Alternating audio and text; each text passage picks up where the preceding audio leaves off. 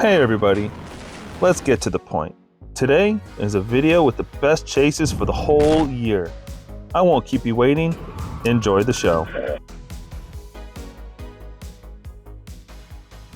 On June 1st, 2024, at approximately 12:14 p.m., I was on stationary patrol on I-75 north of Pine Ridge Road when I took note of a silver vehicle traveling south with an illegally tinted windshield. I initiated a traffic stop just north of Pine Ridge Road. The vehicle was a 2018 Dodge Charger bearing a Florida tag. The vehicle pulled to the right shoulder and stopped.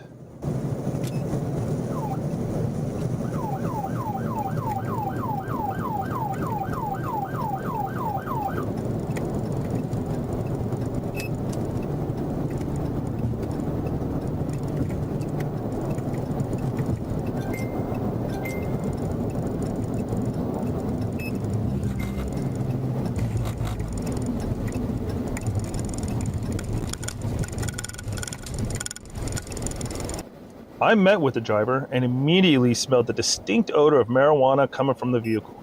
I called for a backup unit, to which Trooper Rodriguez responded. As Trooper Rodriguez arrived, I ordered the driver to exit his vehicle. Mr. Castellanos was not cooperative and was making overt movements in the vehicle. At one point, Mr. Castellanos reached into the back seat and I could no longer see his hands.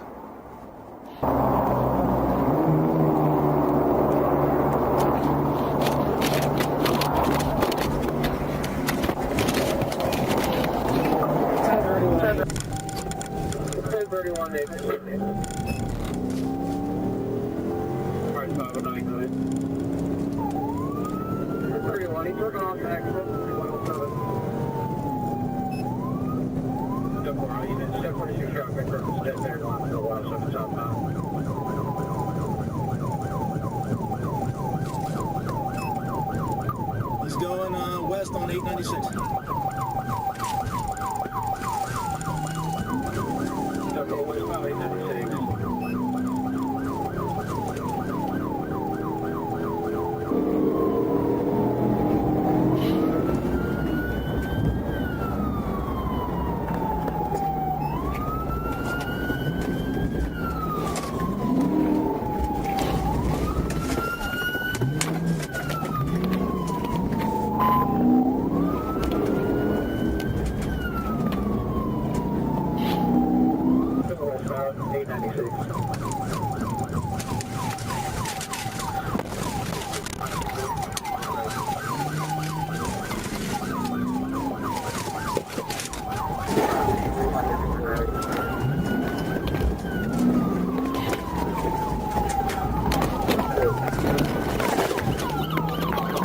I attempted a pit maneuver, where I missed completely.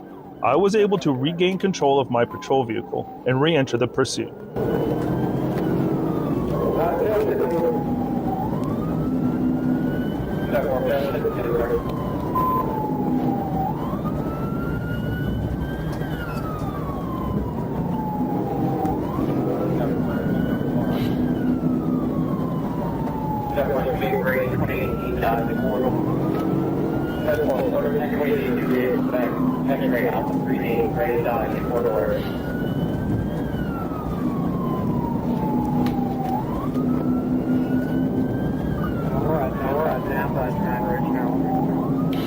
Trooper Rodriguez was now the lead pursuit vehicle. We all traveled east, in and out of traffic, until we approached Logan Boulevard. Mr. Castellanos turned right and began to travel on Logan Boulevard. They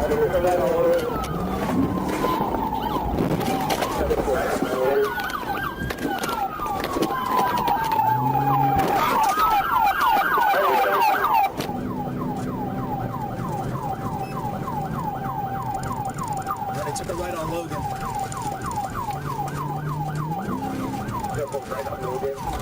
Trooper Rodriguez was able to execute a successful pit maneuver where Mr. Castellanos' vehicle turned, and I crossed over the raised cement median. Mr. Castellanos complied and was placed in handcuffs without further incident. Trooper Rodriguez jumped onto the hood of the stopped vehicle and had his gun drawn.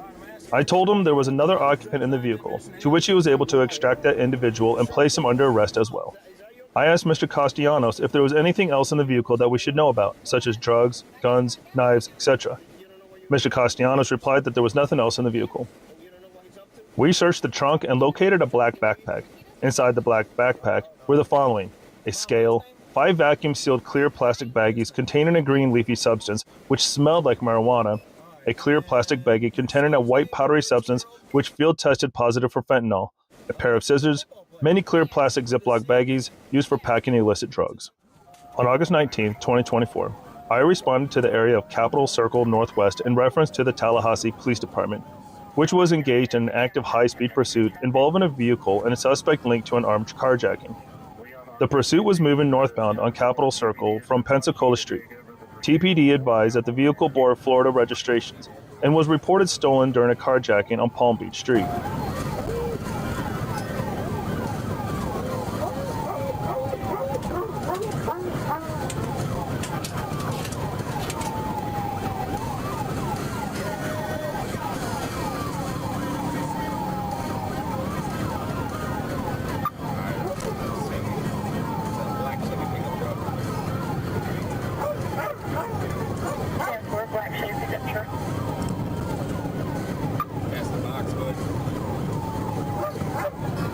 At this point, I caught up to the pursuit, and TPD requested that I take over as the primary unit.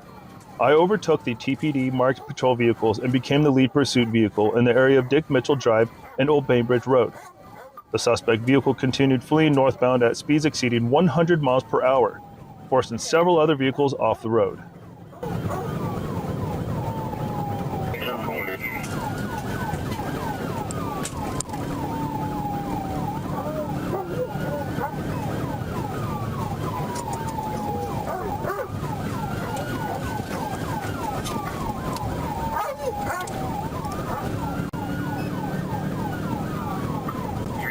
Copy my engine mileage for yesterday.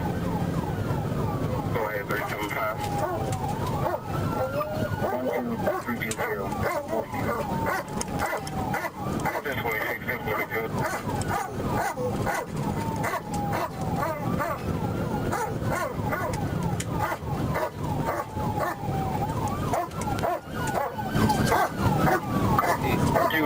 The vehicle continued northbound on Iron Bridge Road and approached the intersection of Iron Bridge Road and Concord Bainbridge Road.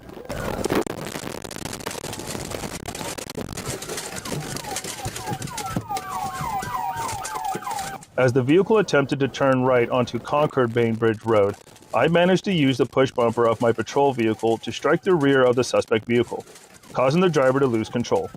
Both the suspect's vehicle and my patrol vehicle veered into the westbound shoulder/ditch, which disabled both vehicles. Officers from TPD and I removed the passenger and then the driver from the vehicle. Both were placed in double lock handcuffs behind their backs and detained in the rear seats of the TPD patrol vehicles. TPD officers conducted a search of the suspect vehicle and located a firearm on the driver's side floorboard, which was seized as evidence. Lawson's paint and body arrived on scene and took possession of the vehicles. Usually, Arkansas State Police take control of pursuit situations from other departments and put the smackdown on fleeing suspects rapidly. But every once in a while, there's someone who has a more advanced skill set and so can really work over troopers. They are rare, but this guy driving a stolen Dodge Charger Scat Pack is one of them, shaking off 4 troopers chasing him before he's finally taken down. While impressive, one has to keep in mind this guy is breaking the law, at the very least fleeing from multiple law traffic stops and possibly a car thief, if not more.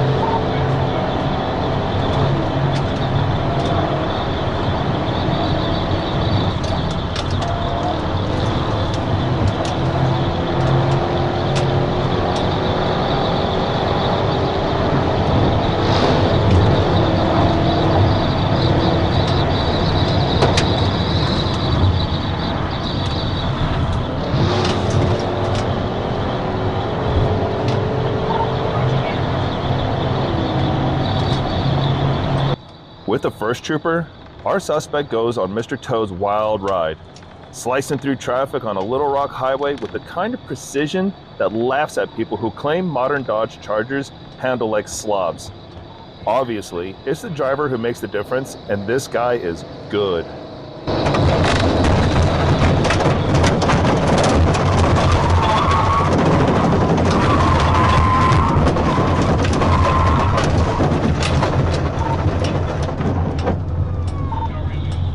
As the trooper is hard-pressed to keep up, a second one joins the pursuit. That's a good thing, because the first trooper suffers a tire blowout at high speed, yet somehow maintains control of his cruiser. The second trooper gives chase on surface streets, up in the close calls and tension as intersections with red lights enter the mix.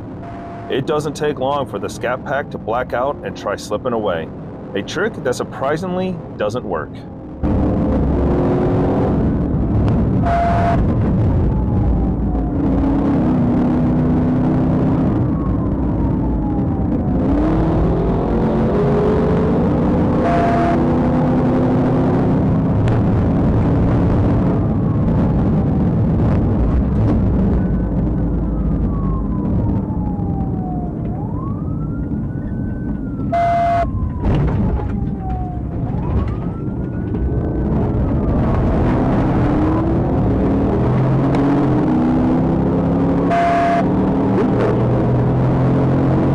But the suspect drops the hammer and does get away, bringing us to the third trooper to give chase. He's about 100 yards ahead of him.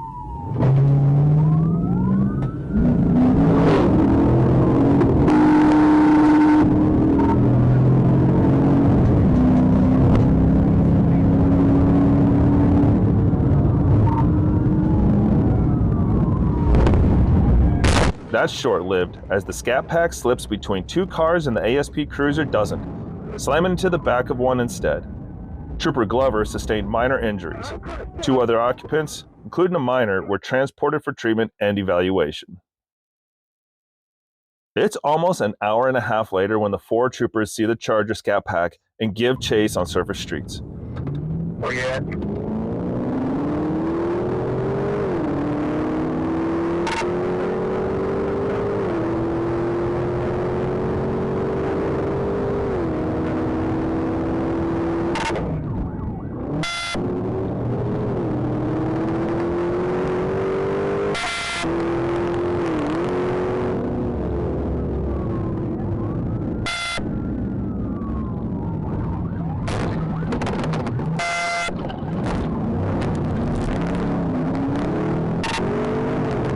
The suspect once again blacks out, but the trooper stays on him. Eventually, at a T intersection, the trooper takes the opportunity to try pitting the fleeing Mopar. He makes contact, but the suspect knows how to shake off the attempt. Sadly, it also caused enough damage to stop the trooper from continuing the chase. Finally, the fifth trooper jumps into the fray just minutes later after sitting blacked out on the side of the road. That little trick allows him to surprise the Scat Pack driver. Then he capitalizes on that by cutting a corner, gaining on the suspect rapidly.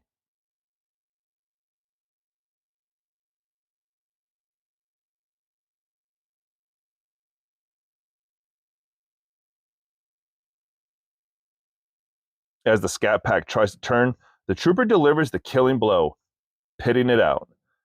That brings one of the most interesting chases we've seen ASP in for a long time to a close. Driver, Ty Lawrence Thomas, is caught after a foot chase. He is actually tackled by Sergeant Gabe Monroe. The vehicle is stolen and a Glock 19C is located inside. The Glock has a switch attached allowing it to have a fully automatic capabilities. Charges: improper display of license tags, felony fleeing with serious physical injury, substantial danger of death, theft by receiving, reckless driving, fleeing on foot, speeding more than 15 over.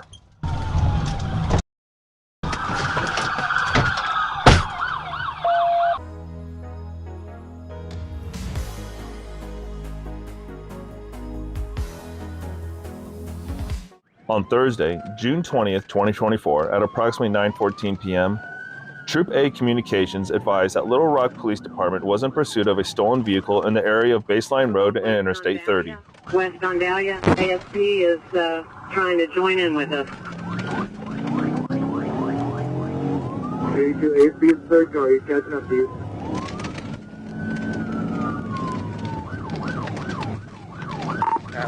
I took primary in the pursuit near the intersection of Cloverdale Drive and Dahlia Drive. I observed the vehicle traveling above the posted speed limit with numerous pedestrians outside of residences in the area. As the vehicle approached Dahlia Drive and Azalea Drive, I moved to the passenger side of the vehicle and attempted a TBI. You done right here?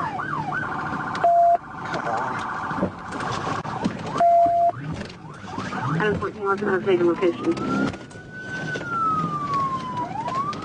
Getting back on Chico from Azalea. After a failed TBI attempted, the vehicle turned north onto Chicot Road. I once again moved to the passenger side of the vehicle and conducted a successful TBI.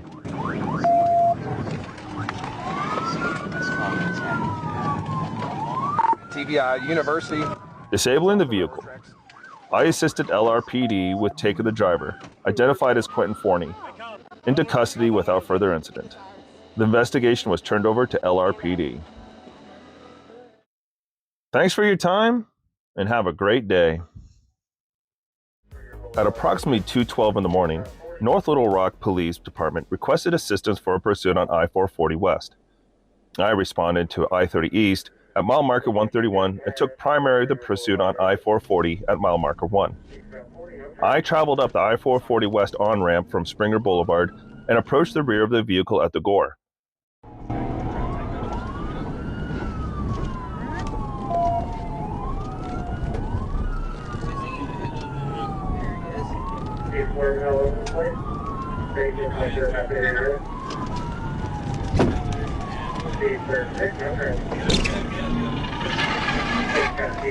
Suspect vehicle was in lane number 2, traveling approximately 30 miles per hour. I entered lane number 1, matched speeds with it, and completed a successful TBI. The car spun to the right, and the front of it struck the concrete bridge wall on the north side of I-440, coming to a final rest. The driver looked over the wall and then jumped over the wall.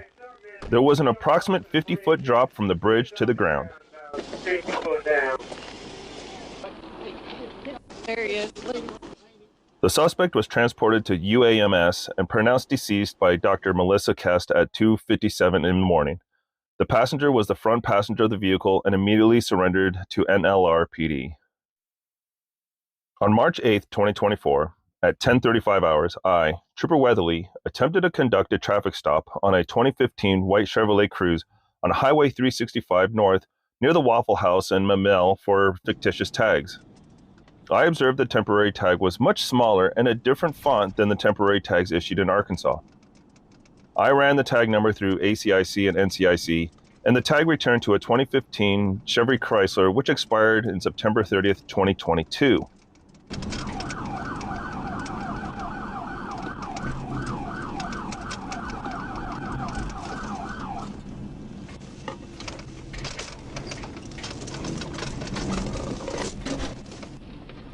Well, 37.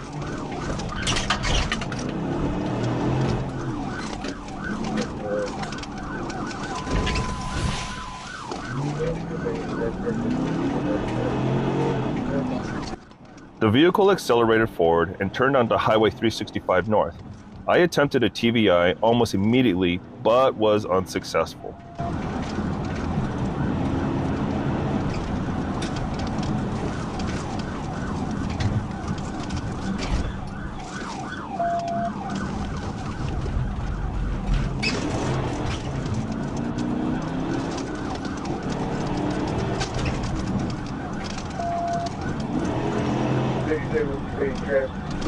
The vehicle accelerated to speeds over 85 miles per hour, and an additional TBI was attempted near the Wilkes Lane, but was too shallow and unsuccessful.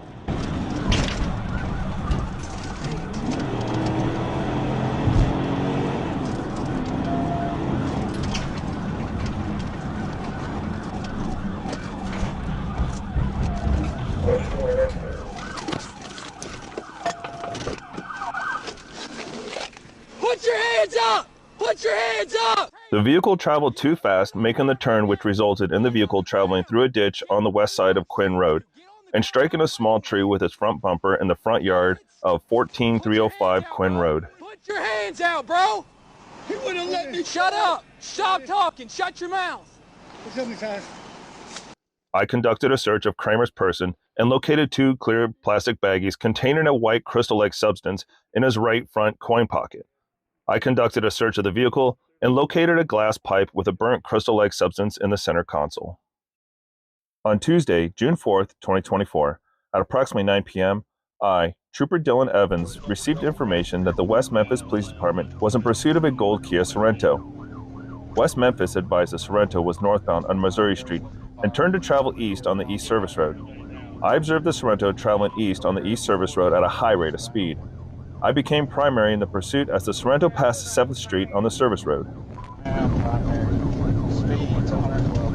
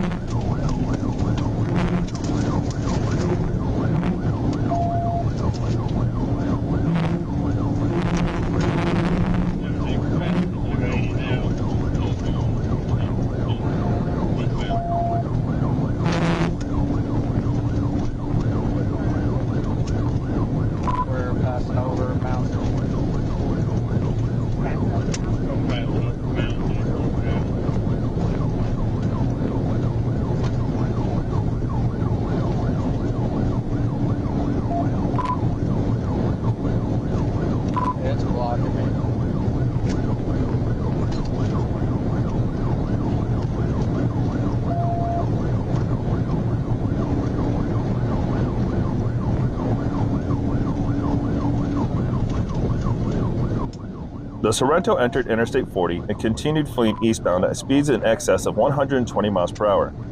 The Sorento used all 3 lanes of Interstate 40 and both shoulders to pass vehicles, showing no regard for the safety of the motoring public. At approximately 9:07 p.m., I attempted to conduct a TVI on the Sorento near the 282 mile marker.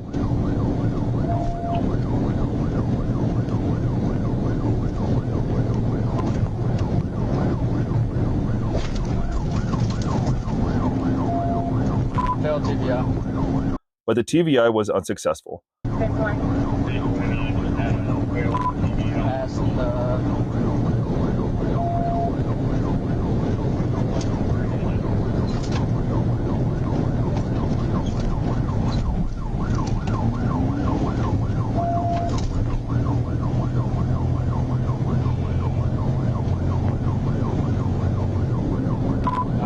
coming up on the state line.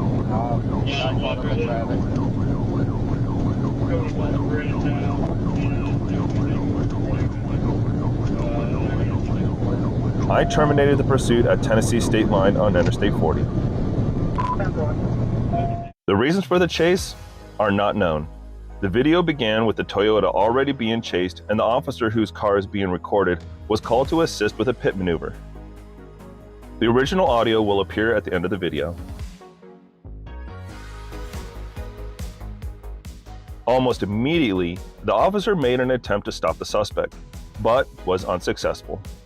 However, at that point, the suspect hit a barrier and punctured the right front tire.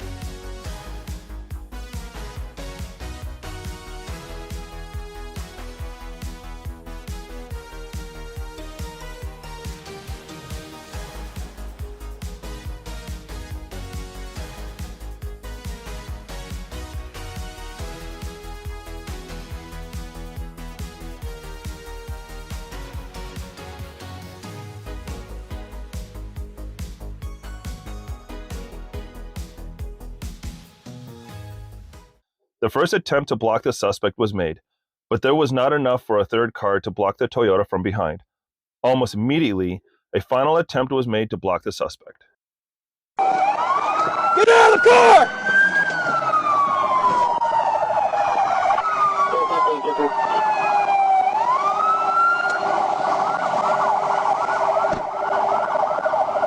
On November 11, 2023, while patrolling the area of Northwest Street and Michigan Avenue southbound, I observed a gray Lincoln SUV bearing Florida tags traveling northbound on Northwest Street at 59 miles per hour in a posted 40 mile per hour zone.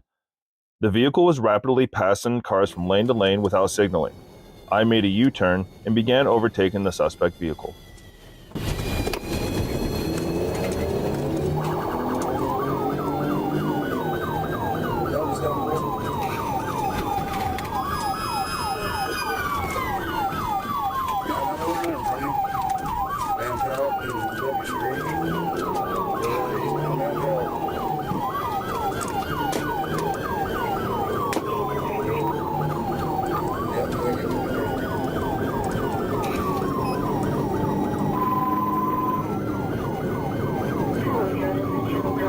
Traffic, reference 1174, Pinnacle Lane and Tokyo Street.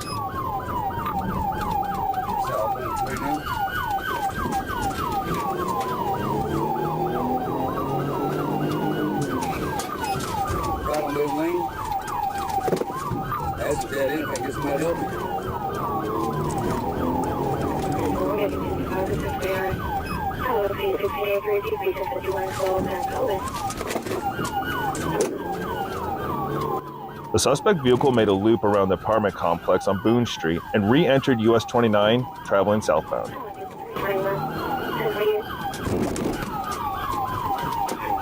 Violation. Be reckless.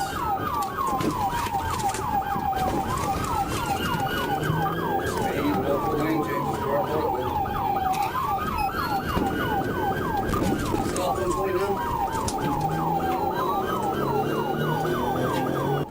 The driver lost control of the suspect vehicle, causing the suspect vehicle to leave the roadway and enter thick vegetation.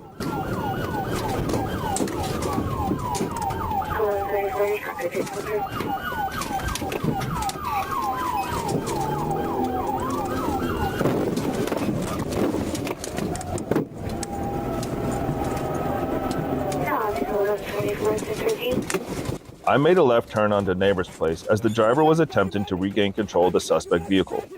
As the suspect vehicle re-entered Neighbor's Place, I conducted a pit maneuver using my right front push bumper onto the left rear fender of the suspect vehicle. The suspect was approximately 20 yards ahead of K9 Colt. K9 Colt caught up to the suspect and engaged the suspect. The suspect was commanded to show his hands, to which he complied. An inventory search of the vehicle revealed a clear plastic bag, which field tested positive for cocaine residue. A digital scale with white powder residue was located on the center console. On April 2, 2024, I advised by the Sanford Regional Communications Center of an active pursuit of a murder suspect, Walter Medina, traveling eastbound on Interstate 4 from Polk County and entering Osceola County. The vehicle was a gold Town & Country van bearing Florida tags. I overtook the pursuit, positioning myself as a secondary vehicle. I provided dispatch with the updates on the vehicle's speed, location, and direction of travel. I informed SRCC that the suspect was traveling at 89 miles per hour, passing heavy traffic on the left shoulder. As we approached the mile marker 70, the suspect continued driving recklessly, weaving in and out of traffic.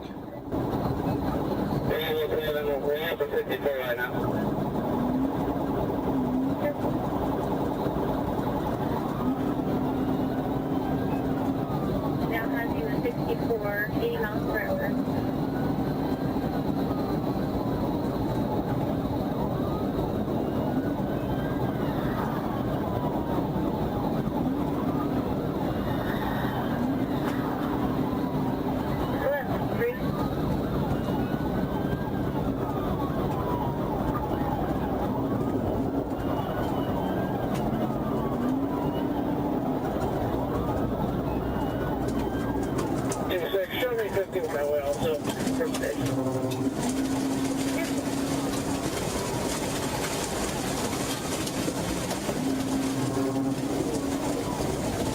The driver continued to flee, reaching speeds of over 112 miles per hour in a 60 mile per hour zone.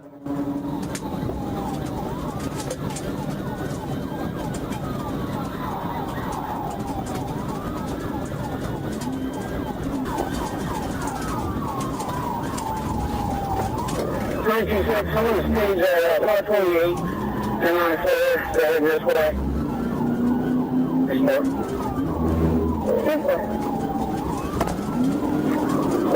You can relay the information to 1049 Orange County. They can something on cover.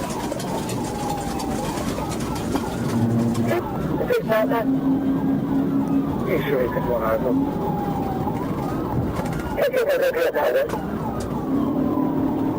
Make it past the 59, everybody's dropping into the left shoulder of the roadway.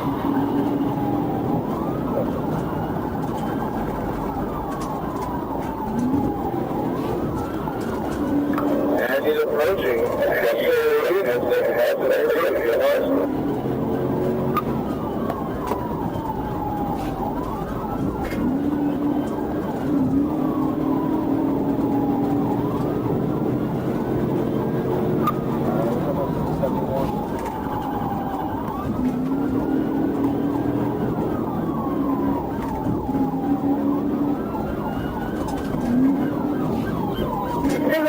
the DAV officials on the shoulder at the 71.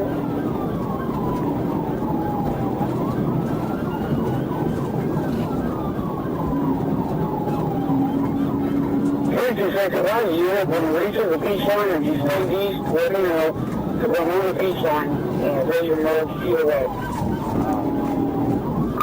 Let's go heading toward my place. 326, you got the beach line?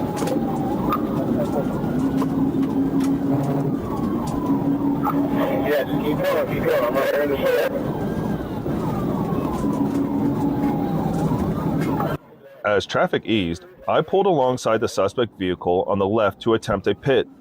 I made contact with the right side of my push bumper and the left rear of the suspect vehicle, but the pit attempt was unsuccessful.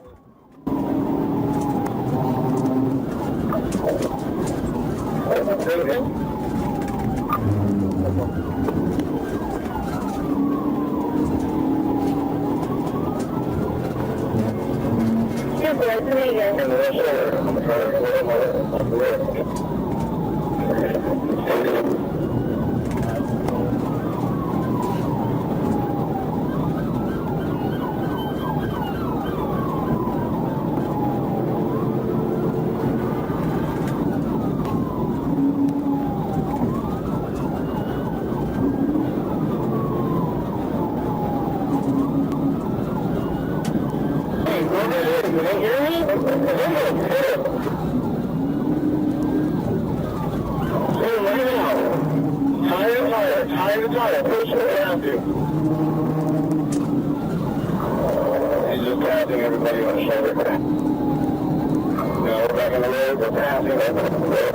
We're not back on the road. Well, I'm sure she's over there. Well, maybe we're passing to a light. Really, you do.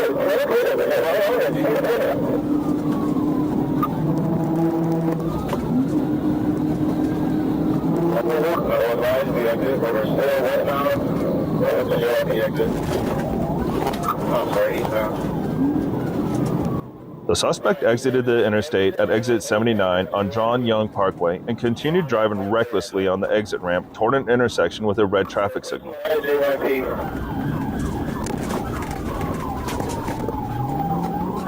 Looks like we are making a right.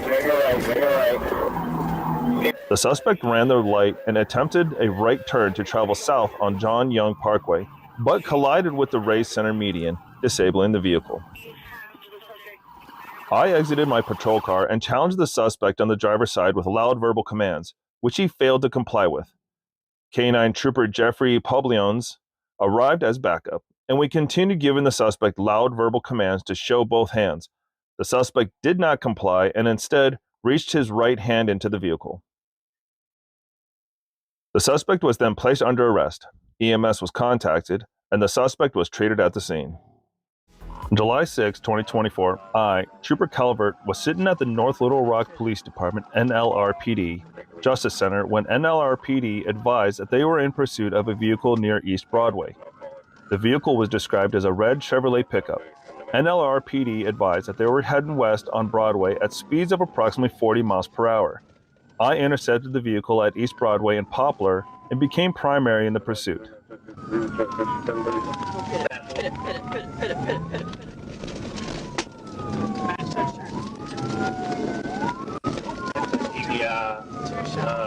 Approaching Broadway and Broadway. I'll hit him again.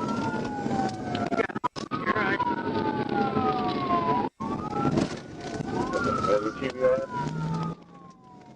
I followed the vehicle on East Broadway west through the intersection with Main and Maple Streets. Speeds were approximately 40 miles per hour. I attempted 2 TVIs between the intersection of East Broadway and Willow and East Broadway and Broadway, along the left side of the vehicle. I was too shallow when executing the TVIs, and the suspect was able to drive out of both of these attempts. Now. Wait. Now? No. Now. Down. You gotta get deep. Deep. Four. I got it. Not down. You gotta come to traffic. Travel him that.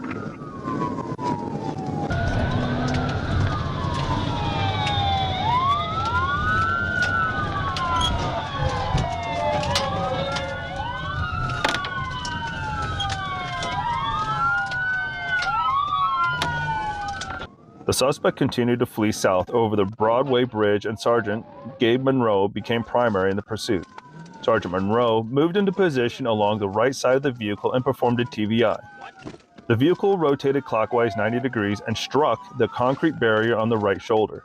The vehicle continued rotating clockwise 360 degrees and continued driving southbound at slow speeds. The suspect vehicle again struck the concrete barrier and came to a rest. On Monday, June 3, 2024, at approximately 9:39 a.m., I was patrolling Interstate 555 southbound near mile marker 46. I observed a white Nissan Versa in front of me and learned that the vehicle was uninsured after running the license plate through ACIC. I activated my overhead blue lights to initiate a traffic stop at mile marker 46. 17 Jonesboro. We're up here on Woods Green. She hadn't stopped yet. We're about 40 miles an hour.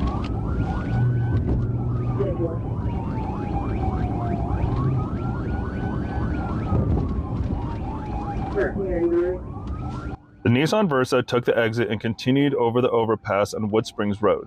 At this point, the vehicle was traveling only around 45 to 50 miles per hour. We continued southbound on Parker Road at a normal rate of speed, but the driver still refused to pull over. We stopped at the red light facing south on Parker with the intersection of Southwest Drive. I exited my patrol car and commanded the driver to pull into the parking lot to her right. Stop. Pull into the parking lot. No, pull into the parking lot.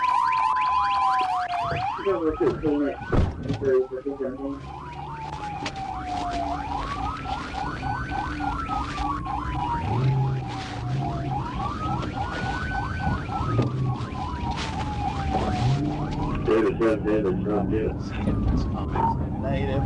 Call it 1037. We're going ground. Just got back on the interstate. Northbound, southwest on Poplar.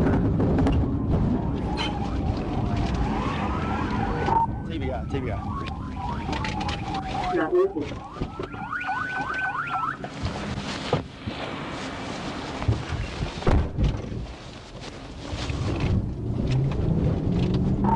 At 9:43 a.m., I attempted to do a TVI on the vehicle and it left the roadway into the ditch on the west side of the on-ramp. The driver was able to drive the vehicle out of the ditch and continued south on the interstate, reaching speeds over 100 miles per hour.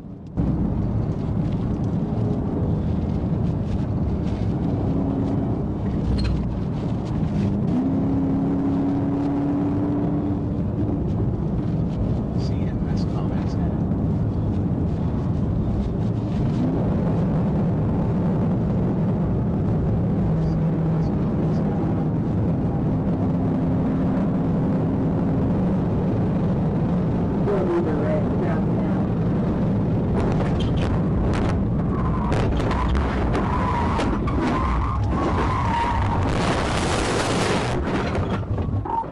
start 1016.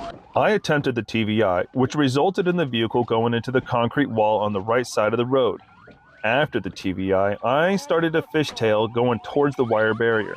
At the same time, the Nissan Versa was coming back towards me, causing me to go into the wire barrier with the driver's side of my patrol vehicle. The vehicle came to its final rest, facing back north on the southbound lanes. I approached the vehicle with my gun drawn and then dragged the driver out of the passenger side of the vehicle. I was able to place the driver into custody and call for an ambulance. On March 8, 2024, at approximately 2:03 p.m., I, Trooper Darian Evans, was stationary at the Bridgeport Scales along Interstate 40 West. I was then notified by a 2nd Judicial Drug Task Force agent of an ongoing pursuit of a federal fugitive in West Memphis heading towards the interstate via Troop D communications radio. I then got on Interstate 40 and attempted to intercept the pursuit.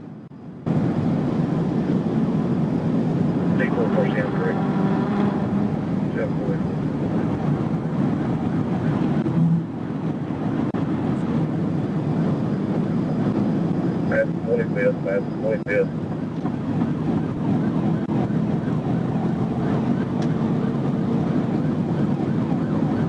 Coming back towards them, okay.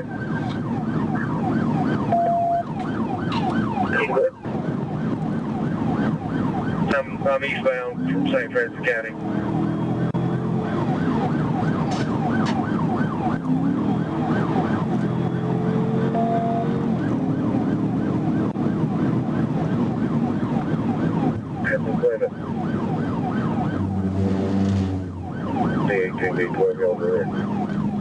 Number again on 241.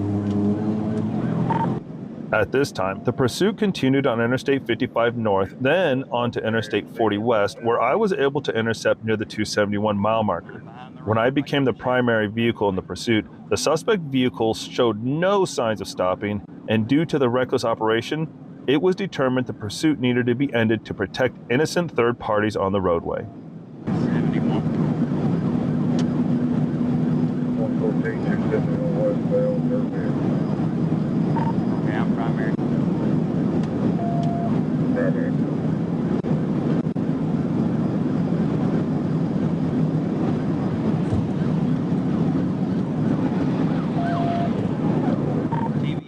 I performed a TVI to stop the dangerous flight of the suspect. This caused the suspect vehicle to exit the roadway to the right and collide with a ditch. Upon this collision, the suspect vehicle overturned several times, thus ejecting 2 occupants. Both occupants were conscious and responsive when checked by officers. However, an ambulance was notified to check them both. The driver of the suspect vehicle was identified as Oscar Block of Arkansas. The passenger in the vehicle was identified as Patricia Morgan of Mississippi. I briefly spoke to Mrs. Morgan about her involvement, and she stated that the suspect would not stop after she pleaded with him the whole time and that it was her car that he was operating.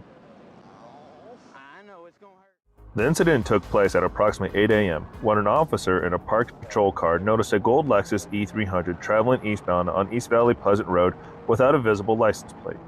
The officer then drove behind the vehicle and activated his car's overhead lights and siren, with the Lexus proceeding to switch lanes and accelerate at a high speed.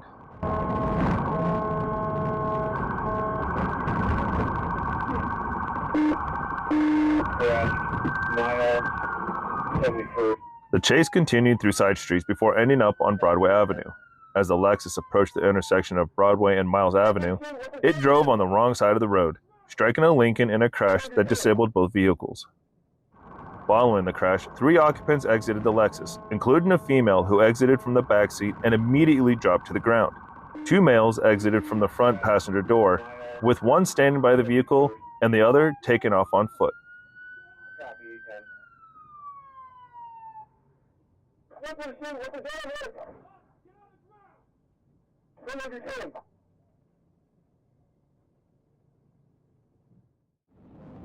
Michigan State Police in the early morning of March 15, 2023, pursue a stolen pickup truck that had allegedly been used in the burglary of Smoke Society, a marijuana store in Bay County's Bangor Township.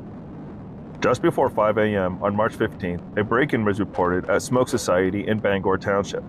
The burglars had used a tool to pry open a door and gain entry, said Bay County Sheriff Troy R. Cunningham.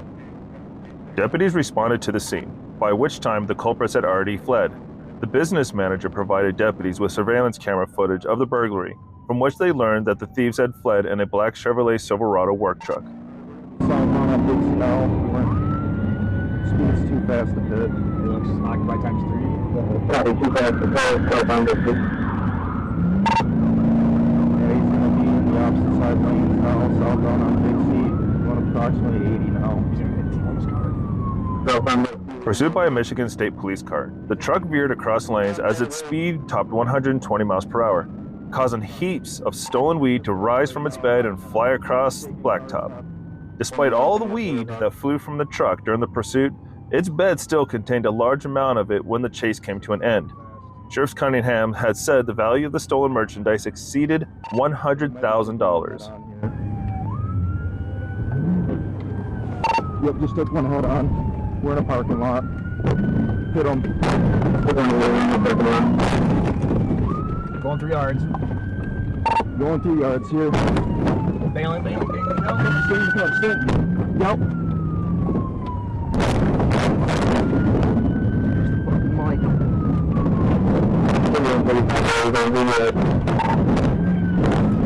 We're bumper to bumper. We had one tipped off on foot northbound to the field.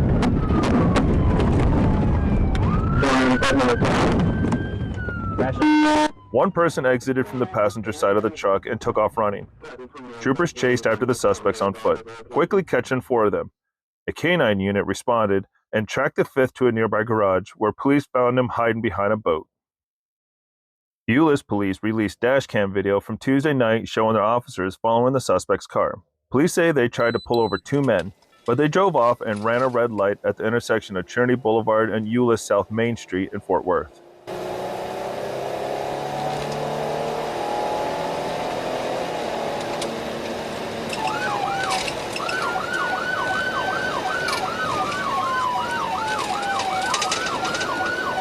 With lights and sirens on, the Euless officer tried to pull over the black Ford Focus.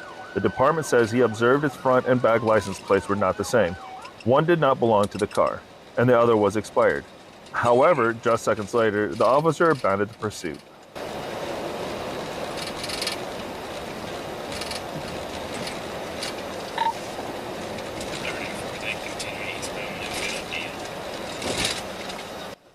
The officer's camera recorded a large flash when the driver hit a transformer and also struck a 27-year-old woman in another vehicle. She was killed upon impact. Police say the criminal driver got out and tried to run. He was quickly captured. A passenger in that vehicle who was trapped inside is also in custody.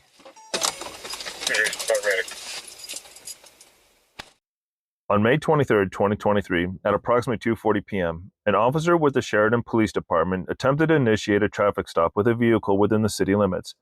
The driver of the vehicle refused to stop and caused a pursuit into Grant County, which involved officers from Sheridan PD and deputies from the Grant County Sheriff's Office.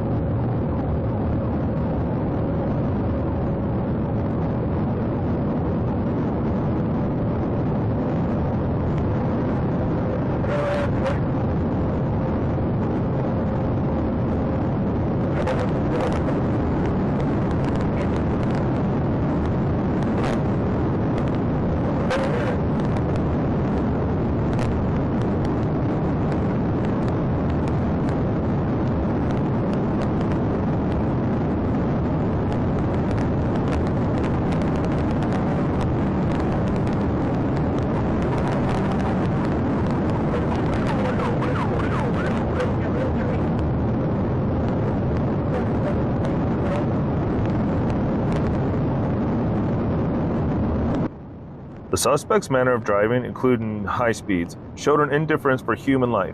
An officer with Sheridan PD was forced to use intentional intervention to end the pursuit when the suspect came into the officer's lane of travel approximately 8 miles north of Sheridan.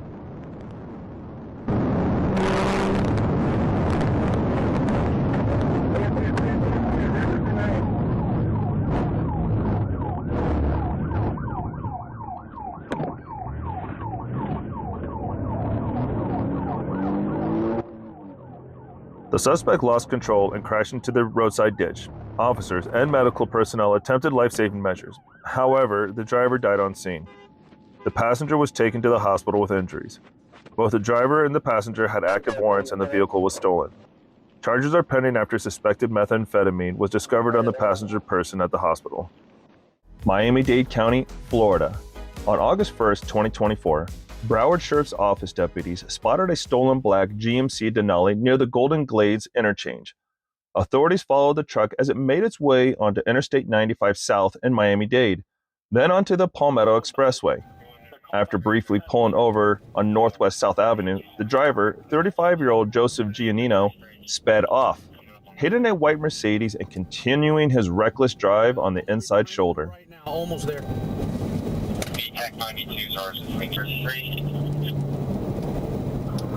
Alright, this FHB, I got eyes. They're approaching 12, right? That's yours. Alright, getting off at 12. Run the RO from the border line guys. Can you see if the RO was the driver that was transported to the hospital? Because I have no information as to who was driving. Okay, we got it.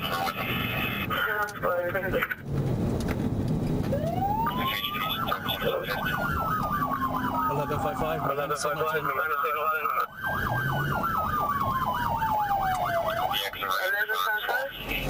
826, exit at 12. I'm behind the signal 10.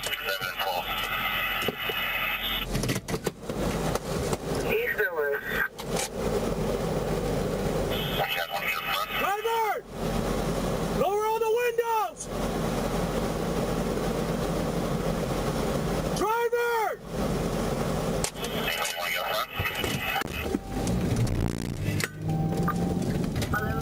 1155, I got the signal 10, he's fleeing.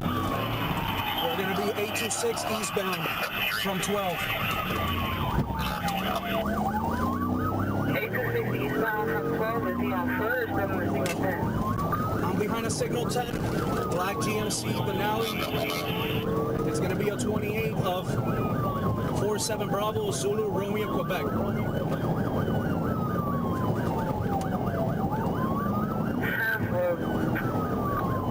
We're gonna be eastbound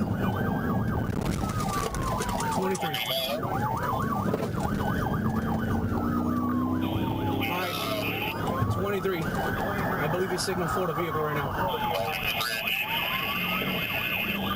Alright, towards the turnpike.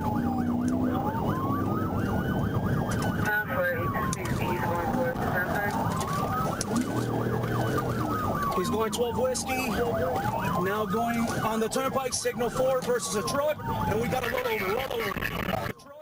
As he approached the Golden Glades interchange, Giannino lost control, crashing into 3 vehicles before colliding with a box truck, causing the box truck to roll over. The Denali finally stopped on the grassy shoulder near State Road 91 of the entrance ramp of State Road 91 from Northwest 7th Avenue. Authorities arrested Giannino on multiple charges including aggravated fleeing and eluding causing injury, grand theft of a motor vehicle, leaving the scene of a crash, and driving with a suspended license. Giannino was already on probation for fleeing and eluding. While traveling north in the center lane, I observed a white Honda sports utility vehicle overtaking me at a high rate of speed. I also noticed that the vehicle's high beam lights were activated and the windshield wipers were in operation. The weather conditions were clear at the time, so the use of windshield wipers and high beams was unconventional. I then began to see the vehicle travel in a reckless manner. The vehicle began swerving from lane to lane while traveling at a high rate of speed. The vehicle began driving directly behind my patrol car at an extremely close distance. I activated my in-car camera to capture these events.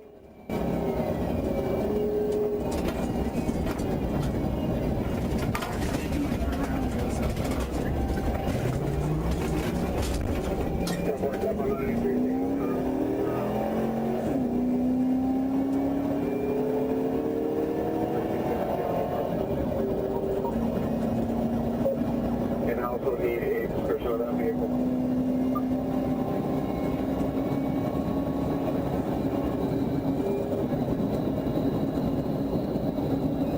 We received multiple calls from that single call vehicle, number 1477. That was the vehicle you're calling for, and you made 51. The vehicle then began driving on the right shoulder, cut across all northbound travel lanes, and then accelerated onto the left shoulder. I overtook the vehicle and activated the emergency equipment on my marked patrol car, including lights and sirens. Initially, the vehicle slowed on the left shoulder but then accelerated aggressively to flee the traffic stop. At this time, I utilized my in-car radio to relay the events unfolding. I observed the attached Florida license plate.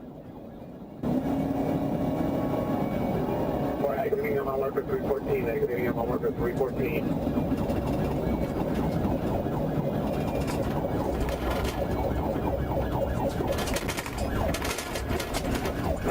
Traffic conditions at this time.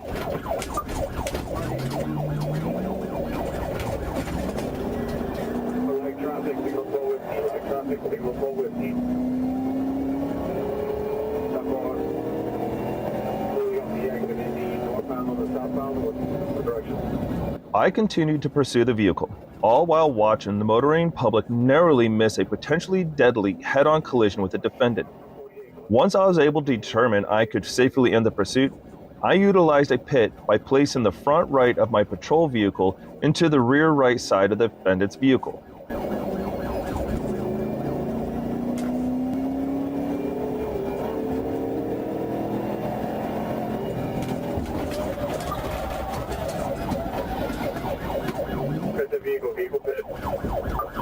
This caused the defendant's vehicle to travel in a southerly direction across all lanes of County Road 48 and onto the southern shoulder. After colliding with a mailbox, the vehicle overturned onto its roof. The defendant was removed from the vehicle by myself, Trooper A. Amato, and the Sumter County Sheriff's Office. After receiving medical clearance, the subject was transported to the Sumter County Detention Center. Why, man? It's so dirty in here. No. Why did you do this to me? Hey, what's up, bud? Hey, I don't want to do this. All right, how old are you? How old are you? Nope. Hey, Never again. what's your name? 20. What's your name?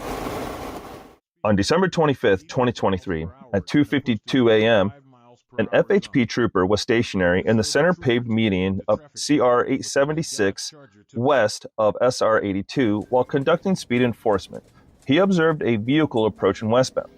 The vehicle appeared to be a red Dodge Charger traveling at a high rate of speed and clocked at 88 miles per hour in a posted 45 mile per hour zone.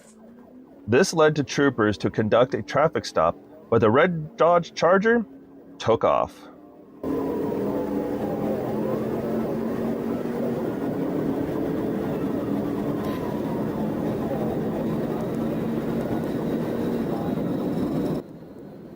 A little later, the decision was made to push the Dodge off the road before it reached the city streets.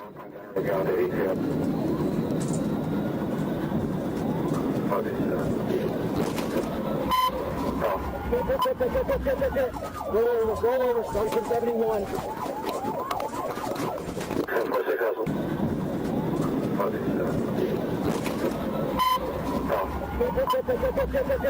Roll over, starting from 71.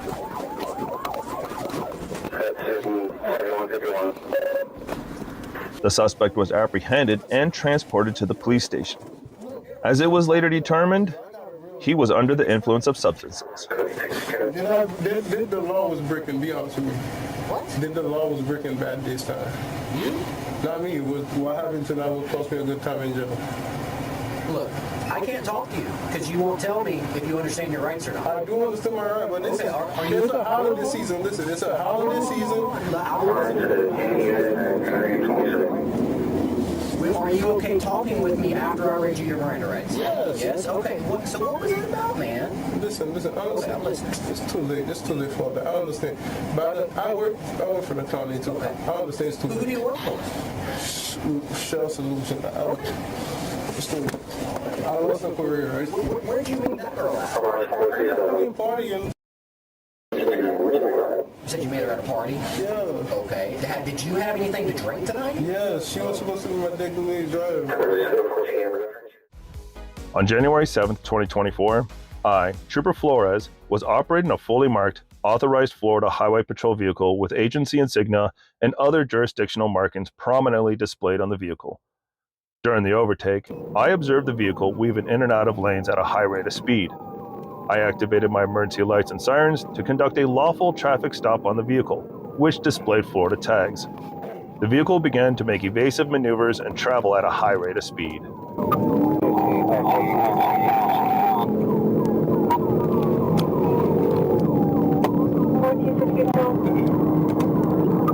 going to be 1031 on the vehicle right now. I'm going to be westbound I-4 at the 92. It's going to be a silver color Sonata. Top 4262, updated 1020. We're passing the 98. We're on track the 90. I have a tag on the vehicle, and he's getting on that Boulevard right now. Go with the 28. Alpha Juliet 72 Mike. Top 4 still headed eastbound 414. That is confirmed. Top 4, what's the speed? Traffic conditions. Speeds are 90 miles an hour. Traffic's still like a little heavy at the light.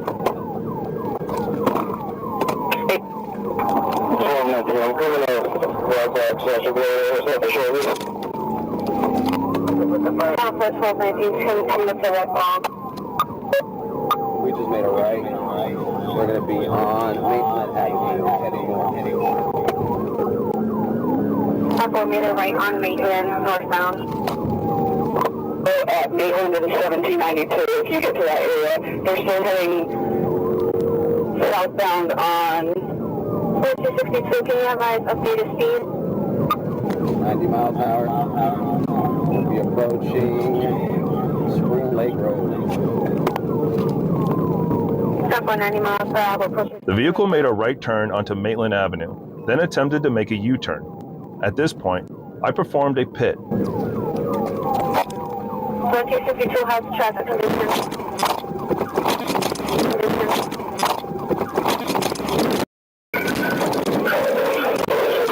The vehicle spun counterclockwise and ended up facing south, while my patrol vehicle was facing north, directly in front of the suspect vehicle. As I exited my patrol vehicle, the driver of the vehicle looked directly at me and ignored my verbal orders.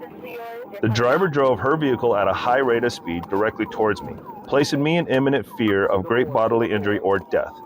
The front left of her vehicle collided with my patrol vehicle's driver's side door. Hands! Let me see your hands! I was injured in the collision and developed immediate pain in my knee. I again began to overtake the vehicle south on Maitland Avenue. The driver was unable to maintain control of the vehicle and ultimately crashed her vehicle into a business. I ordered the driver out of the vehicle and instructed her to lay on the ground. I then placed the driver under arrest and secured her in metal handcuffs that were double locked and checked for tightness. During a search of the vehicle, subject to arrest and tow, Trooper Melave located brass knuckles and a spring-assisted knife. The weapon was located in the driver's side door.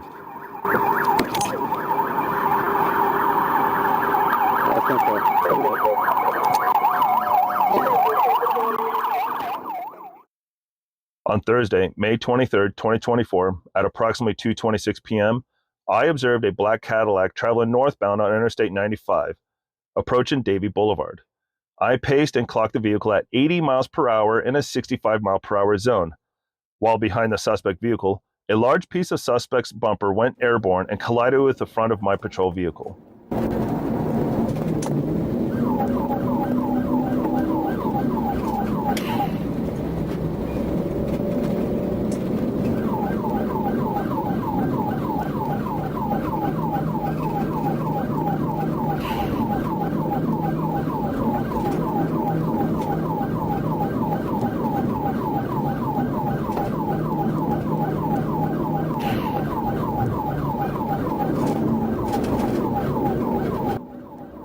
Once I activated my lights and sirens, the vehicle increased its speed, and a pursuit ensued. The vehicle intentionally started to make evasive maneuvers by driving across all lanes of travel through moderate traffic. I observed the driver demonstrate a wanton disregard for the safety of persons and property. The pursuit continued as the vehicle exited and fled westbound on State Road 84.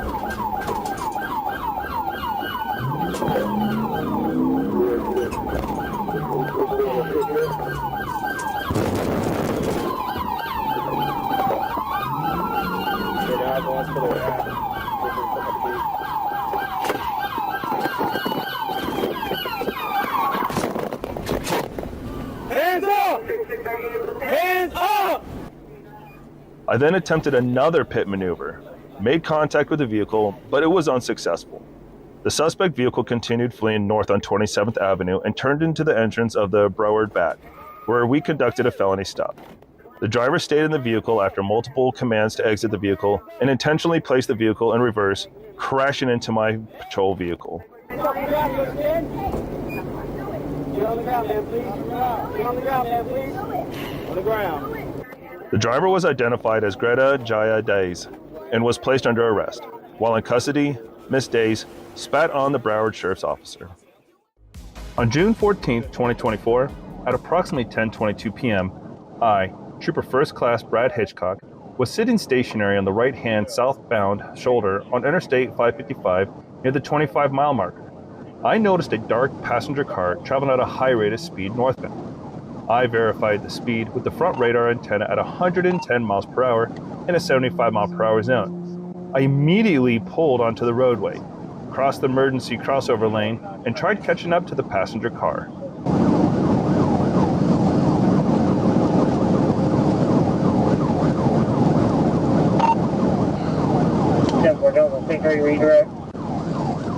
Redirect.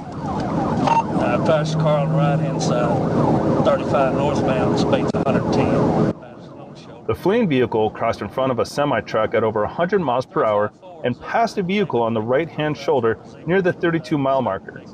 As I pulled up to the driver's side of the vehicle to perform a TVI, the driver of the vehicle slammed on his brakes to avoid the TVI maneuver. Brake check me, brake check me. All right, we're back off again, northbound.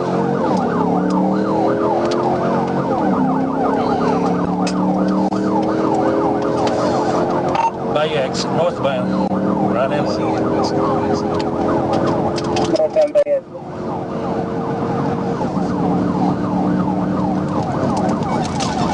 Morning, give me a traffic update. Brake check again, Jonesboro's trying to hit me.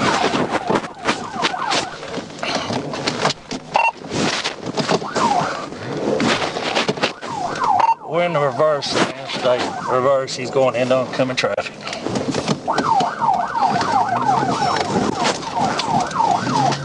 Do what you gotta do at the end.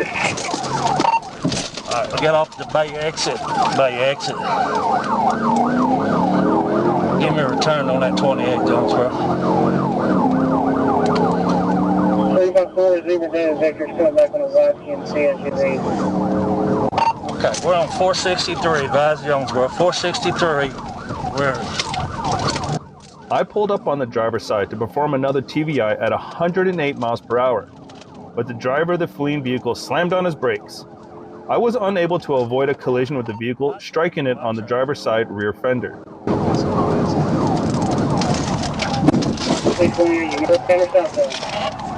Alright, he checked me. Wrecked out. He's hit me. The vehicle spun 90 degrees counterclockwise in front of my unit, and I collided with the vehicle again in the front driver's side fender. The fleeing vehicle spun back 90 degrees clockwise and entered the ditch. Get out of the car! Alright, one at gunpoint, send me some units. Get your hands up! Get your hands up! The suspect stuck his hands out of the window and was ordered to crawl out the driver's side window. He crawled out onto the ground and was taken into custody. The suspect was transported to Poinsett County Sheriff's Office and charged with speeding at 110 miles per hour in a 75 mile per hour zone, reckless driving, no liability insurance, driving the wrong way on a one-way roadway, and felony fleeing in a vehicle.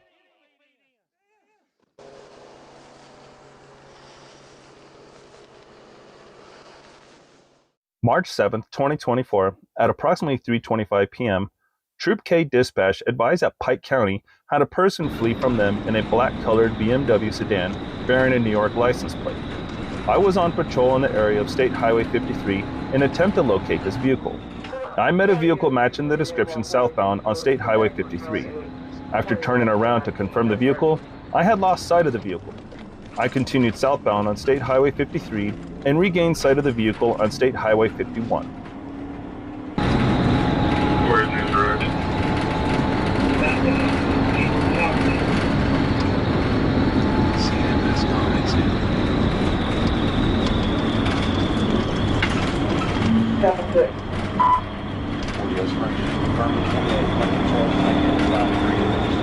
LCL 547. I was able to catch up to the vehicle.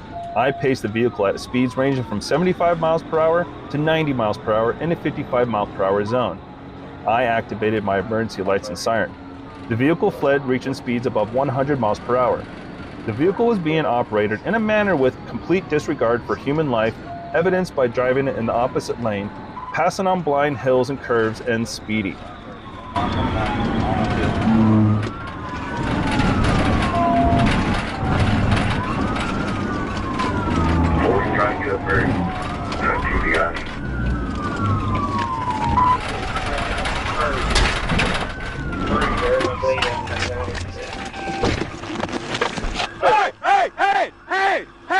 Hey! Motherfucker, get on the ground! Due to the combination of excess speed and the sharp right turn of an on-ramp, the vehicle lost control and struck the raised concrete gore with the driver's side. After impact, all curtain airbags deployed and the driver door opened. During an inventory of the vehicle, we located a bag of medication in the back seat that was prescribed to a John Lipuz. The chase began when the driver of the Buick failed to stop after speeding.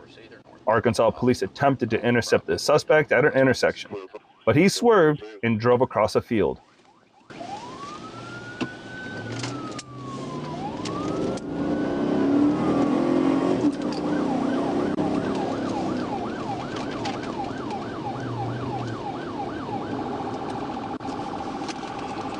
Trying to get back where I was. D24C, they're driving through a field right now. Looks like passengers bailing.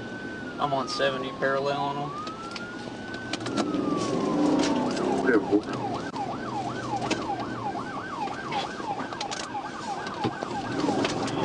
Hey, back there. Right.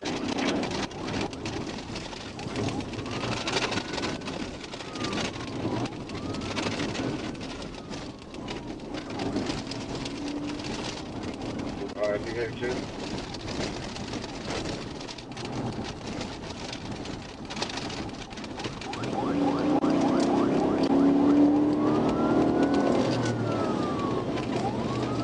Up down. What, they take the lead. Unit same back. D24C, I'm behind them. We're southbound on 19. State has pursued one extra unit. Everybody else hang back.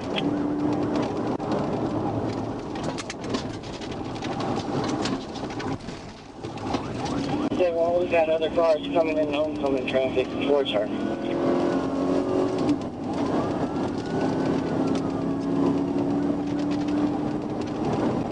It's a white Buick passenger car. My speed right now is about 85. I didn't observe any kids. I just seen a driver and a passenger.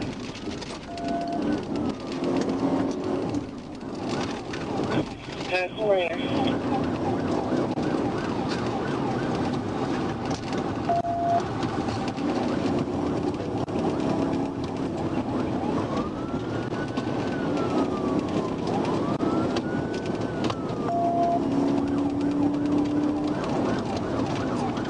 Stop! Who are these two other cars that are following us? Can't get up beside them. Be advised, Romeo Public Service needs the daughter of the victim. Is she in one of those vehicles?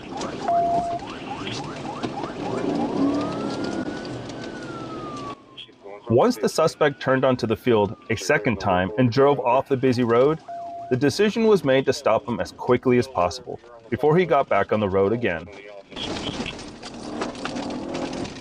I got two cars following me right now. Sure. Call is disconnecting. She advised her mother was the passenger of the vehicle. TVI.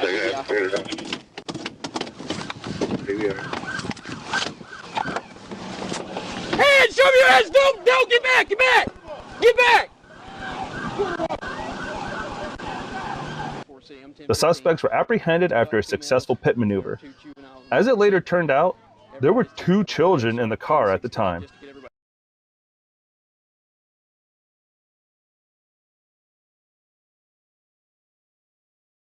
According to Florida Highway Patrol, troopers noticed Durham exhibiting reckless driving behavior while heading westbound on Highway 90 near Valley Road.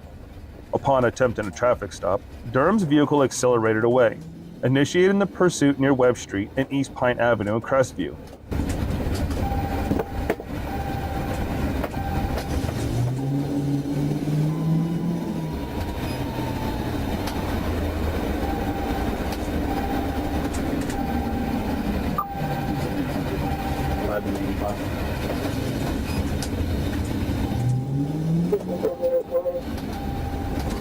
Alabama 2255, B Bravo H Hotel 8. Vehicle is fired in the 12 and 1031.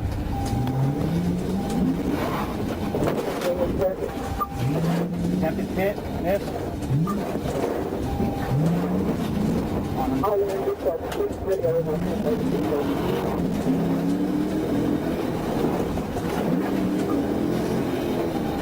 Down time, eastbound time. Very soon as well.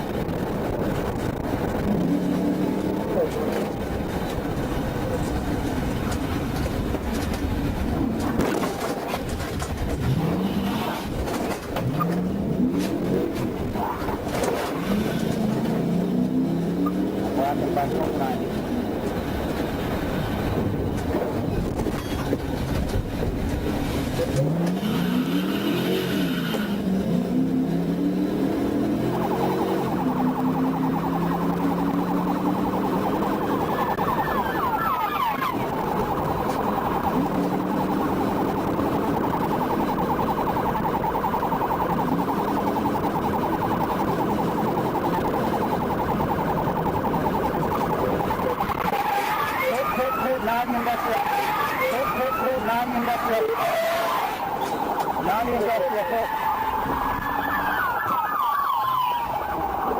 During the chase, Durham intentionally collided with both a second FHP vehicle and the initial patrol car.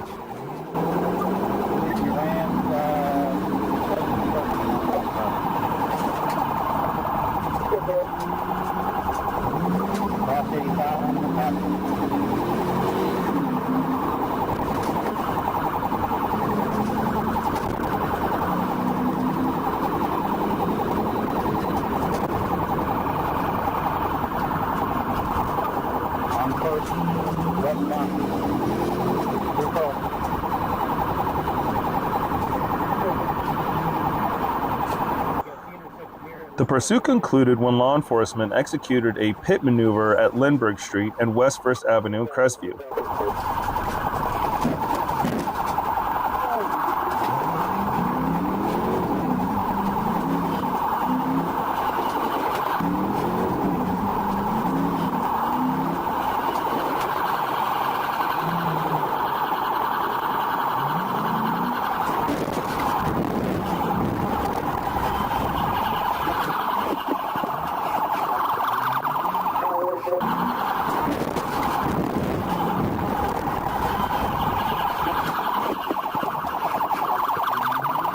Durham was apprehended at the scene, while his passenger received a citation for failing to wear a seatbelt and was subsequently released. Currently, Durham remains incarcerated in the Okaloosa County Jail without bond. Isaiah Durham faces multiple charges including reckless driving, fleeing and eluding at high speed, 2 counts of aggravated battery, possession of marijuana, possession of drug paraphernalia, and driving with a suspended driver's license. On December 23, 2023, I, Trooper McGeehan, and Trooper Dela Cruz were monitoring westbound traffic and conducting speed enforcement at mile marker 35 on Interstate 4.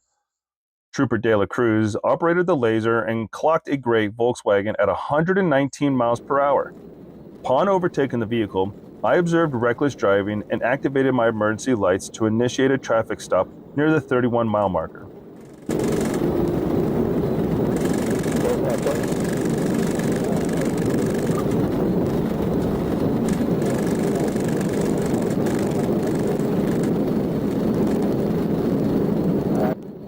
The vehicle, however, accelerated in an attempt to evade us.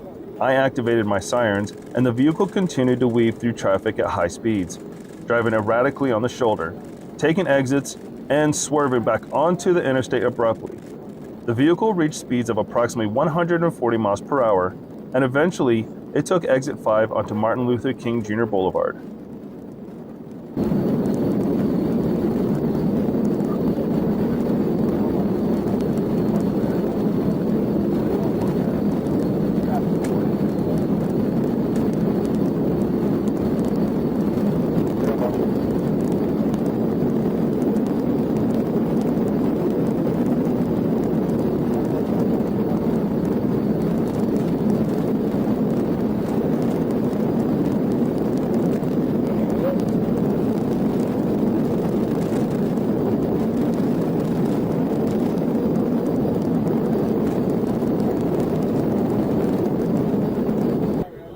Hillsborough County Tampa Bay Police Department, TBD, deployed a spike strip, successfully damaging the vehicle's tires.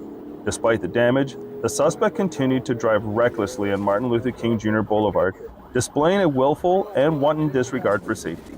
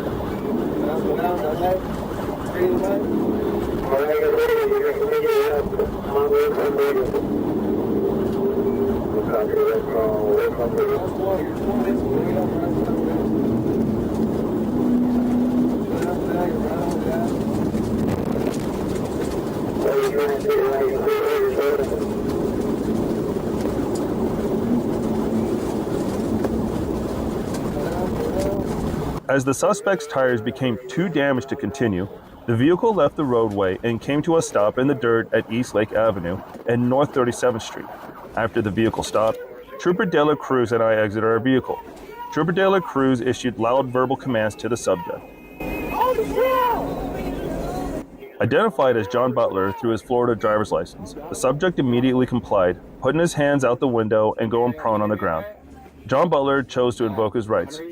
Charges: fleeing and eluding, reckless driving, possessed marijuana over 20 grams. On January 11th, 2024, at approximately 2:17 p.m., during the routine patrol in Leon County, I, along with other troopers, attempted to stop a speeding vehicle on Interstate 10. Sergeant James Smith observed the vehicle, traveling at 92 miles per hour in a 70 mile per hour zone, and relayed details as it passed my location. Activating my emergency equipment, I pursued the violator, who failed to yield, weaved through traffic, and nearly collided with a semi-truck.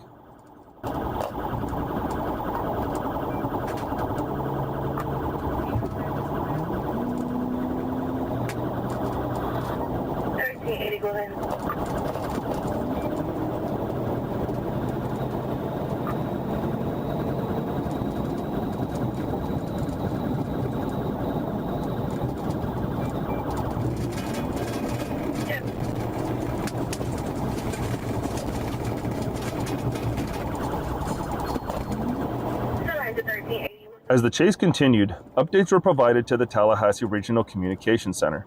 The violator, identified as Amante Terrell Herring, exited the interstate, narrowly avoiding collisions at intersections. To the 1380, representing 28, you keep moving out. We got partial of that. I see you at the 203 eastbound.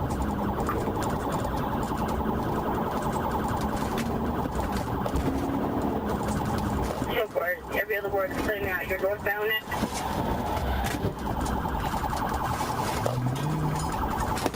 A pit was executed near Timber Lane Road, disabling the vehicle at a Shell gas station. Herring fled on foot, but was eventually apprehended by other troopers, George Edwards and Damian Morales. Upon confirming Herring's identity, a search revealed drugs. Trooper Nathaniel Cabe conducted a field test confirming the substance as methamphetamine. Herring, lacking a valid license since 2010, admitted to fleeing due to the fear of arrest. After medical clearance, Herring was transported to the Leon County Jail, charged with fleeing and eluding, possession of an ammunition by a convicted felon, resisting without violence, drug paraphernalia. On Thursday, December 14th, 2023, at approximately 9:15 p.m., I noticed a dark-colored GMC Yukon traveling westbound on Weddington Drive. Early in the day, I had received information from Washington County deputies that a vehicle matching this description, bearing ARVL ATI 46T, had possibly been involved in multiple mail thefts throughout the county and had fled from other law enforcement agencies. The vehicle was also reported stolen out of the Springdale Police Department. I turned around and caught up to the vehicle near Double Springs Road and confirmed it was the same vehicle.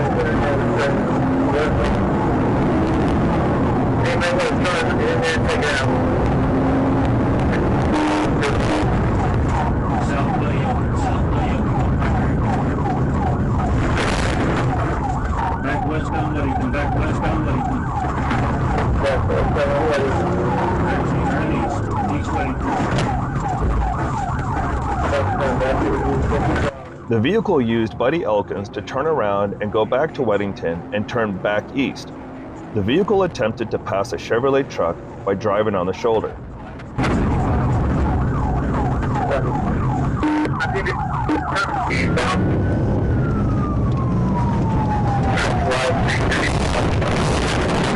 The vehicle struck the Chevy truck on the passenger side while trying to pass it. At this time, Trooper Hopper, who had discontinued following the vehicle on Buddy Elkins, was in a position to end the pursuit and performed a TBI. The vehicle rolled over once and came to the rest on the driver's side. All three suspects had multiple felony warrants, which were all confirmed. The vehicle was confirmed stolen out of the Springdale Police Department. The chase began when police received a report of a stolen Chevrolet Malibu. After some time, the Chevrolet was spotted and the chase began. Of course, he didn't stop voluntarily. The story begins with one of the officers moving to help the other officers in the chase.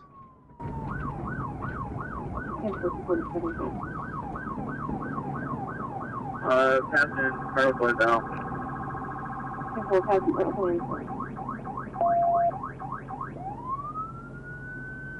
Pull out, whoever's in the median.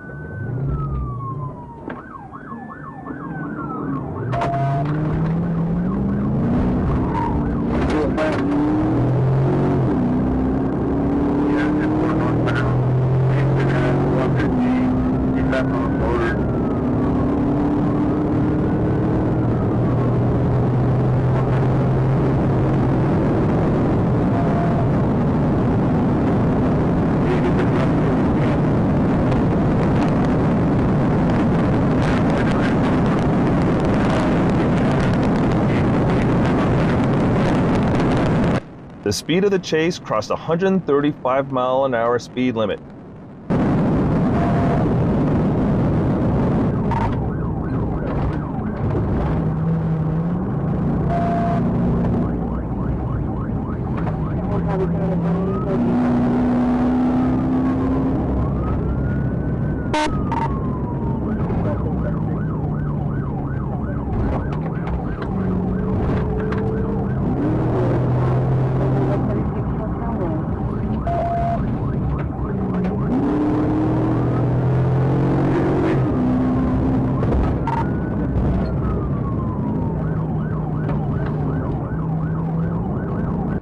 You can't see it here, but the Chevy turned right at the intersection and pulled into the parking lot, then drove right into a cop with a recorder.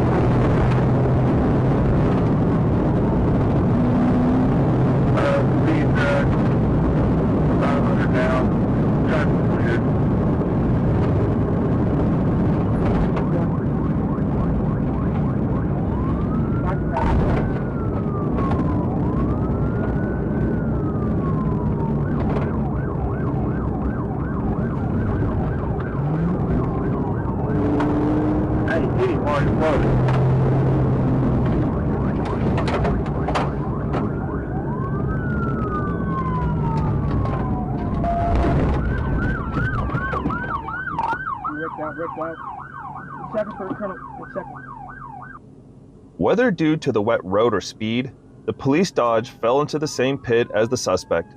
The carjacker was apprehended and taken to the police station.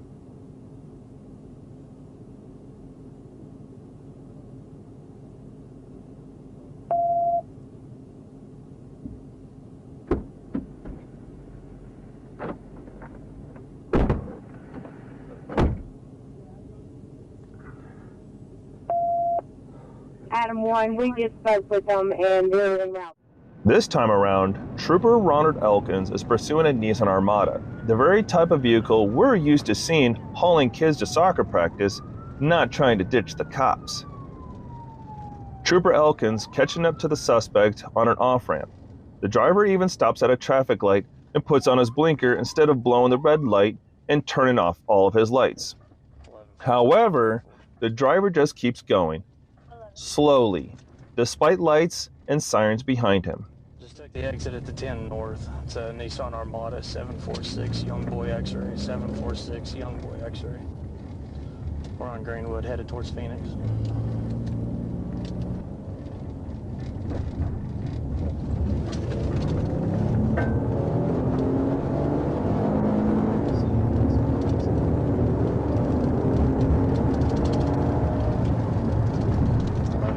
I'm not sure what they're doing. I think they're...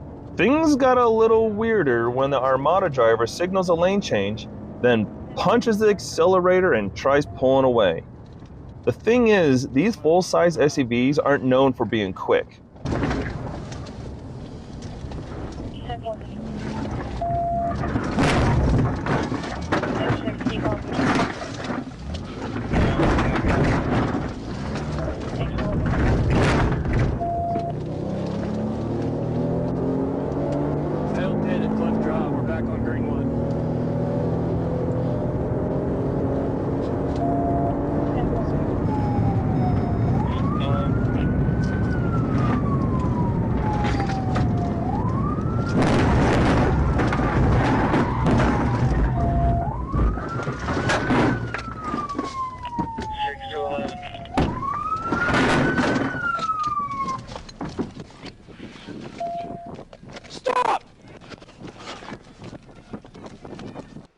Trooper Elkins does a great job of catching back up, getting alongside the Armada once more, and executing a beautiful pit maneuver that spins the three-row SUVs right around like a record player.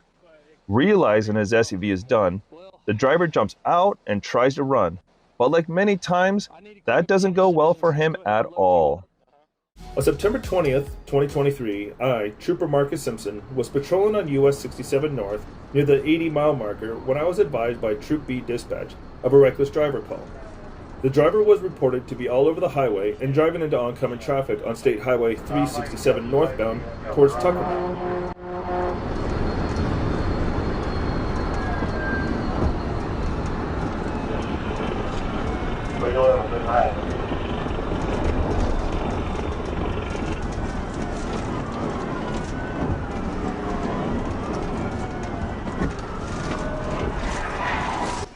As Mr. Dixon passed State Highway 226 south of Swifton, I caught up to the pursuit and observed Mr. Nixon driving into the oncoming traffic while traveling at excess of 100 miles per hour. I then advised Troop B that I had entered the pursuit and I was assuming primary. Shortly after entering the pursuit, I engaged Mr. Nixon and conducted a tactical vehicle intervention.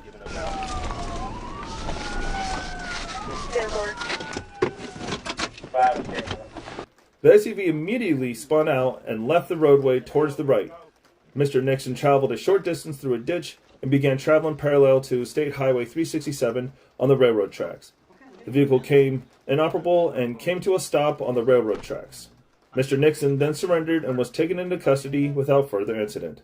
On September 17, 2023, at approximately 11:30 p.m., I, Trooper Williams, initiated a traffic stop on a gray Hyundai Sonata bearing Arkansas license plate number TP32768 at I-30 westbound and Scott Hamilton Drive.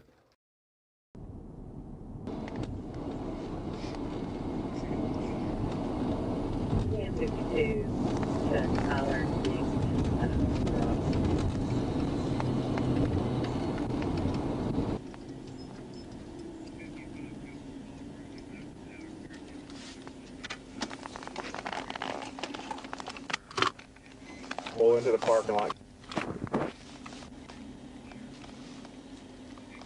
Pull into the parking lot.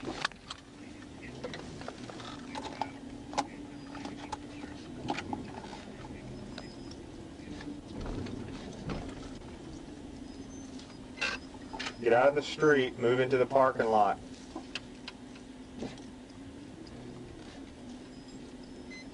Move into the parking lot. Get out of the middle of the street. Turn into a parking lot.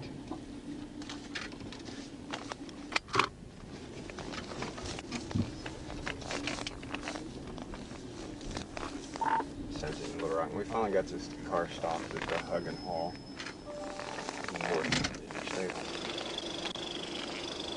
Hey, roll your back window down for me, all right?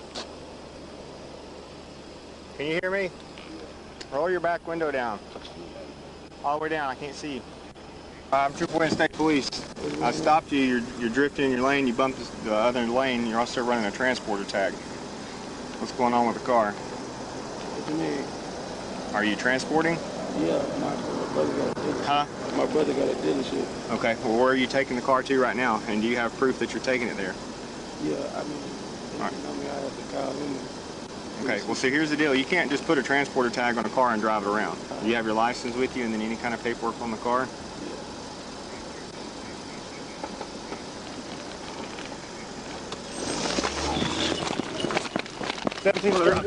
While at the vehicle speaking to the driver, Donovan Whittington, and passenger Sinitra Hill, the vehicle fled from the traffic stop.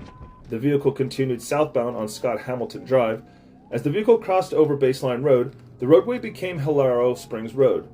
The vehicle turned east on Willow Springs Road. While on Willow Springs Road, I observed the female's arm reach out of the passenger side window and throw a dark object onto the roadway near Horsey Drive.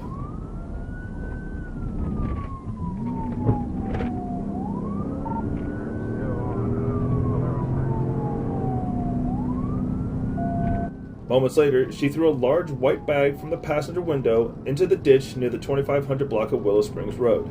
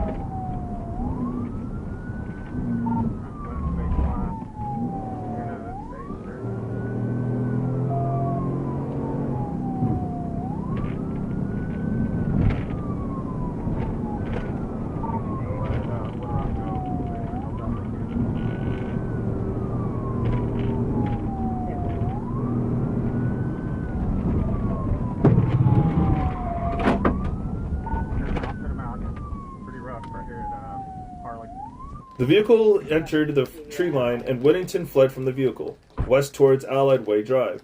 He was last seen by a Little Rock police officer running through the parking lot of Republic Services on Allied Way Drive. Hill stayed with the vehicle and was transported to Baptist Hospital for treatment of her injured foot.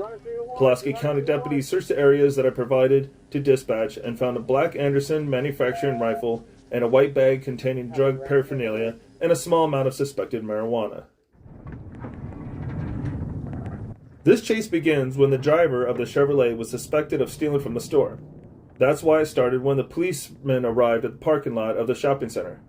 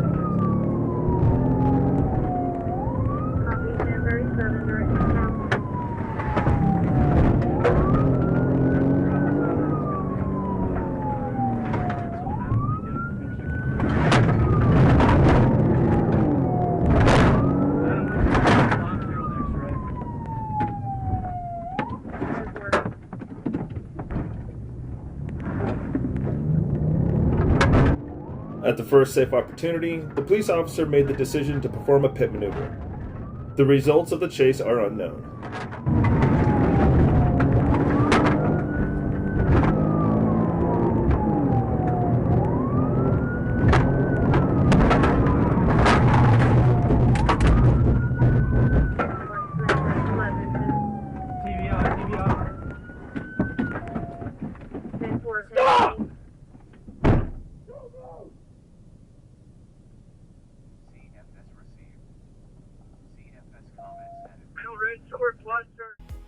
This chase begins with a black Ford Fusion traveling at a high rate of speed. After an attempt to stop him, the pursuit began as the driver of the Ford begins to increase his speed.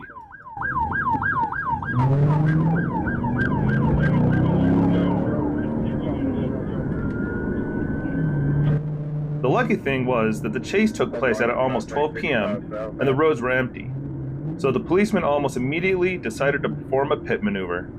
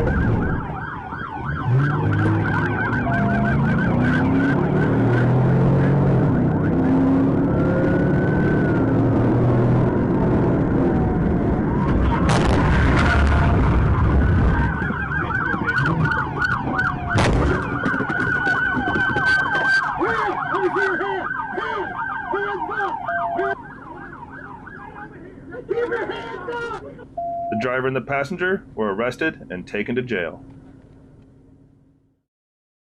On October 15th at approximately 3:33 p.m., I observed a silver Nissan Xterra traveling north on Highway 9, approaching the intersection with Highway 9B.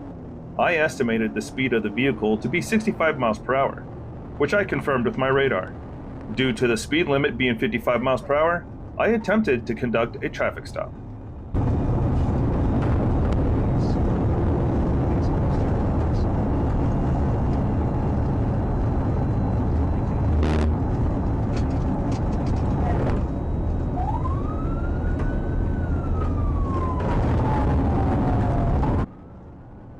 I knew there was a busy intersection up the road.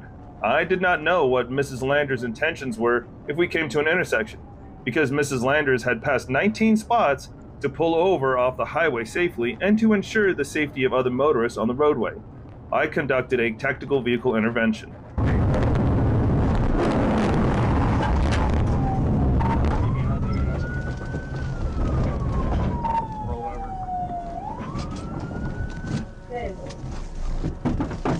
I had to force Mrs. Landers' left hand behind her back to place handcuffs on her. Mrs. Landers then tucked her right arm in front of her, attempting to prevent me from handcuffing her. I forcibly grabbed Mrs. Landers' wrist and placed her right hand behind her back to effect the arrest. Trooper Rusty Ford, EMS, and firefighters responded to the scene. Mrs. Landers wanted to go with EMS, but due to her erratic behavior, Trooper Ford transported Mrs. Landers to St. Vincent Hospital. Trooper Ford informed me that Mrs. Landers was yelling and cursing at the hospital staff and refused treatment. This is one of this year's most spectacular chases, and it begins with the driver of a Toyota refusing to stop when requested by police officers. After that, the other cops waited for Officer Tanner, who was certified to perform a pit maneuver and drives a heavy Chevrolet Tahoe, which is perfectly suited for this.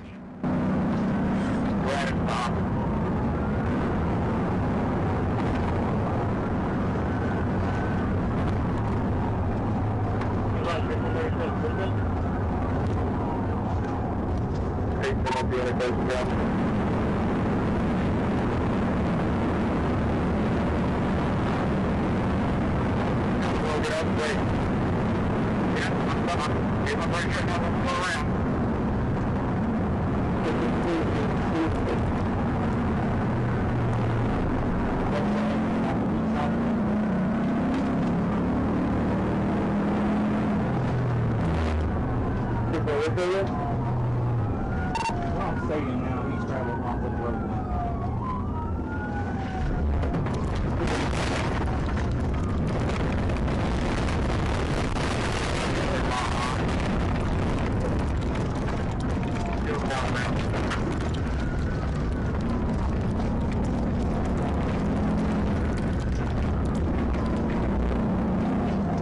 I don't know if the I'm out with a 25. Yeah, I'm headed to it.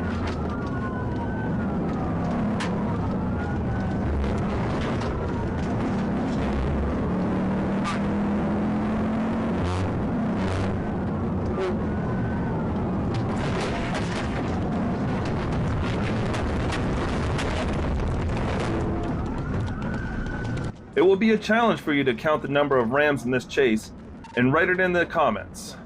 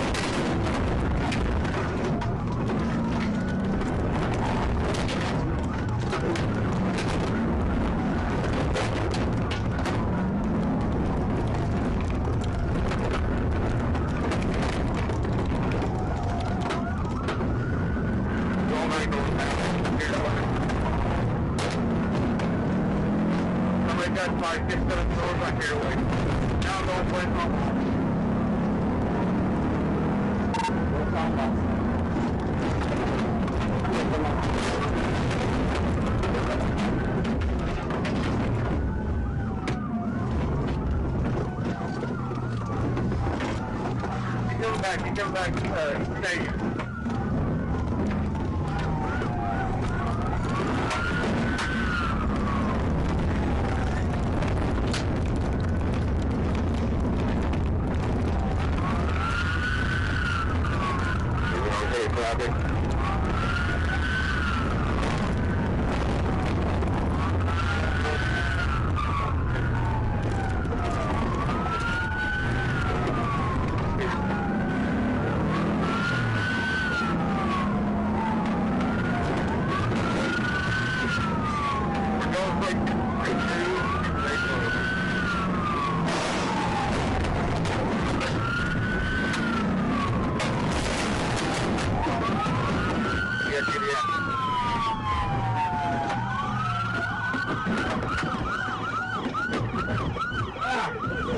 The driver decided not to stop and make this mess.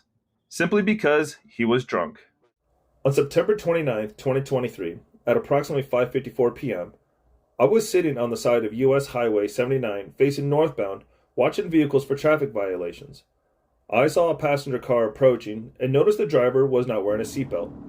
I turned around on the suspect vehicle to conduct a traffic stop.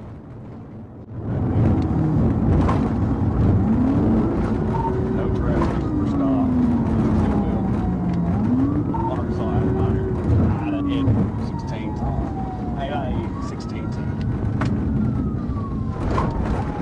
At 5:55, OG40.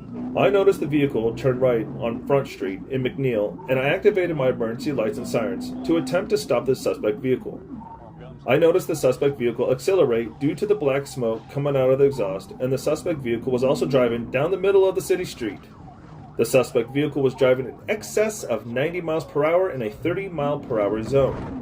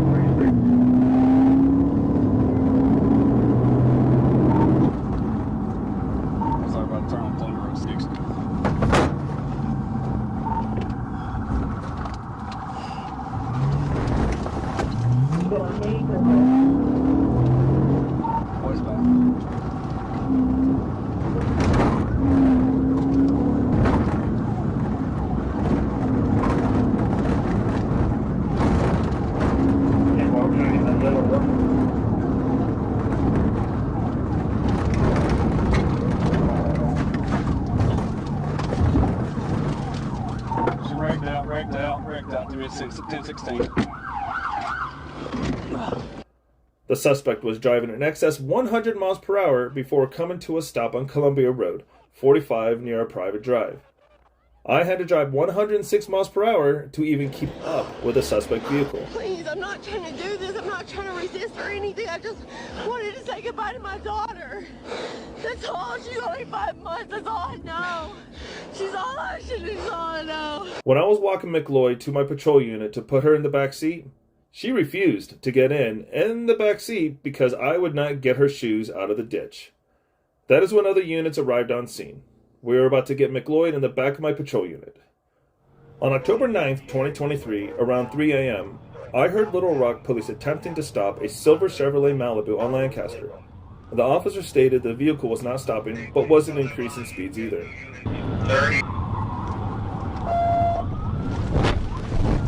I caught up to the pursuit as it crossed Baseline Road from Scott Hamilton onto Hilario Springs. I did not immediately become primary. The white Jeep was being pursued by one LRPD unit, followed by the silver Malibu that was being pursued by another LRPD unit. While following these vehicles, I observed the Malibu drive around the LRPD unit that was pursuing the white Jeep. The white Jeep had braked abruptly, allowing the Malibu to have an advantage in escaping.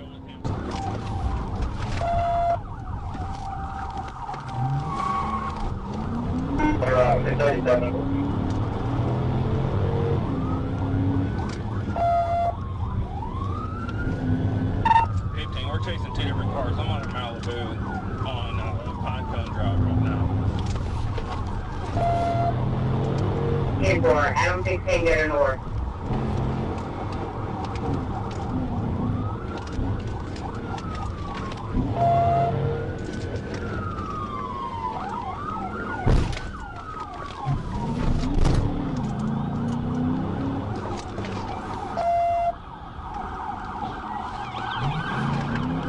When I went around LRPD, I attempted a TVI on the white Jeep, but the driver made an immediate right turn onto a side street, driving away from my vehicle.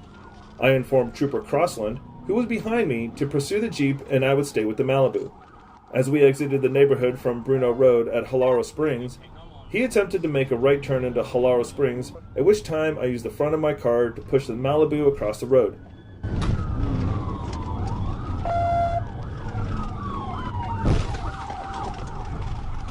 Alright, he crashed that phone.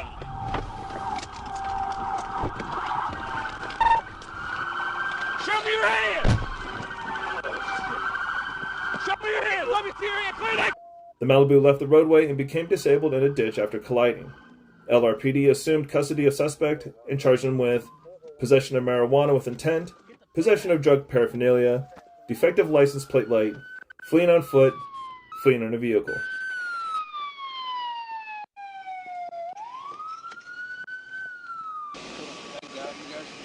Yeah.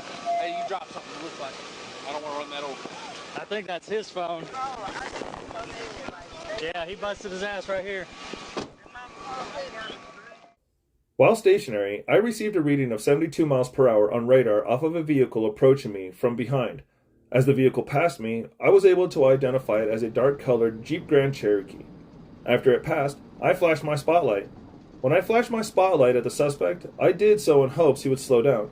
However, he did the opposite and began to speed up.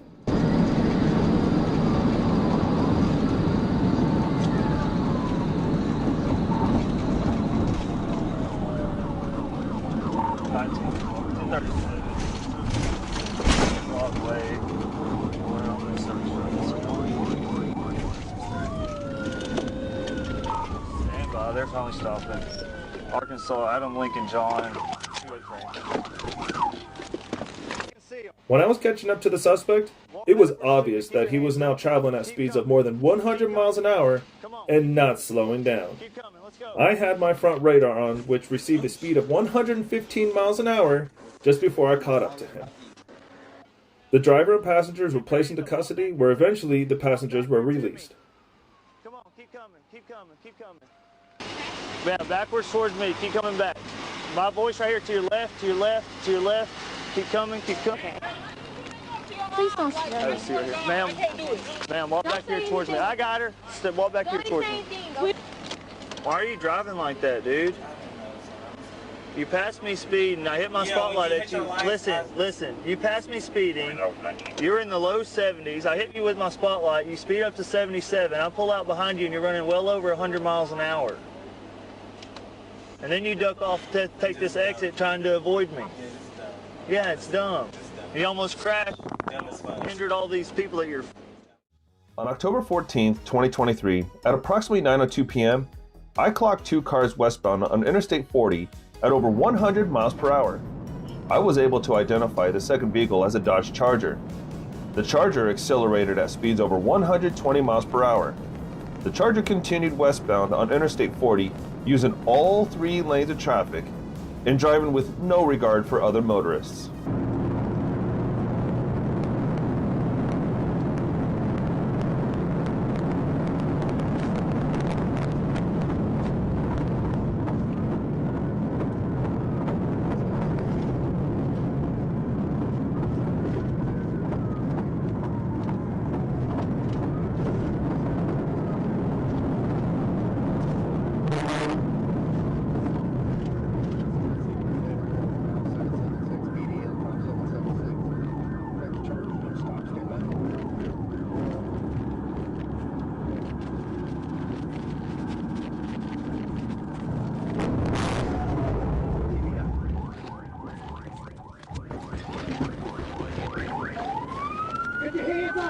Get your hands up! No, you're running! That's not how it works! Hands up! You got money locked. Here. You just did that for no reason.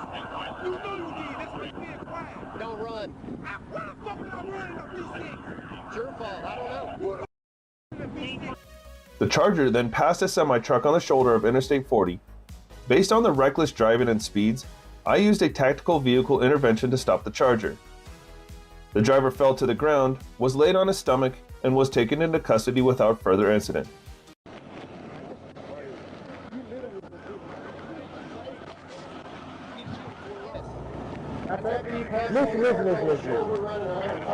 Listen. Oh, no, I got you. All I'm saying is, sir, I honestly, just because you put your hand out the window and point, after you pass these cars on the shoulder, go crazy, During my time with the driver, Sergeant Steve Roberts was able to take the passenger into custody.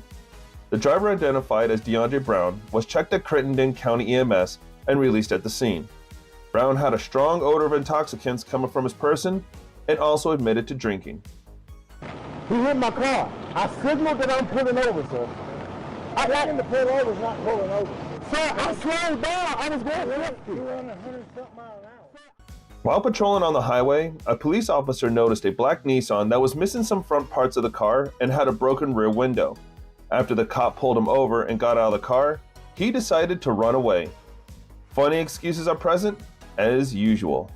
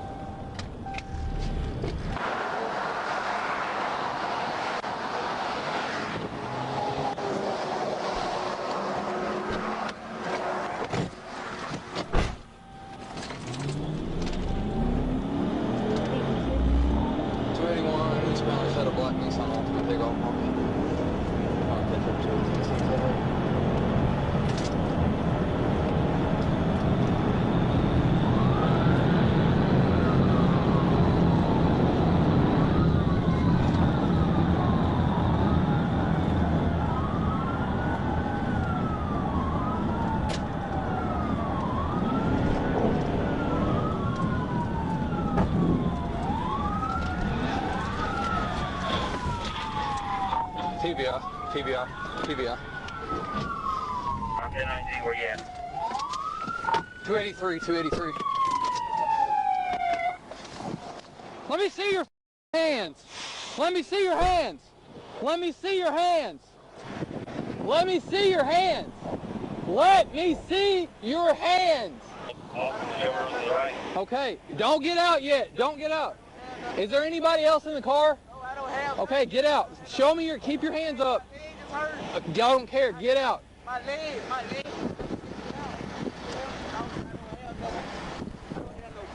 Is there anybody else in here? I ain't playing around with you. You can play that over in Tennessee, but you're not playing it here. That's the crime. Yeah, fled a traffic stop. That's a crime in Arkansas. Hey, sir, you just literally follow me from lane to lane. I'm trying to get home. I know what you're Hey, officer. What? Get my ID up out my I ain't worried about you. Open the trunk. Press the back. Punch that button right there. It don't work. It don't work. It do work. No, it don't. The driver was examined by medics and then taken to jail. It all started when the driver of the Nissan, traveling with a group of friends, exceeded the speed limit. You can see the other cars that were moving with him, some Dodges and so on. But instead of getting a speeding ticket and going home, he decided to try to run away.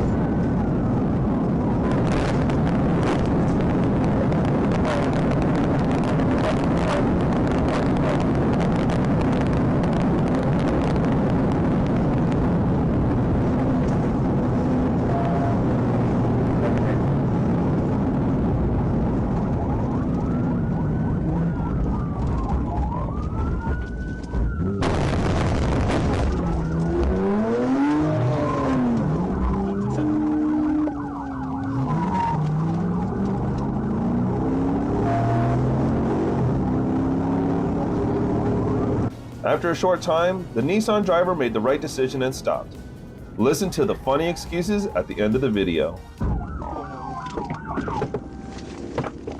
Get out the car! Get out the car! Get out the car! Roll down the window! Don't move! I'm sorry.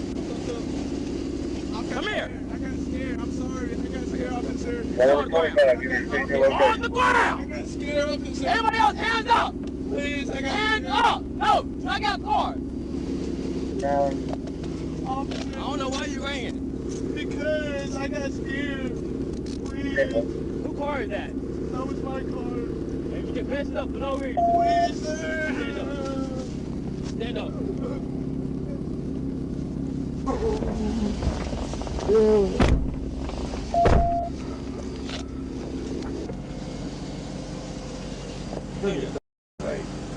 Sir, I got scared. I really did. All you had to do is a speeding ticket.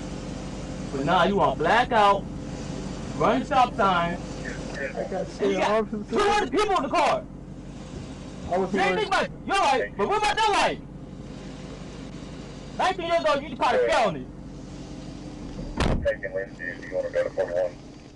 On September 29, 2023, Troop G Dispatch notified me that they received 4 calls in reference to a black motorcycle traveling westbound on Interstate 30 that was driving recklessly. I was advised the operator was braking hard in front of people, switching lanes fast, and flipping people off. One caller stated the operator must be high. I noticed the motorcycle was traveling 78 miles per hour in a 65 mile per hour construction zone. I then activated my emergency lights and siren to perform a traffic stop on the motorcycle. The motorcycle continued westbound and then abruptly made a dangerous turn onto exit 1.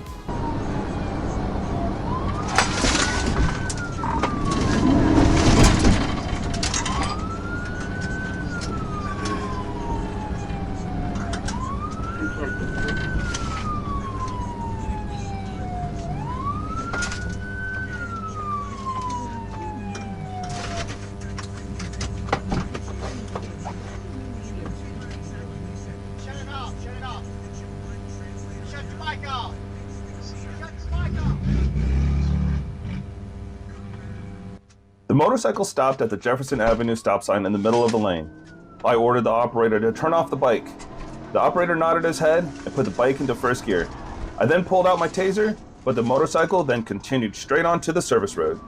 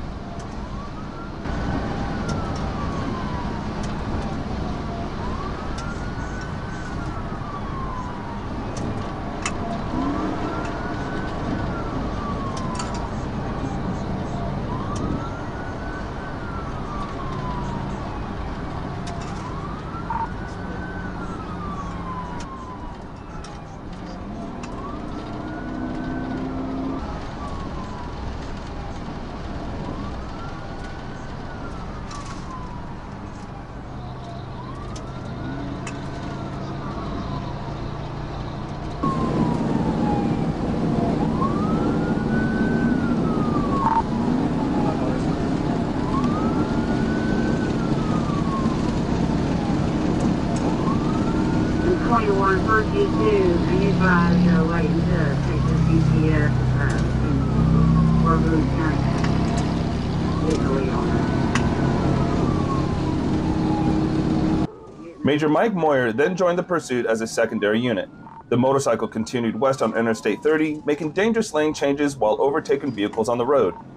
Major Moyer and I attempted a box-in technique, but was unsuccessful. Go ahead and try to get it stopped if you can.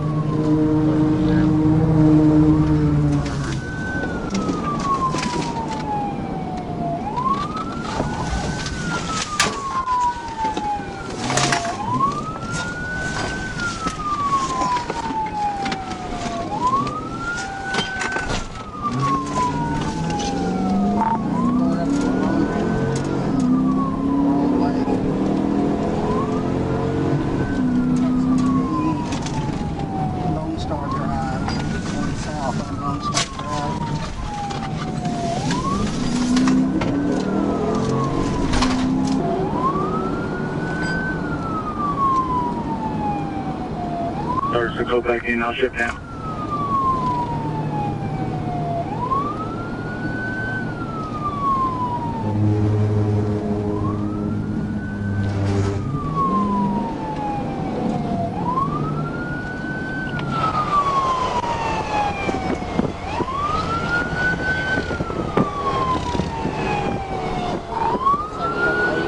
Trying to help me out and get him stopped.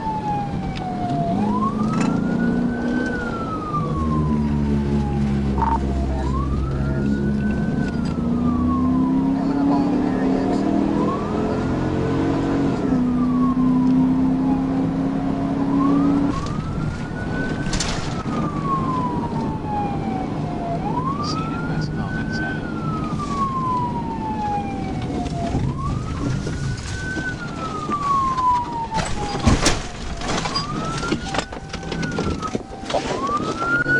Don't shoot me, please. I got a daughter. All right. Hand behind your back. Hand behind your back. Hand behind your back. What's your problem? Man, I was just going for a joyride. That's all. I don't have no drugs. Why didn't you pull over? Y'all scared me. Scared you? Yes, sir. We got multiple complaints on you. Doing what? Driving reckless on the interstate.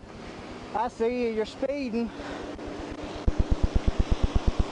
I didn't notice that you was already so to say the least. I was coming to the 213, honest, and I couldn't find the exit. What about the first time you missed it? Huh? What about the other 10 exit you missed? 10 exit. Yeah, you were on the exit. You should have just pulled over to the shoulder. I then used my bumper to contact the motorcycle's rear right saddlebag at 12:19 p.m. This contact caused the rear tire to lose and then regain traction quickly. The operator was handcuffed, and I located a Smith & Wesson pistol in his front waistband. The operator was identified as David Rourke. Rourke stated that he was scared and that he took some drugs in Arkadelphia that were given to him. Rourke was transported to Christus St. Michael's via LifeNet ambulance. This chase begins when a police officer patrolling the area noticed a Grand Cherokee that was speeding. After attempting to stop him, the driver of the Jeep began to increase his speed and behave dangerously. As it turns out later, he was driving to his house the whole time. He was under the influence of drugs.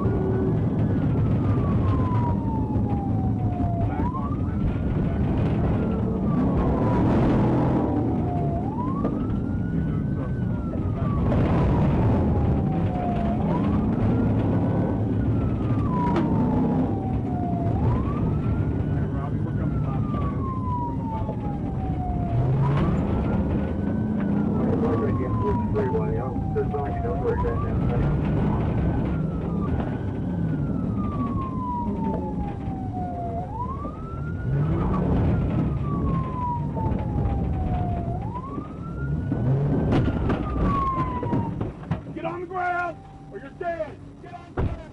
Get on the ground. Get on the ground. Get on the ground. At the end, he still decided to pick a fight with a policeman, but was quickly neutralized and taken to jail. On Friday, October 20th, 2023, at approximately 6:23 p.m., I was sitting stationary at the weigh station when I noticed a black Dodge Journey traveling at a high rate of speed. The speed indicator displayed a speed of 91 miles per hour in a 65 mile per hour zone. I drove away from the weigh station to locate the vehicle. After noticing the vehicle, I traveled behind it for a while until there was a safe location to conduct a traffic stop.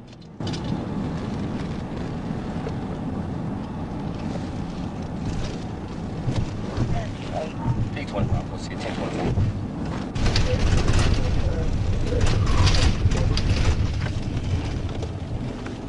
Forward direct, NIG.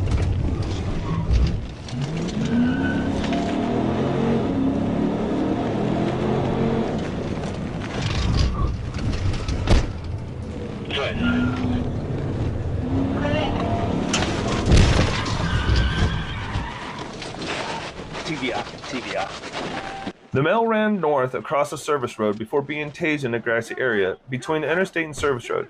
After the taser deployment, I attempted to render aid. I advised dispatch to send an ambulance to my location. Crittenden EMS arrived on the scene and treated the male. The suspect was transported to Crittenden Baptist Hospital in West Memphis, Arkansas for further evaluation. This chase begins when a police officer spotted a Toyota 4Runner with expired temporary license plates. After attempting to stop him, the driver of the Toyota began to increase his speed. As it turned out later, the main reason for this mess was a small amount of weed and the fact that the driver was scared.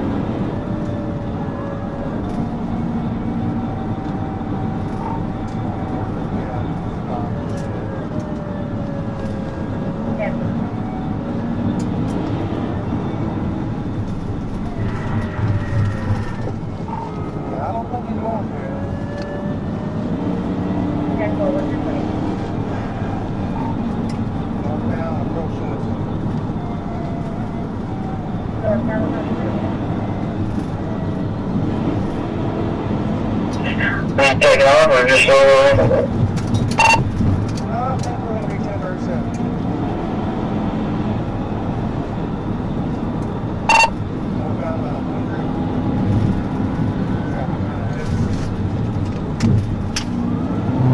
No, it's not 100, heavy traffic. To be eastbound on 64.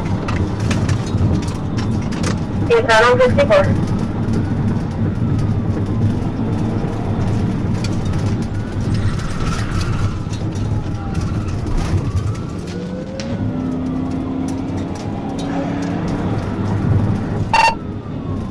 About 86 coming up to 32.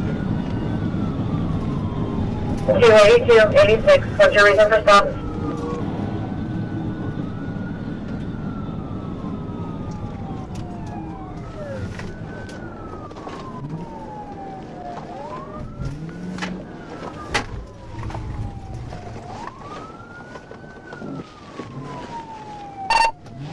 Turn back west on 64 back towards Van West on 64 towards Van Buren.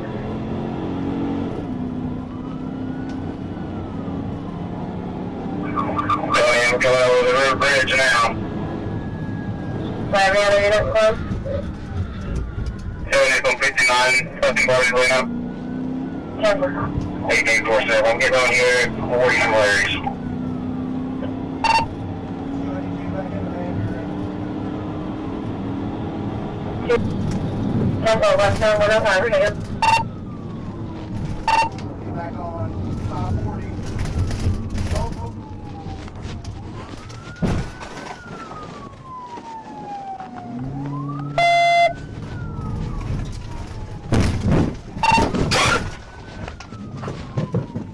We're stuck here at the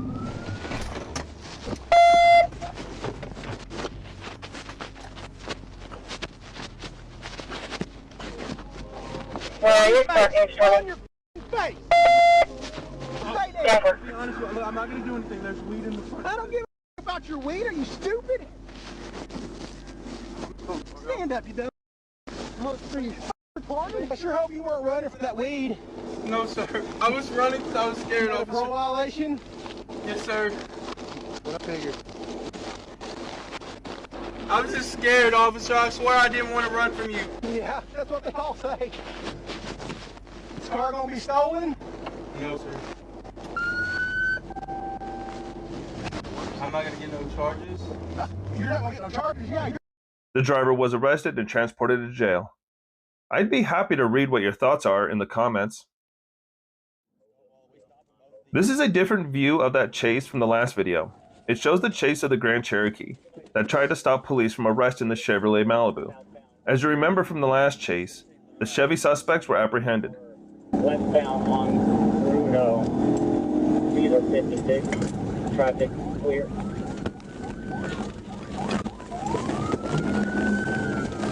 Are we chasing one vehicle or two? Two vehicles.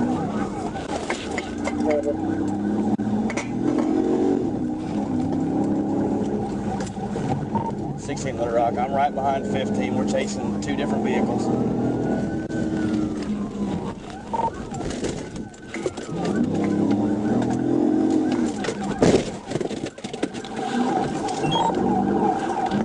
He just brake checked me. We're at Arapahoe and Pinecone.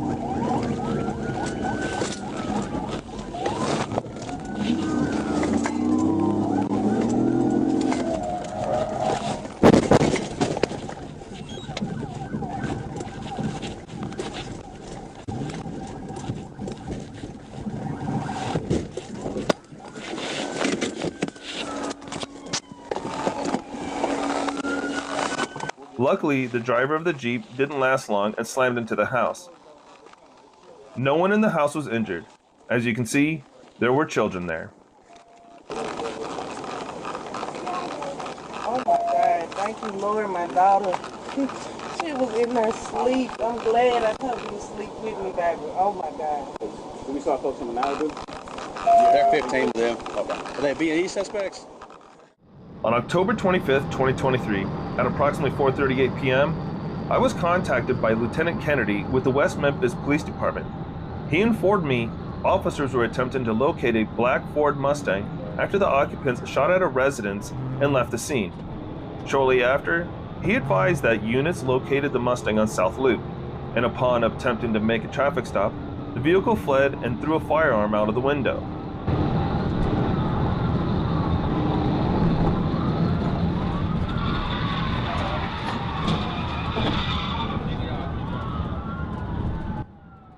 As I turned around to assist with apprehending the suspects, I observed a male suspect exit the driver's door of the Mustang, run south towards the edge of the bridge, jump over the barrier, and fall to the ground. The male suspect who exited the driver's side and jumped over the barrier was identified as Michael Ray Lewis. The other male suspect was identified as David Lee Edwards. West Memphis Fire Department recovered and transported Lewis to Regional 1 Medical Center with serious to critical injuries. West Memphis Police Department took custody of Edwards for questioning and charges in the criminal investigation. On January 24, 2024, dispatch advised that the Roland Police Department was in pursuit of a blue 2021 Nissan Kick on Interstate 40 eastbound entering Arkansas. Roland Police Department requested assistance once they crossed the Oklahoma-Arkansas state line. Up on the Atlantic crossover, still eastbound, traffic is getting a little heavier. Right behind it. One of you by the 10. 10 towards the 10. I caught up with the pursuit at the 11-mile marker and immediately took over the pursuit as the primary unit. Trooper Phelps remained as a secondary unit. I observed the fleeing vehicle traveling with no lights on. The fleeing vehicle passed a vehicle on the left shoulder and continued traveling eastbound at a high rate of speed. The fleeing vehicle then passed traffic on the right shoulder and almost collided with an 18-wheeler. Speed at about 115. 213, speed 415.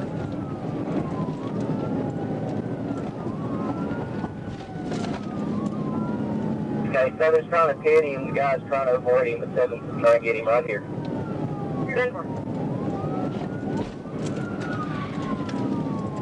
I attempted a TVI maneuver, but I was too shallow on my first attempt. I then immediately attempted a TVI a second time and was able to perform a successful TBI. As a result, the fleeing vehicle veered off the road towards the right and rolled over multiple times on the grassy roadside before coming to a stop upside down. I continued traveling eastbound and turned around.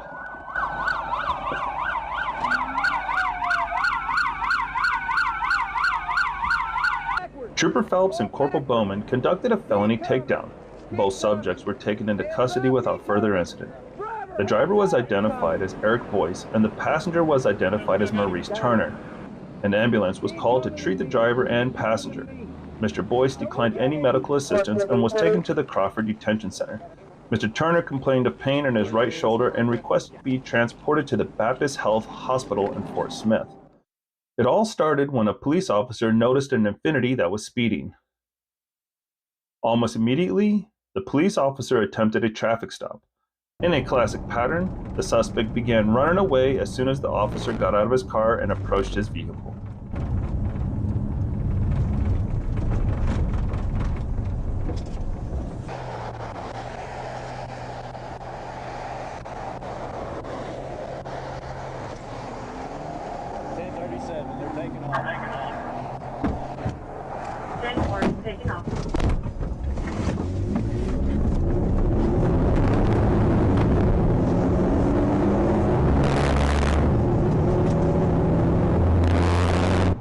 I really liked how the officer didn't even try to rush to the car. He must have realized immediately that no one was going to run away.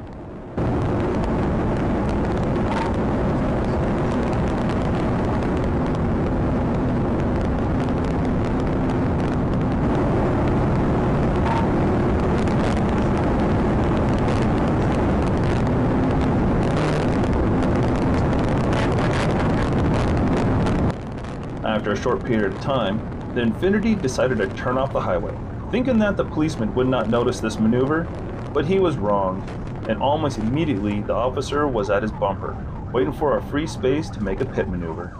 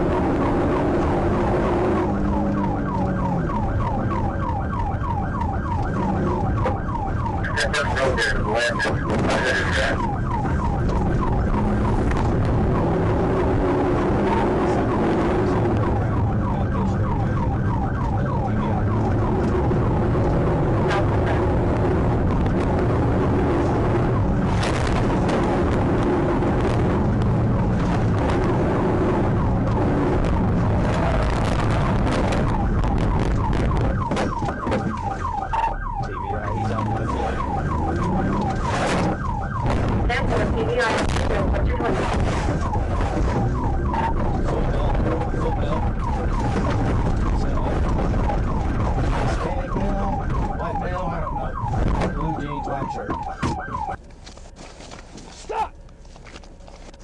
Stop! Get on the ground! Get on the ground now! After a successful maneuver, the suspect decided to try to escape in the woods, but even here, he was unsuccessful. He was apprehended and sent to prison.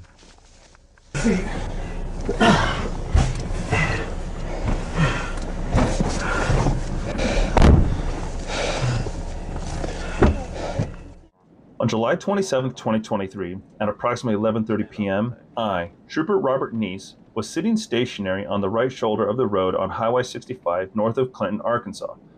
I observed a silver Hyundai Sonata traveling southbound on Highway 65. I noticed that the left taillight was broken and shining a white light to the rear. The vehicle's brake lights came on after it passed by me, and I could see the white light get very bright. I made a lane change from the right shoulder of the road and started to travel on Highway 65 southbound to catch up with the vehicle to make a traffic stop for a defective, improper tail lamp. He just threw something out. I don't know what it was. It went all over my car.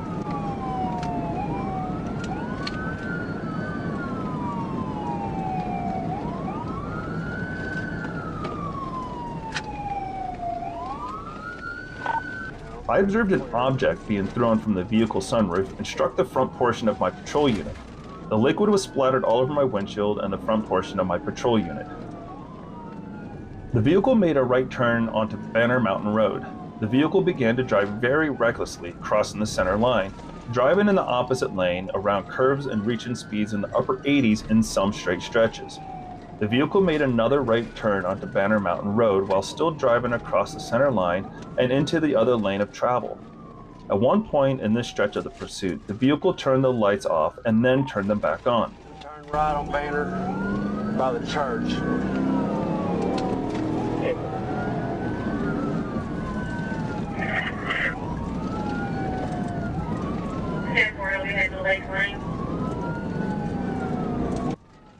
After turning onto Highway 330, and due to the disregard for human life by the driver of the fleeing vehicle, I decided to try and utilize a TBI and end the pursuit. As I tried to get up next to the vehicle, the driver of the vehicle began to counteract. It would not let me get too close.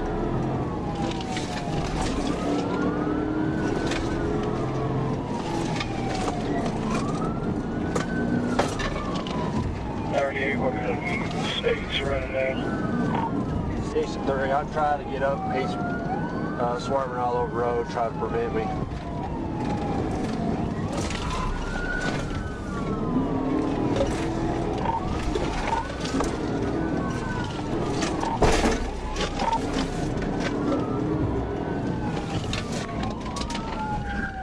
Where you at?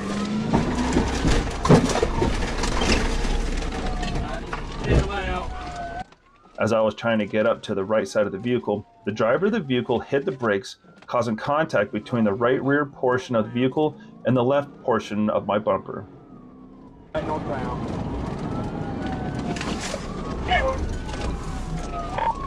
Over here at the grocery store in Shirley.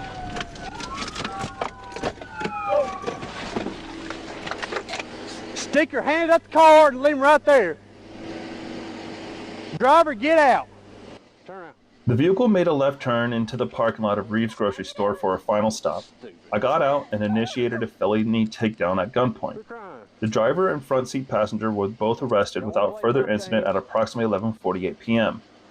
The driver was identified by his Arkansas driver's license as Braden Joseph Duncan. The front seat passenger was identified by her Arkansas driver's license, Nina Clark.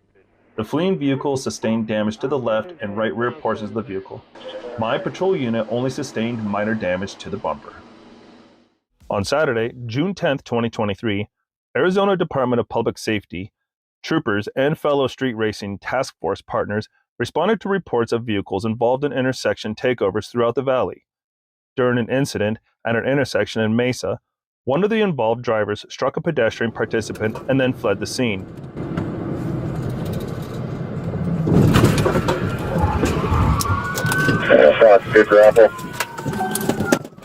The driver and passenger, both 17-year-old males, were detained and cited for street racing, and the vehicle was impounded. According to Sheridan Police, officers attempted a traffic stop of the vehicle around 2:40 p.m., but the driver refused to stop and led a chase through the city. After the driver allegedly refused to stop, authorities began to pursue the suspect in Grant County. According to reports, the suspect was driving erratically at high speeds and showed an indifference for human life. An officer with SPD used what they referred to as an intentional intervention to force the vehicle to stop.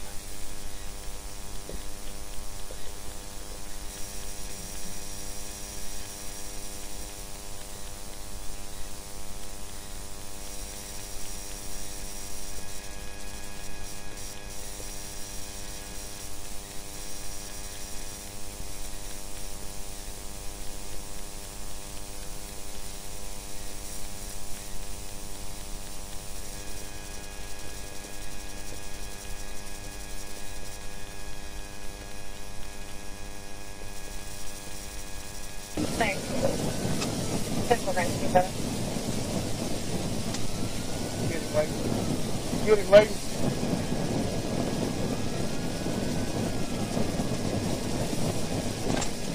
Pit, Richardson Ranch.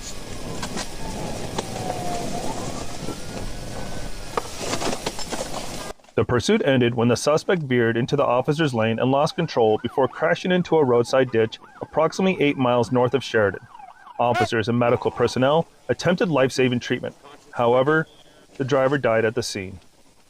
One other passenger in the vehicle was taken to the hospital for treatment. According to officials, both the driver and passenger had active warrants, and the vehicle was determined as stolen. On Saturday, January 27, 2024, at around 10:06 p.m., Fort Worth Police Department officers assigned to the West 7th Entertainment District saw a gray pickup truck exit a parking lot with no headlights at 1000 Fox Street and began driving the wrong way on Morton Street, which is a one-way street. The truck then backed up, nearly striking a marked police unit, and drove up onto a curb. The officers could hear the passenger tell the driver to stop. Officers attempted to initiate a traffic stop based on the erratic driving by activating their overhead lights, but the driver took off.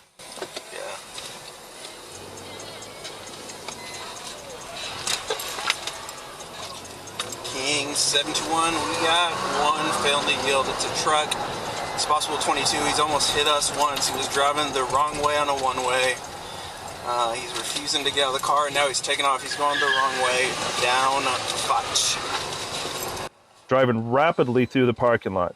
At this point, officers were concerned that the driver was possibly intoxicated due to his reckless driving and posed a threat to the public in a busy entertainment district. It's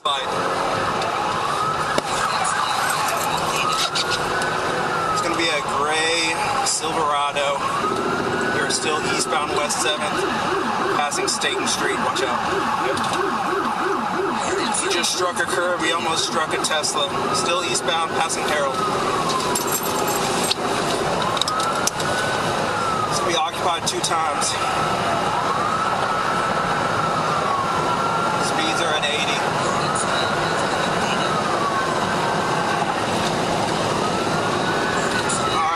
The officers observed the truck strike several curbs and nearly collide with other vehicles while driving eastbound on West 7th Street. At one point, the truck cut in front of oncoming traffic and jumped a curb into a bank parking lot and struck a pole, which destroyed the front left wheel. Despite the nearly disabled vehicle, the suspect driver continued to flee from officers at a high rate of speed back toward the highly populated West 7th area. One wheel is gone. He thinks about to bail out, I think. Just wait till he bails. Yep. Stop. Wait till he bails. He's still on one wheel. He's going westbound, West 7th. We're coming up on Montgomery Plaza. Watch it. Wait. Stop, because all his shit's about to come out. Yep. We are still westbound, West 7th. We're passing Staten. He's still on one wheel. Or he's got one wheel popped. Wait. He's going to hit another curb. Watch it. Wait. Stop. Look out. He just struck another curb. He is still going. We're passing Carroll.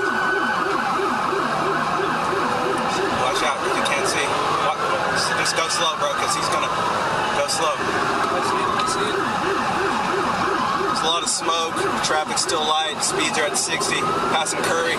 It's coming up on the University intersection. Wait. Stop.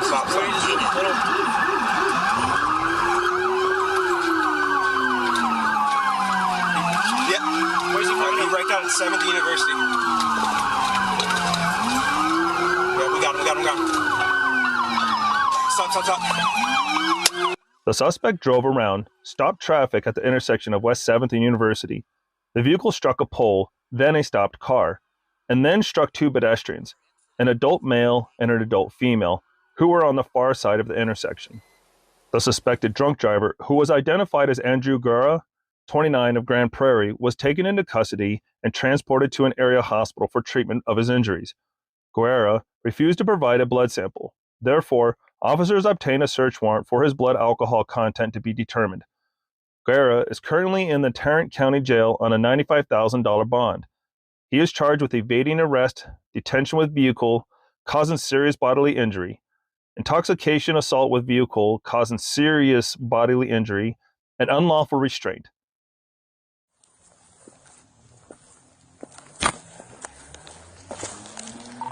They're running. Yeah, they're running.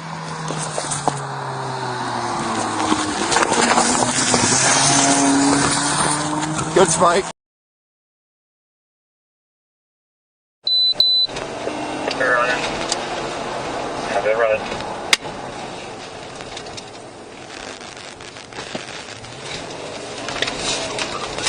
Mike. North Marketplace, speed 70.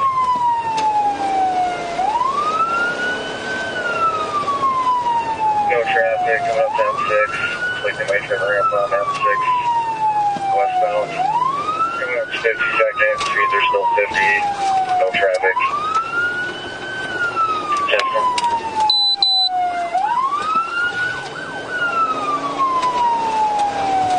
Through 52nd.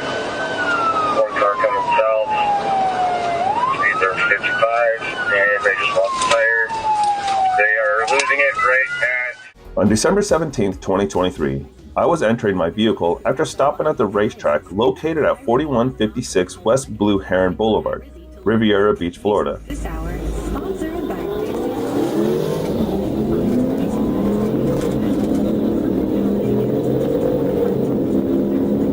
when I heard a vehicle with an aftermarket exhaust system exhibiting a large amount of noise traveling westbound on West Blue Heron Boulevard and Interstate 95. Attempting to overtake the Dodge Charger in my marked 2021 Dodge Charger patrol vehicle, I reached top speeds of 140 miles per hour in a 55 mile per hour zone.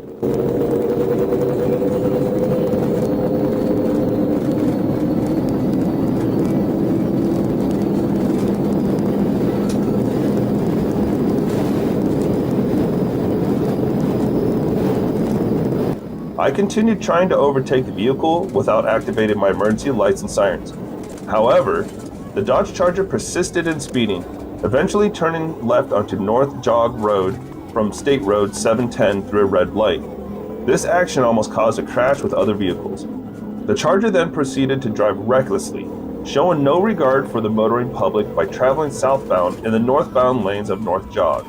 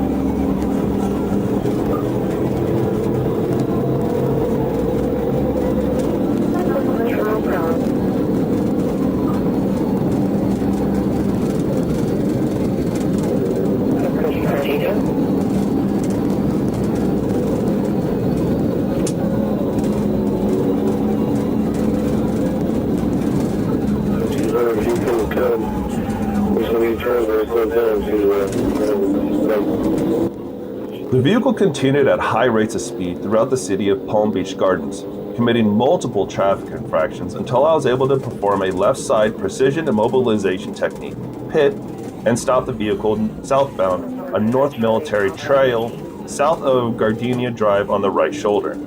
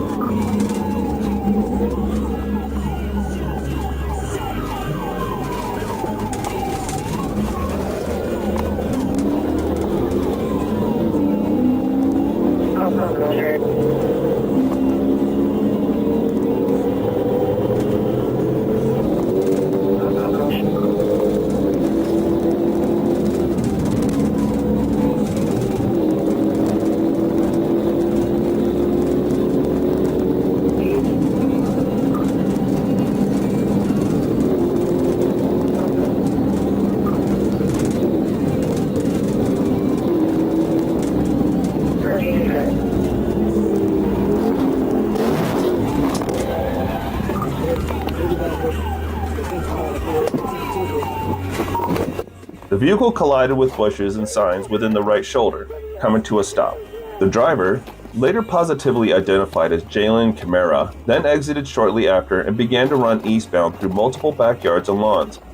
Officer Sanchez of the Palm Beach Gardens Police Department assisted in finding Mr. Davis hiding in bushes within the curtilage of private property.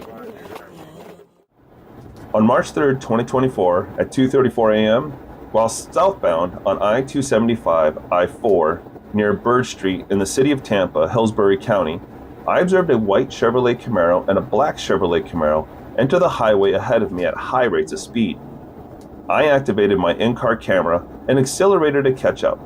I used my patrol car calibrated speedometer and pace clocked the vehicles at 90 miles per hour in a posted 55 mile per hour zone. Both Camaros were driving aggressively by speeding, tailgating, and changing lanes around other motorists. Upon initiation of the traffic stop, the white Camaro accelerated rapidly and fled southbound on I-275 at milepost 43. The Camaro speeds went from 80 miles per hour down to 60 miles per hour when my lights and sirens activated, and then increased to 140 miles per hour as it fled. 746 traffic, 0240, EMP on.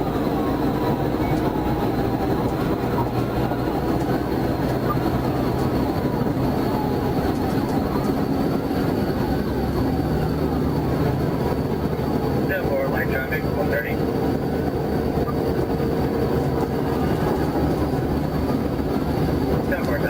Knowing the length of time the pursuit had gone, the extreme speeds and recklessness of the driver, the extended distance it covered, and the need to end the pursuit before it reached the Skyway Bridge, I recognized the urgency to end it. Due to the slower speeds and turning maneuver of the Camaro, it became apparent I reached a suitable moment to terminate the pursuit with my patrol car.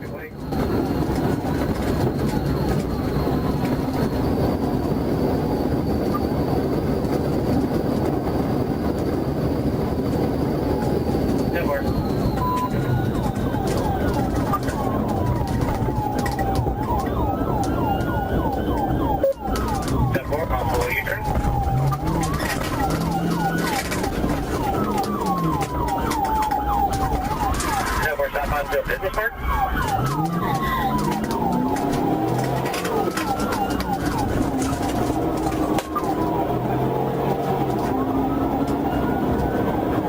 Turning back towards the interstate. Exiting 54th Avenue North.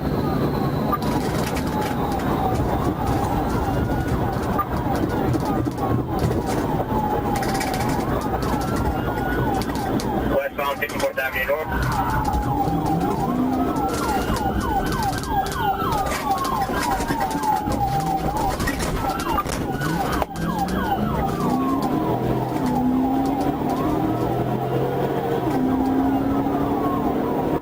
At 2:49 a.m., I continued southbound on 22nd Avenue North towards the vehicle and used the left front of my wraparound push bumper to contact the left rear corner of the Camaro.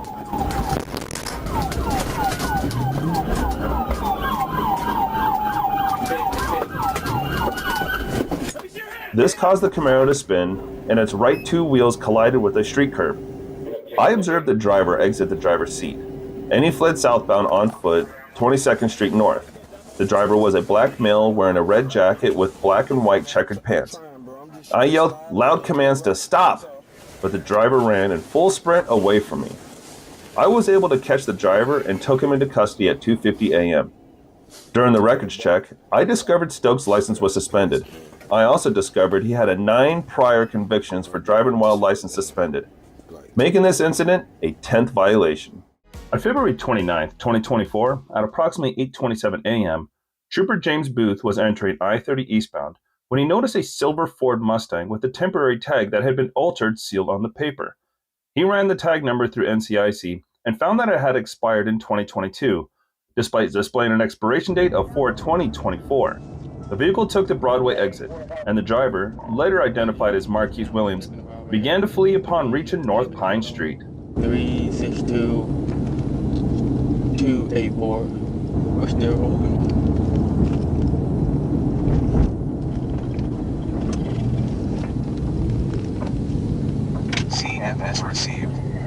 Say, took them all away.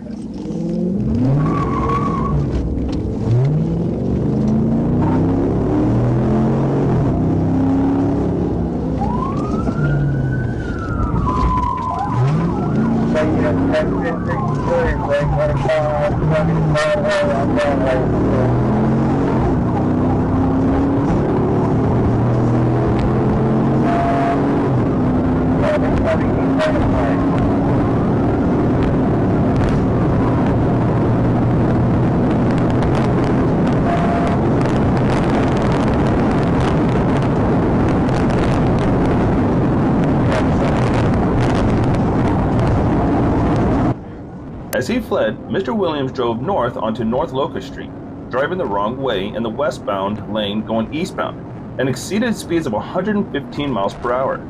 He lost control of the vehicle on North Locust Street and went over a small hill.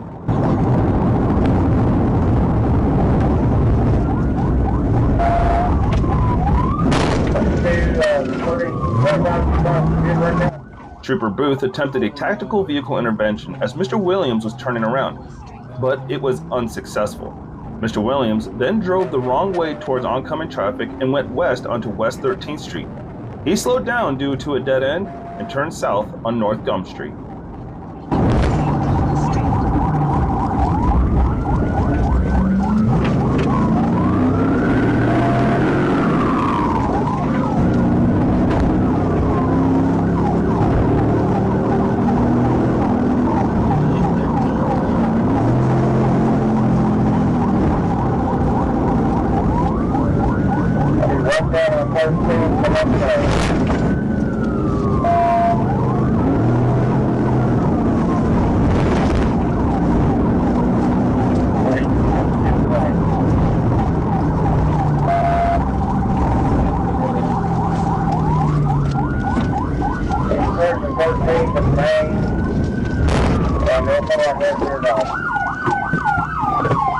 A second TBI was performed, and Mr. Williams exited his vehicle and fled on foot toward a residence located in North Gum Street.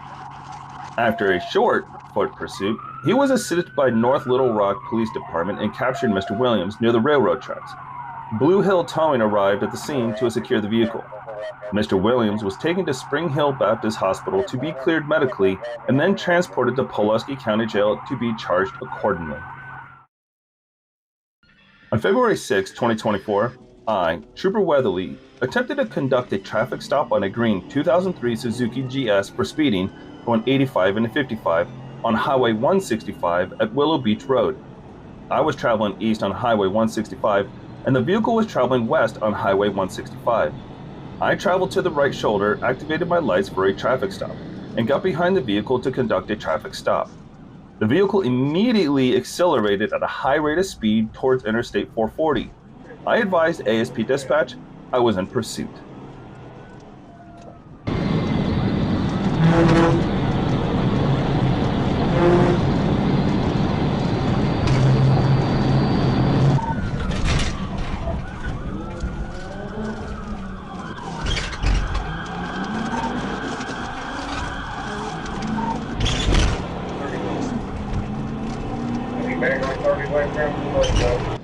I accelerated to speeds over 140 miles per hour to keep eyes on the vehicle on Highway 165.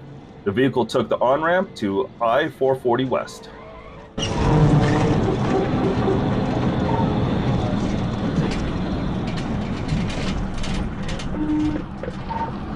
Take the airport, officer. Airport, copy. Take the airport.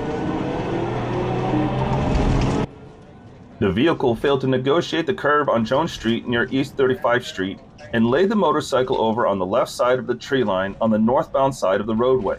1016, 1016. Copy, 1016. 46, Put your hands up! Put your hands up! Additional respondent officers and I pulled Moore from the briar patch to begin assessing his injuries and render aid.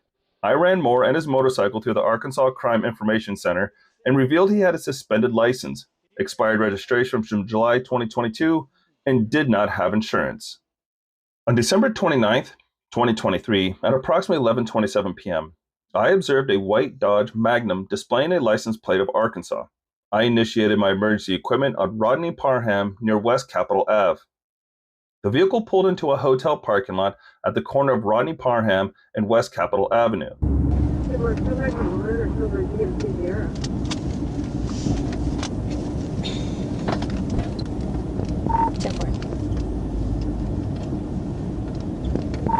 It's not a Dodge Caravan, but it's a Dodge passenger car.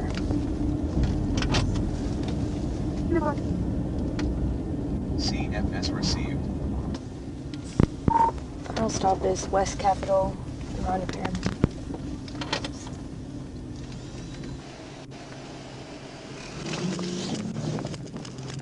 As I approached the vehicle, it accelerated and turned onto Rodney Parham.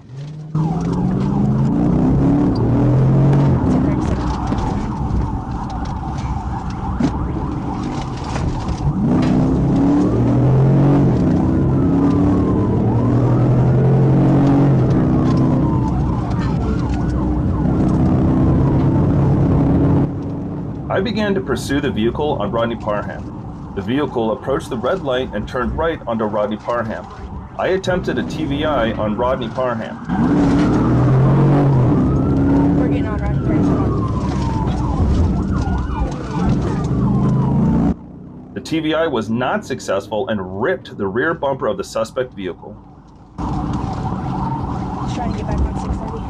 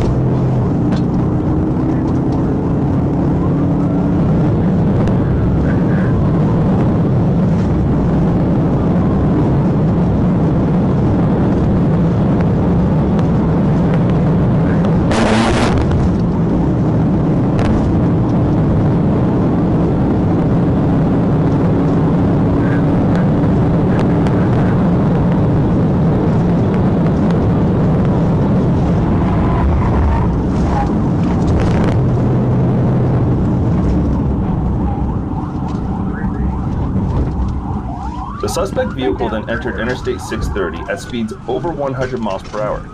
The suspect vehicle struck a fence at Fletcher Park, entered the park, and struck a stump. After the crash, the driver and front seat passenger fled on foot. The passenger, later identified as Michael Murphy, was taken into custody on Appian Way Street near Fletcher Park. The driver, later identified as Marquise Mumford, was not apprehended. I positively identified Mr. Mumford as the driver because I found his identification card and cell phone in the vehicle. A search was conducted of the suspect vehicle. 2 white suspected ecstasy pills and 1 pink suspected ecstasy pill were located near the gear shift in a small plastic baggie on the driver's side of the vehicle. The pills were taken and entered as evidence. On February 1st, 2024, at 16:08 hours, I was dispatched to an agency assist regarding the Brevard County Sheriff's Office actively pursuing a stolen vehicle and requesting our assistance while traveling southbound on Babcock Road. Second. Guzman, can you pit or no? Negative. You want to get in front of me to pit?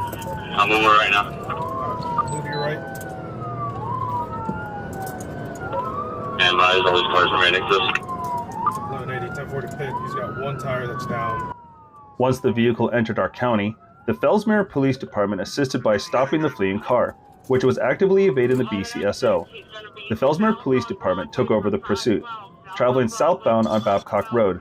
The driver, later identified as Eric Kelly, made a left-hand turn onto South Carolina Avenue, crashing into a posted county sign and failing to stop. I then observed the fleeing vehicle approaching me at the intersection of South Carolina Avenue and North Broadway Street, being pursued by the Fellsmere Police Department with their agency-issued lights and sirens, turning southbound on North Broadway. Just past Louisiana. Copy. Call for you, okay. Several, we're almost done at 7. Northern Lincoln High, we're going eastbound on 89th Street, approaching South 9th Street, still eastbound. Copy, eastbound 89. I can't do a pit here, there's a canal. I then took over the pursuit, getting behind the fleeing vehicle with my agency lights and sirens activated my agency-issued patrol car marked Sheriff's Office. As I was behind the vehicle, it failed to stop at a posted stop sign at the intersection of CR 512 and North Broad Street at high speeds. The car continued to flee southbound on South Broadway Street with 2 deflated tires, which began to shred off the rims. Take over the radio, everybody else, just give me a second. I need stop sticks at 130 South Willow. We're coming back to you guys. Westbound, come up to 130 now. Stand by, crash in 130th. As the fleeing vehicle approached South Willow, it attempted to make a right-hand turn, running off the roadway, at which time I conducted a pinching maneuver on the vehicle, pinning it down on the shoulder of South Willow and immobilizing the vehicle's movement. A felony traffic stop was then conducted on the vehicle, calling out the driver, who identified himself as Eric Kelly, which was verified through his Florida driver's license and David. Kelly was asked if he had a valid driver's license, stating he did not. Kelly was placed under arrest and transported to the IRC jail for processing.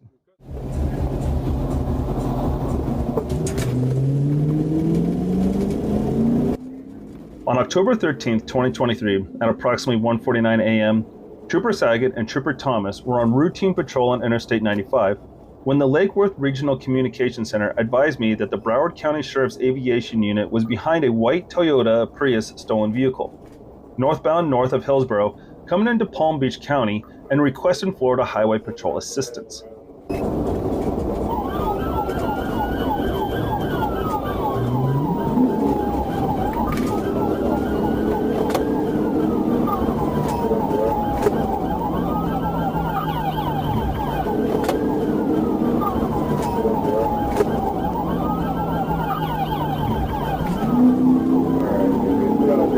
The vehicle began to increase its speed and took evasive maneuvers to flee and elude both myself, Trooper Saget, and Trooper Zimmerman.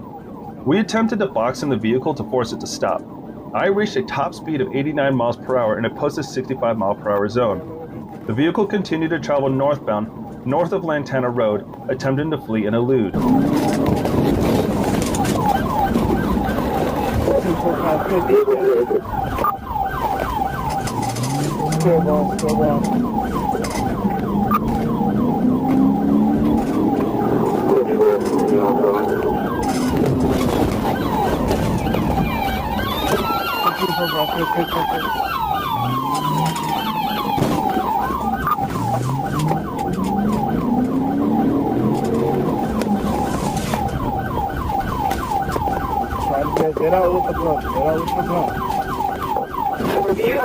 Trooper Zimmerman attempted a third pit on the suspect vehicle and was successful.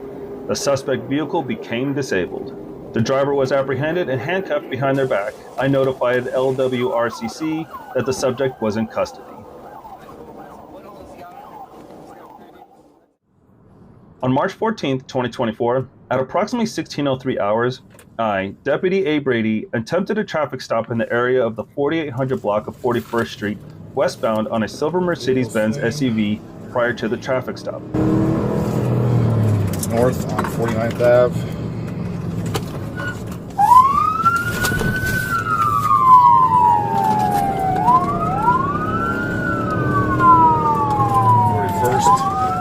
My patrol vehicle's license plate reader alerted me to a Florida tag, which had a registered owner with a suspended driver's license. As I reviewed the license plate reader alert, I noticed that the registered vehicle with the lead 90 was a green Nissan.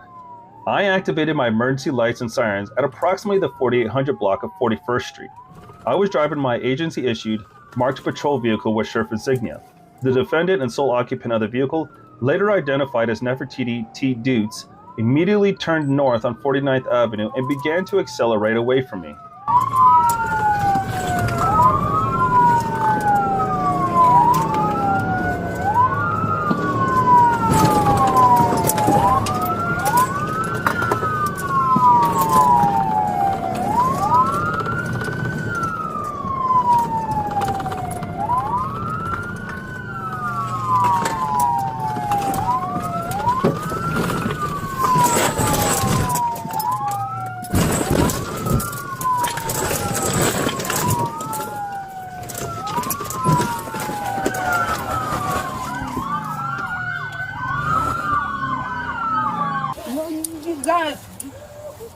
We're in a different car than mine. I just watched them pick you up nice if you just try to kill people. I think you need to watch what you say. Mine's crashed. The defendant drove through several business yards and ditches before ultimately becoming stuck in a ditch at the 4000 block of 43rd Avenue, where she was taken into custody. The Indian River County Public Safety Dispatch confirmed that the defendant's license was not valid and had multiple active suspensions. With the facts listed above and the evidence, there is probable cause to charge Nefertiti Dutes with violations of fleeing eluding officer in a marked patrol vehicle with license siren active, with disregard for persons or property, and knowingly driving while license suspended or revoked. Am I gonna pull it over? Oh yeah, talking about different posse stolen. What's it come back to? Yeah. Get the $100. Yeah. I ran it twice and I said green Nissan. I ain't green Nissan. You couldn't have made that perfect. I just passed him at 41st and 43rd. I saw you make a turn. And 2024 at approximately 4:30 p.m. while patrolling the area Highway 253 and Old Highway 271, I observed a gray Kia passenger car passing vehicles on a double yellow and driving recklessly. I initiated my blue lights and siren, but the vehicle began to flee south on Highway 253. I pursued the vehicle for several miles while the vehicle continued to flee and drive recklessly. Once the opportunity presented itself and traffic started to clear, I performed a TBI.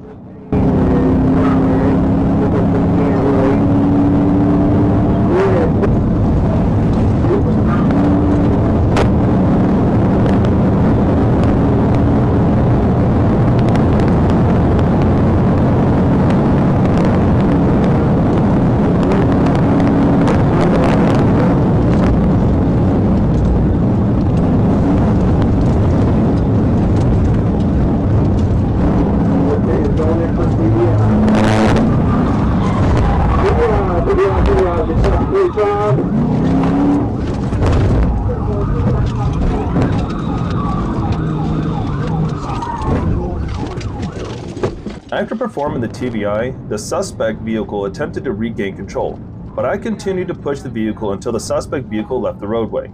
Once the suspect vehicle came to rest, troopers held lethal cover on the vehicle and placed the driver into custody, who was identified as Haggard, and the passenger into custody, who was identified as Wilson. Oh, you weren't? Yeah. No, you weren't. We're down there right by the casino and you took off from us. Troopers then searched the vehicle, where we located a plastic container containing suspected methamphetamine.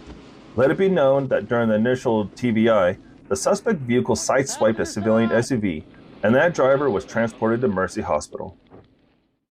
On March 2nd, 2024, I was patrolling United States Highway 49 near Gibbs Road.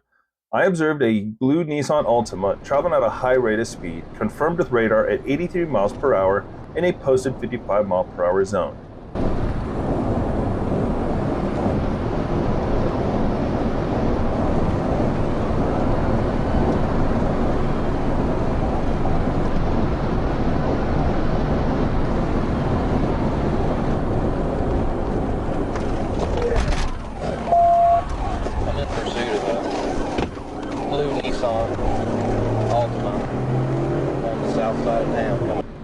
I attempted to conduct a traffic stop on the vehicle for the speeding violation. and the vehicle began to flee northbound on United States Highway 49 at speeds exceeding 100 miles per hour. I pursued the vehicle, and the suspect driver drove in a manner with extreme indifference to his safety and the safety of the public.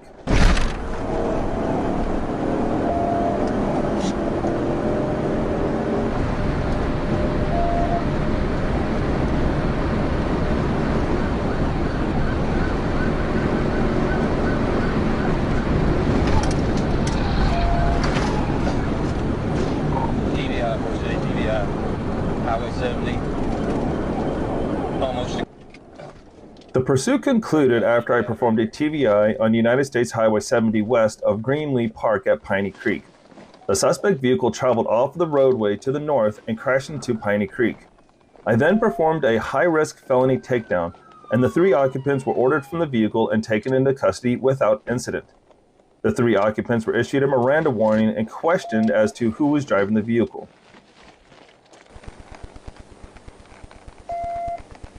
Keep your hands up. There's only 3 of you in the car, correct? Yes, sir. Okay. I got my license on me, but I lost it. Okay. I was trying to get it before everything got out of control. Turn around, face away from me, walk backward. Yes, sir.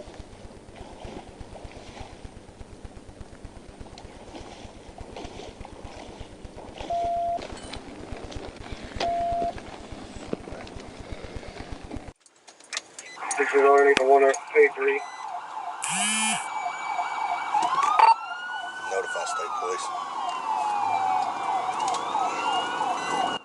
Bryant Police Department responded to a domestic violence call. Reports were a male striking a female while in a truck. Upon arrival, the female exited the truck and officers attempted to stop the driver of the truck. Pull over.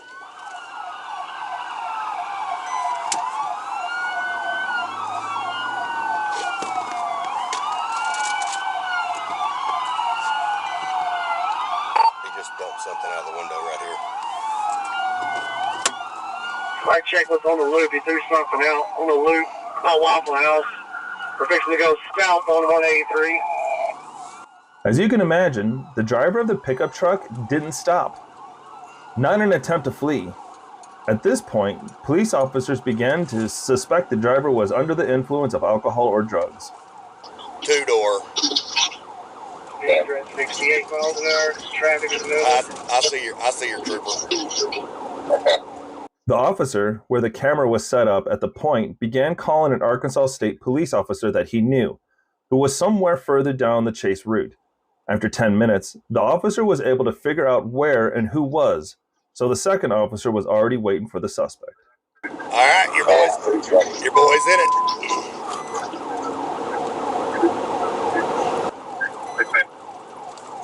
TVI. Hamilton exit 134. Nope, he's still moving.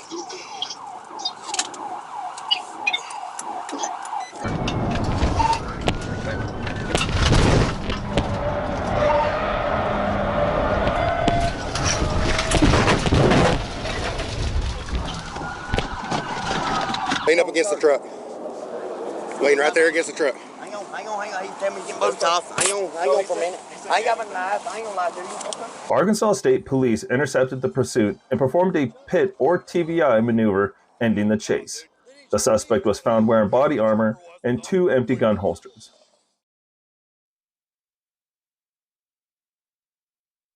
The video began when police received a call for inappropriate actions by the driver of a Cadillac. Later, he was found in one of the parking lots just as the driver and his passenger were using illegal substances. That's when the chase began.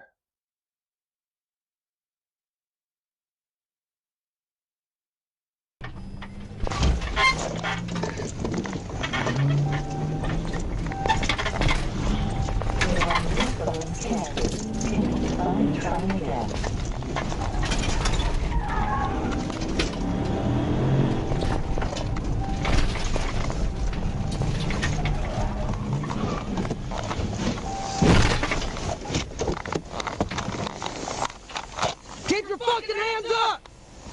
Keep your fucking hands up! Stay in the vehicle! Sit down right right here. I just don't want her to follow me and you kicking Sit. And I Sit down all the way.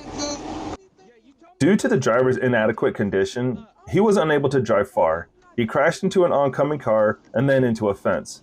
Both suspects were apprehended. On February 7, 2024, LRPD advised that they had been in pursuit of a black Dodge Challenger and lost sight of it on Interstate 30 near Interstate 430. At approximately 1:45 a.m., Trooper Williams, located the vehicle traveling northbound on I-430 near I-630. Before activating my lights, the vehicle accelerated at a high speed, taking the Baptist Hospital exit. I initiated my lights and siren and notified dispatch that I was in pursuit.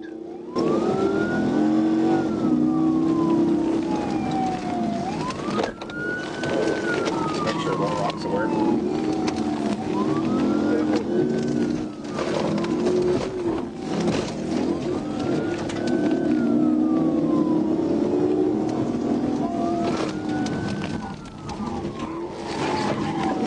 Alright, he just crashed out. The vehicle failed to negotiate a turn at Medical Center Drive and Canis Road, causing the vehicle to leave the roadway and strike a utility pole. The driver, Davion Richards, fled on foot east on Canis Road. During the foot pursuit, Richards jumped over a 5-foot wall onto the Baptist Hospital parking lot. As he stood to run, I deployed my taser, successfully causing Richards to fall to the ground. At that time, I took Richards into custody without further incident. Richards was transported to Baptist Hospital to be cleared medically before being transported to Pulaski County Detention Center. On December 6, 2023, at approximately 11:24 p.m., Trooper Jeb Little, observed a red passenger car traveling 75 miles per hour in a 50 mile per hour construction zone on I-30 westbound near 141 mile marker. I initiated my emergency equipment to initiate a traffic stop with the suspect vehicle. The suspect vehicle took the 141 mile marker exit, failed to yield, and began to flee west on Bishop Lindsay Avenue.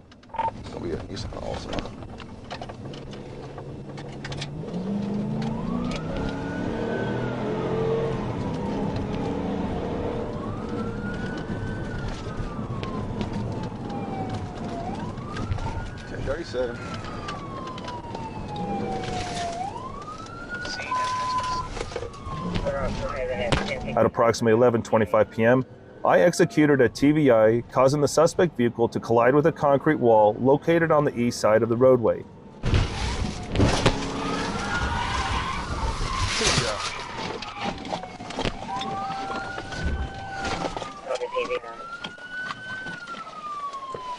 Anyone else in the car? Why'd you run? You're fucking kidding me. Did you just run because there was a Glock in the car? No, it was no.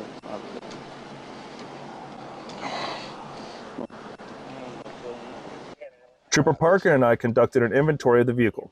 Trooper Parker located a Glock 19 handgun sitting in the driver's seat of the vehicle. I located 2 bags of marijuana, numerous small clear plastic bags, and a black electronic scale and a backpack located in the rear passenger seat of the vehicle.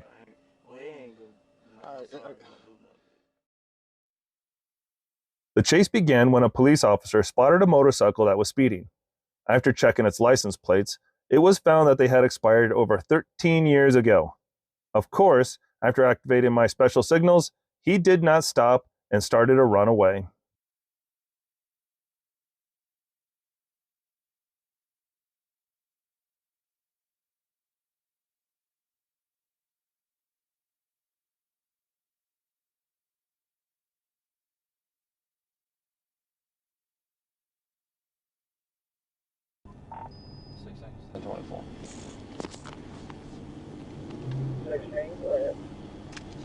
Nora Young 043. Nora Young 043. Gonna be here on Shady Grove in Springdale.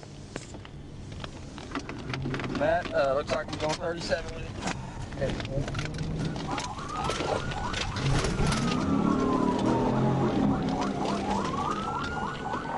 We're gonna be south down on 71. Go ahead and show me 1037.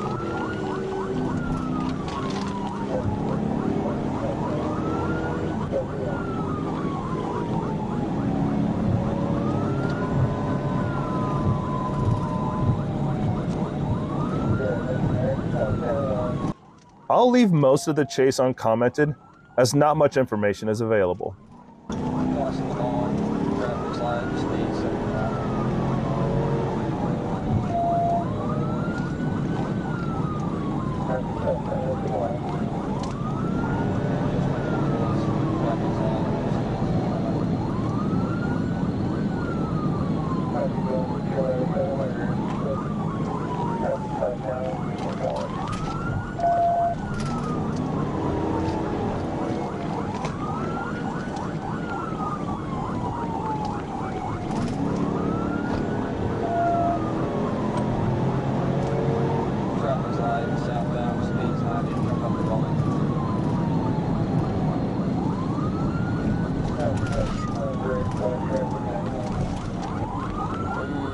Eastbound Township.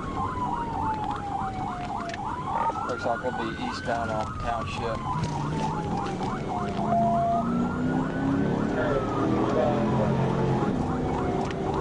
Khaki pants, a white jacket, white blood jacket, white stripes on the back.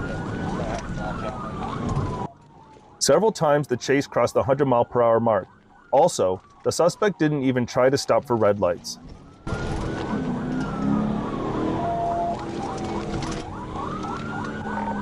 We're going to be at Elm Street, making a left.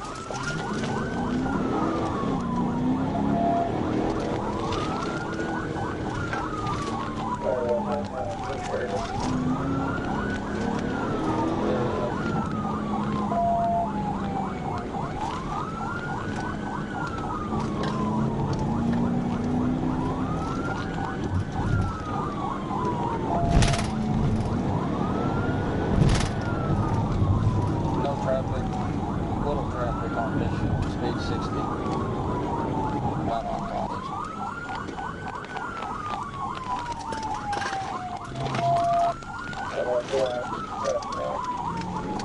We made that left there on College.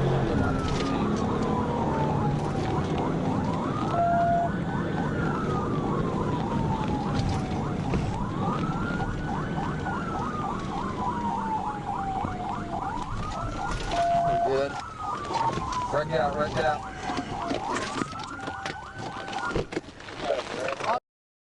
On the ground, on it, on. I'm sorry, man. Like I said, I wasn't trying to, hurt nobody or anything like that. I just, man, you know what I'm saying? I can't put more trouble, man.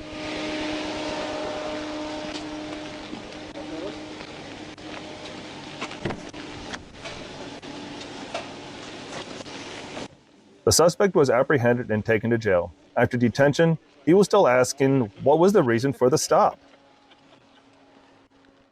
On May 9, 2024, Melina Logan arrived at Honda of South Miami on South Dixie Highway to test drive a new 2024 Honda Civic. During the test drive, Logan waited for the salesperson to exit the car and then drove away. The Miami-Dade Police Department alerted law enforcement agencies to look out for the stolen vehicle.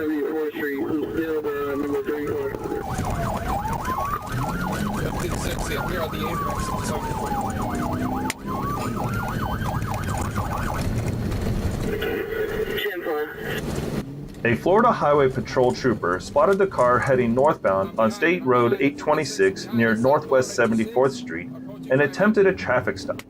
Logan refused to comply and continued driving recklessly an SR 826 at high speeds.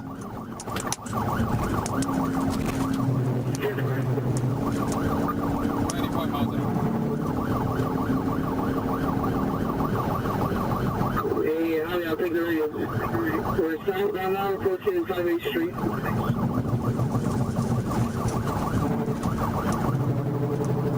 Southbound now on the road, getting to 36th Street.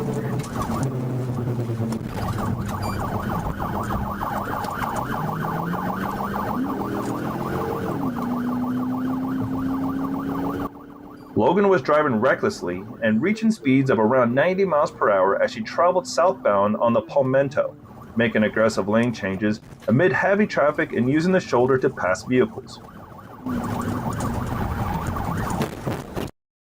How do you take the radio? Because I jumped 49 and get to you. 74, 74.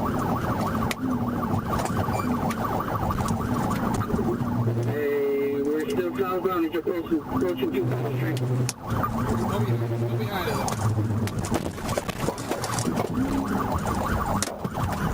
She's signal for a vehicle? She's still going southbound. Therefore, you advise she's signal for the vehicle? Multiple signal 4, she's trapped inside the car. The Honda approached standstill traffic near the Northwest 25th Street off-ramp, and Logan lost control, crashing into several civilian vehicles, the report said. The car became disabled and pinned against a concrete wall, but Logan managed to get out and avoid officers, the report said. That's when Logan got on top of the concrete ledge and jumped off the ramp and into the lake to try to flee from authorities, the report said. Officers threw ropes for her to grab, but she refused, so several officers jumped into the lake to take her out. During a struggle, she scratched one Miami-Dade officer and briefly pushed a Doral officer underwater. The officers were able to eventually get her to the ledge and take her out of the water.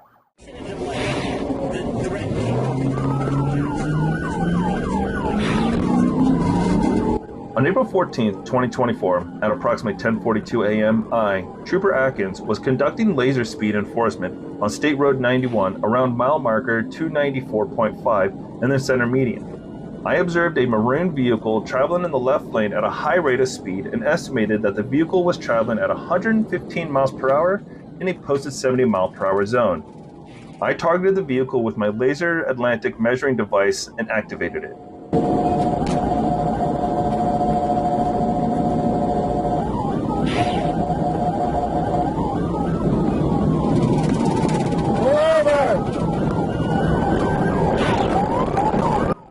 There were no obstructions between my vehicle and the maroon vehicle. The digital readout showed 117 miles per hour at 475 feet away. I activated my emergency lights and siren and overtook the vehicle as it changed lanes to the right lane. The maroon vehicle, bearing the Florida tag, did not slow or stop for approximately 1/4 mile. So I decided to drive next to the vehicle to make sure the driver was not having any type of medical issue. Coming in with traffic now, coming past the left lane now, coming left lane, coming in with traffic. I observed the driver looking forward, not looking at me, holding a cell phone and driving in the right lane at this time, traveling approximately 80 miles per hour. Shortly after, the driver sped up and continued north on State Road 91, passing cars on the left and right lanes.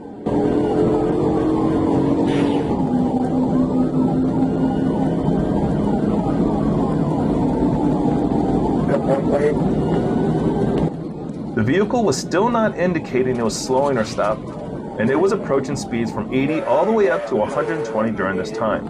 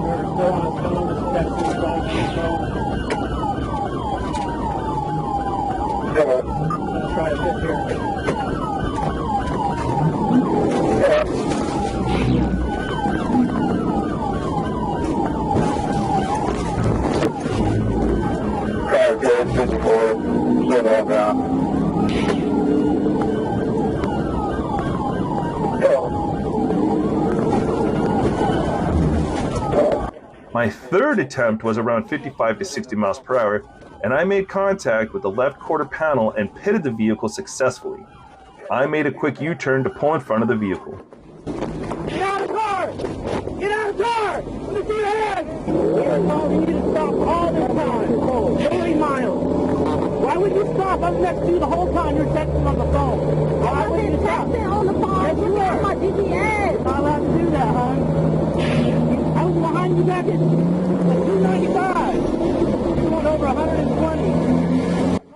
After the on-scene investigation was completed, I transported Miss Toombs to the Sumter County Correctional Facility for booking. On November 23, 2023, at approximately 10:14 p.m., Trooper Clements responded to a report of a reckless driver observed by Trooper Prieto on Interstate 75 at the 384-mile marker. Trooper Prieto initially noticed the vehicle traveling at speeds exceeding 100 miles per hour. However, due to transporting an individual, Trooper Prieto couldn't initiate a traffic stop. The vehicle, a white Chrysler passenger van, continued to accelerate and cross over designated lanes.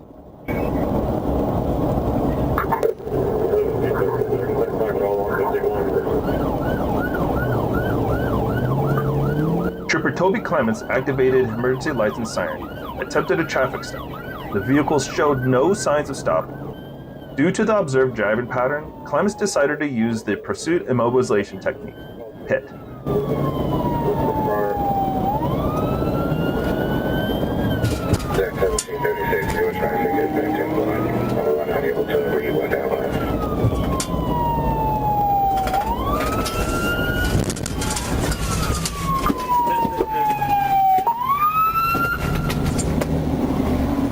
The PIT was successful, causing the vehicle to collide with the median guardrail at the 406-mile marker. All occupants were safely detained, and the driver, Mr. Suresh Kumar Reddy Mukha, was identified by his government-issued passport. Mr. Mukha, reading his Miranda rights at 10:56 p.m., chose to answer questions with legal representation. Literally, I don't know, sir. I saw 1 minute back only. That's why I get silent. So, I don't know. Actually, I have to stop you. I think you are not coming for us. That's why I didn't stop the car. He stated he was unaware of the attempt to pull over and the thought the troopers were trying to go around him. Mukha, in the U.S. for only 4 months, claimed differences in traffic laws. The court has granted a deferred prosecution agreement for a period of 6 months for the subject, with specific conditions to fulfill. These conditions include refraining from driving without a U.S. driver's license. If the subject successfully complies with these conditions throughout the deferred prosecution period, the charges will be dismissed. On June 19, 2024, at approximately 1:43 a.m., I was conducting traffic enforcement on Interstate 4 westbound near mile marker 4 when I observed a light blue Toyota Corolla bearing Florida tags traveling westbound in the middle lane at a high rate of speed. I visually estimated the vehicle's speed to be over 100 miles per hour in a 60 mile per hour zone.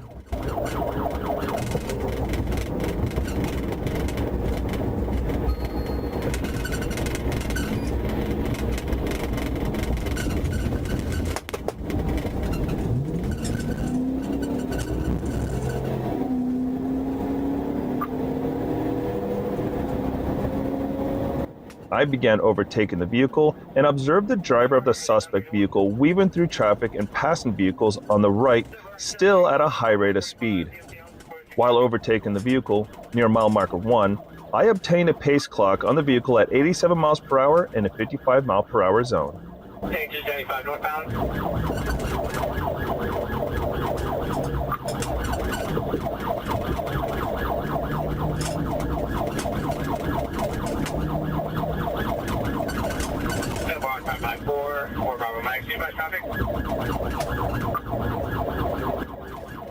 As we entered Interstate 275 northbound, Russell cut across the Gore apex of the entrance ramp, improperly entering the limited access facility, and accelerated to continue to flee and elude law enforcement.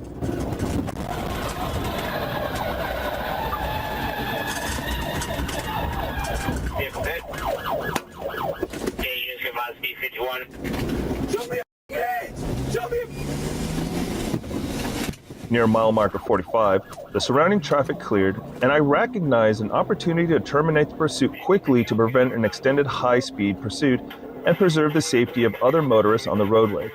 Therefore, I approached the suspect vehicle from the rear and contacted the left rear of the suspect vehicle.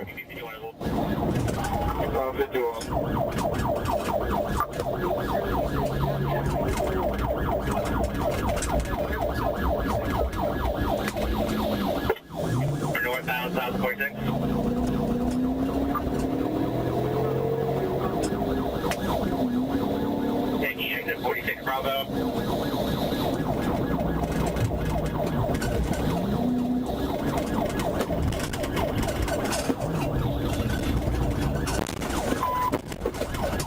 again, pit again, pit again.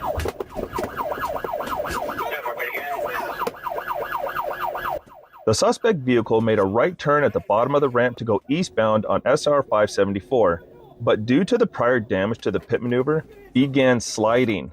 Once again, I recognized an opportunity to terminate the pursuit as quickly as possible and intentionally contacted the rear right of the suspect vehicle with the front right of my patrol car, rendering it disabled. Bossman, Yes, sir. you got 2 IDs in your wallet.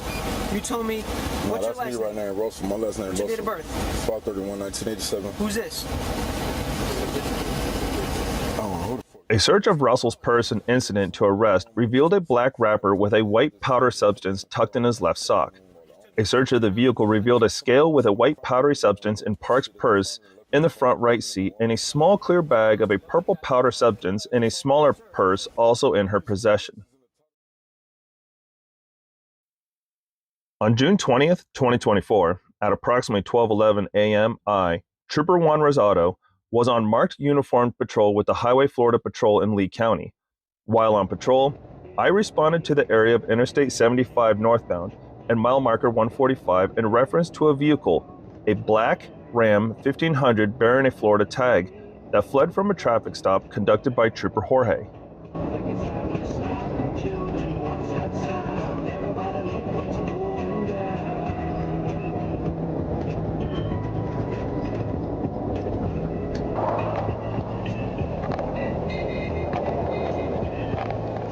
As Trooper Jorge and Trooper Gutierrez began to conduct their investigation and perform SFSEs, Mojica ran back to his vehicle, entered the driver's seat, and began to travel north at an extremely high rate of speed.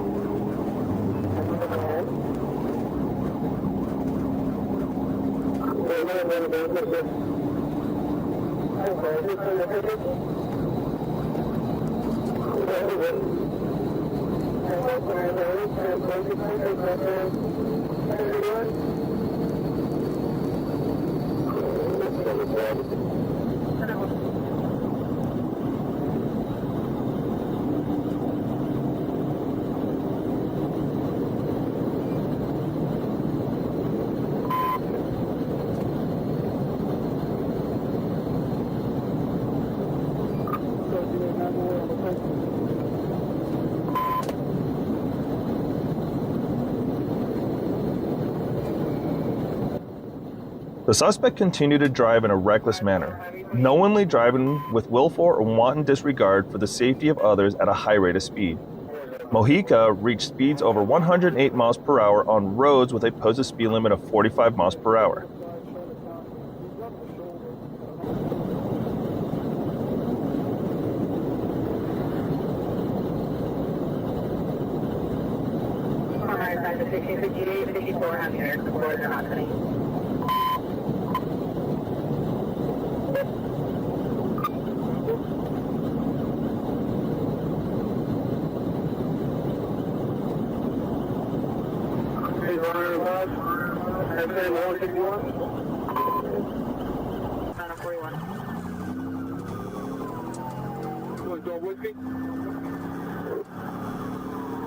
Signal 12 whiskey.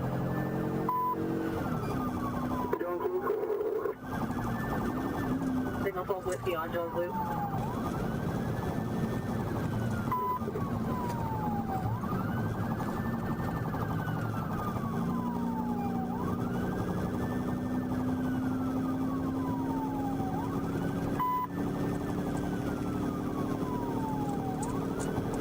Open up to fuel line to 20 volt further down.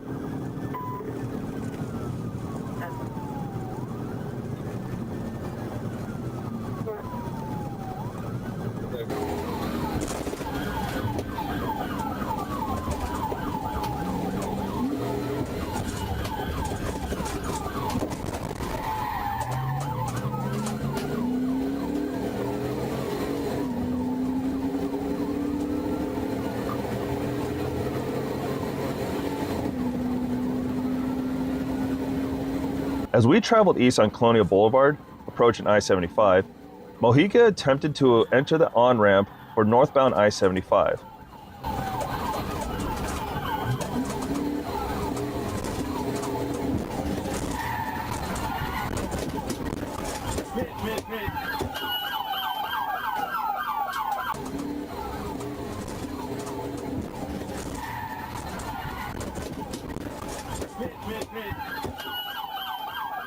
As the suspect began to make a left, I performed a successful pit maneuver, bringing the vehicle to a final stop on the northbound on-ramp.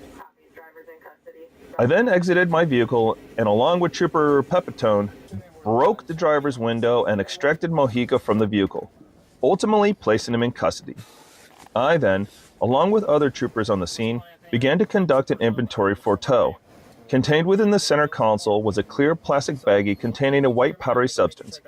Also contained within the center console was an orange medicine bottle with a label scratched off containing 2 white regular tabs, 2 small round white pills, and 3 white round pills. On January 24th, 2024, I, Trooper Darren Evans, was patrolling Interstate 40 eastbound when I noticed a silver Dodge Charger driving in the left lane with a dark-tinted license plate cover. After checking the license plate through NCIC, it expired on June 30th, 2019 on a 2013 Hyundai Elantra blue in color. At this time, I activated my emergency equipment to initiate a traffic stop on the suspect vehicle.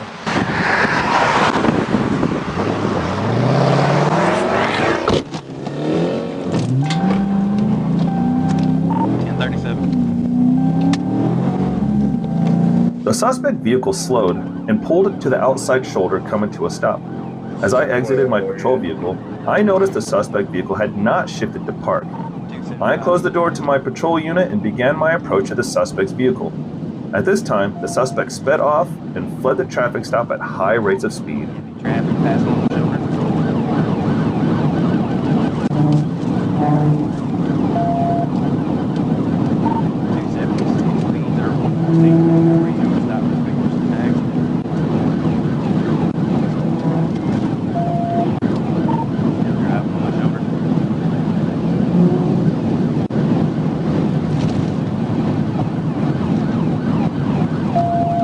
The suspect vehicle fled eastbound on Interstate 40 at speeds well over 100 miles per hour. The suspect vehicle was driving with no concern for other lives on the roadway by recklessly driving on the shoulders at high rates of speed and weaving through heavy traffic. At this time, I decided to attempt a TVI to stop the dangerous flight of the suspect vehicle. As I positioned my vehicle for the intervention, the suspect brake checked me.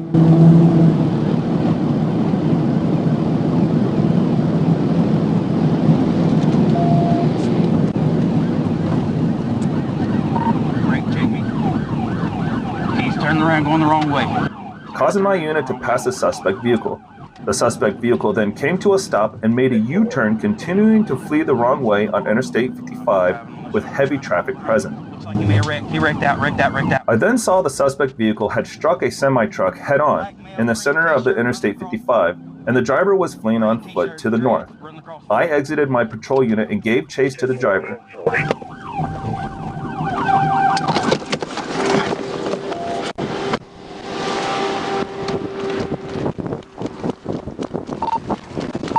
On foot.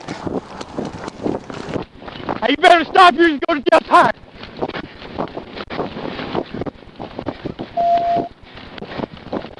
After a brief foot chase, I was able to apprehend the driver, who was later identified as Kyla Morrow. The suspect was offered medical treatment by Crittenden EMS, but she refused treatment and complained of no injuries.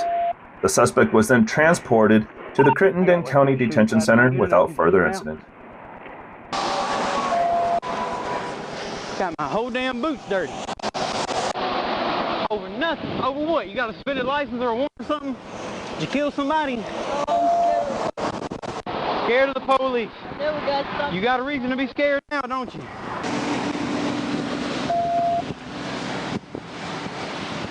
Anything in your pockets? My keys.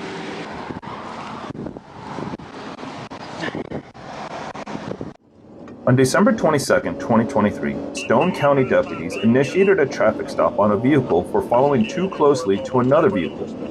Deputies advised that the vehicle pulled over and then quickly sped off. Deputies pursued the vehicle. Deputies stated that the vehicle was traveling at speeds exceeding 80 miles per hour, and they observed items being thrown from the vehicle. Sergeant Joe Bowden with the Stone County Sheriff's Office requested assistance from Arkansas State Police Trooper I. Dispatch. 10-4, I got you. 10-4, Harrison, I'm not sending the tree to you, man. See if they got anybody close. Might be able to set up this box somewhere.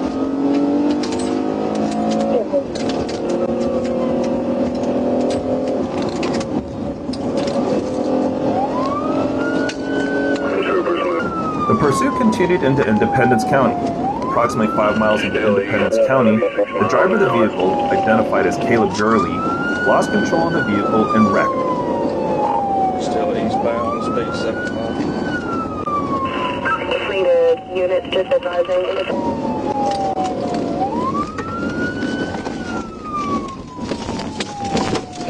Mr. Gurley was very uncooperative and would not provide his name and information to law enforcement and medical staff who were trying to render aid. The only statements that were made by Mr. Gurley were threatening in nature, and he cursed the medical staff. I observed several unopened containers of Busch Light inside of the vehicle.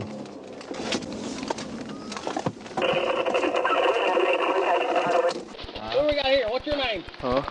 Alabama. Dude, what's your name? County tag number is going to be Alabama 448.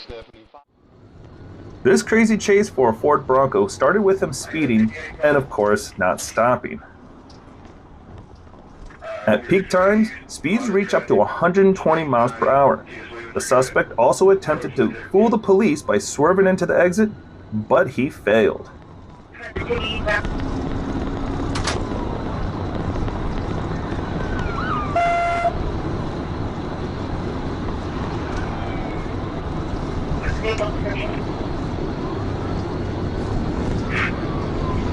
Street 110, other traffic, approaching the 2B. Taking the 2B, that's 2B.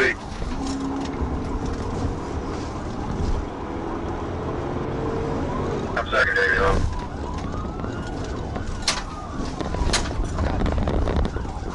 Alright, it's not the first 2 units. Everybody else, back up. Back up. And just hang tight.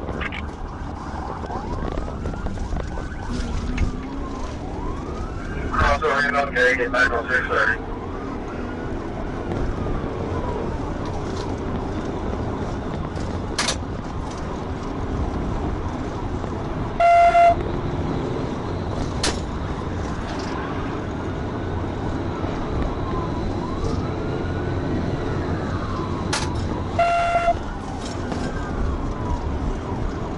Pass the 1, speed 90.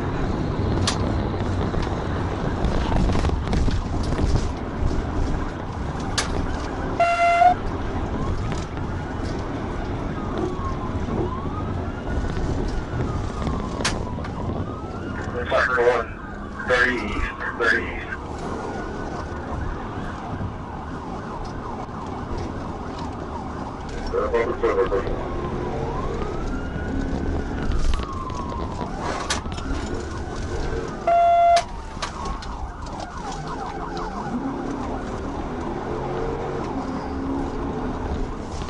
He got the wrong way. AJ, there's Chad.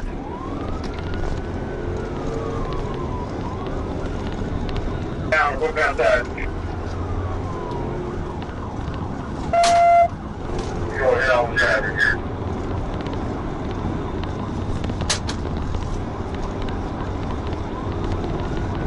I ain't gonna get in that stuff out of traffic with it. Unless you got a chance to hit it. After 10 minutes of intense chase, 2-ton Dodge Charger was already on overheated brakes. It was very lucky that the drivers reacted and split apart. After that, another police officer took the lead and was on a mission to stop the suspect at all costs.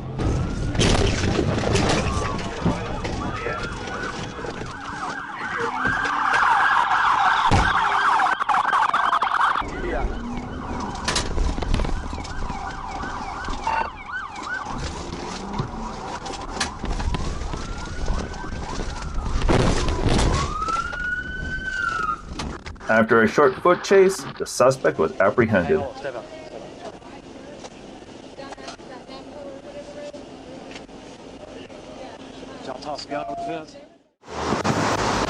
Hey, you guys in pursuit right now?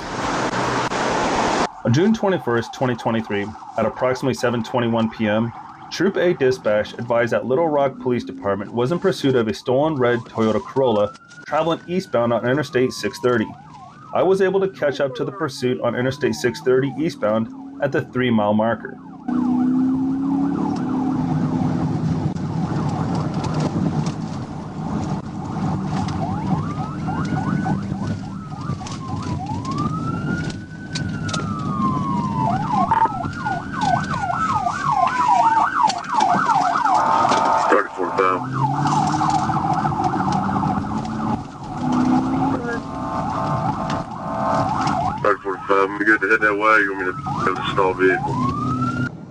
Upon catching up to the pursuit, I took over as the primary unit.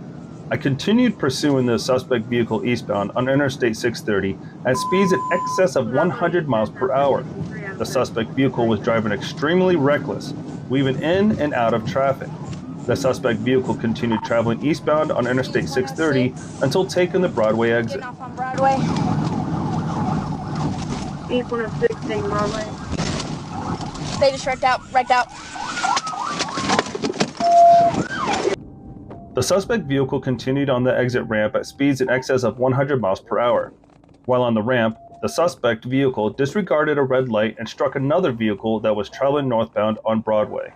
The suspect was transported to Baptist Health Hospital by MEMS for medical treatment and charged by Little Rock Police Department.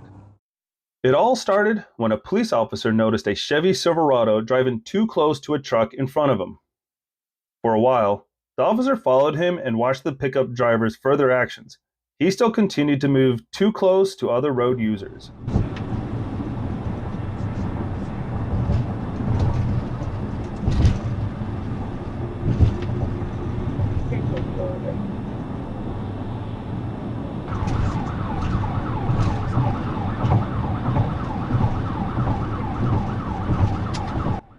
Assuming the driver was drunk, the officer took a maneuver to reduce the speed of traffic. I think you've all seen this maneuver from the side when a police car starts swerving all over the road while gently slowing down. As he approached the driver's side of the pickup truck, the police officer noticed that the driver was not responding to the sirens or specialty lights, nor to the police car itself. Therefore, the decision was made to try to stop him.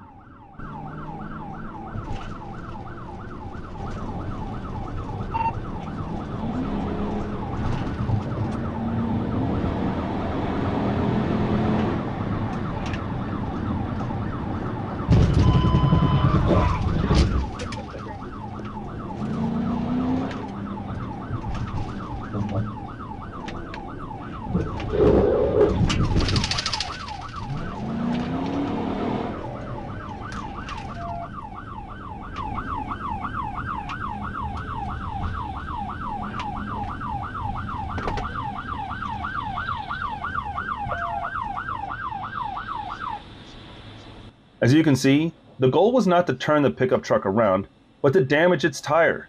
After 2 unsuccessful attempts, the driver of the pickup truck stopped himself. Open bottles of alcohol were found in the cabin.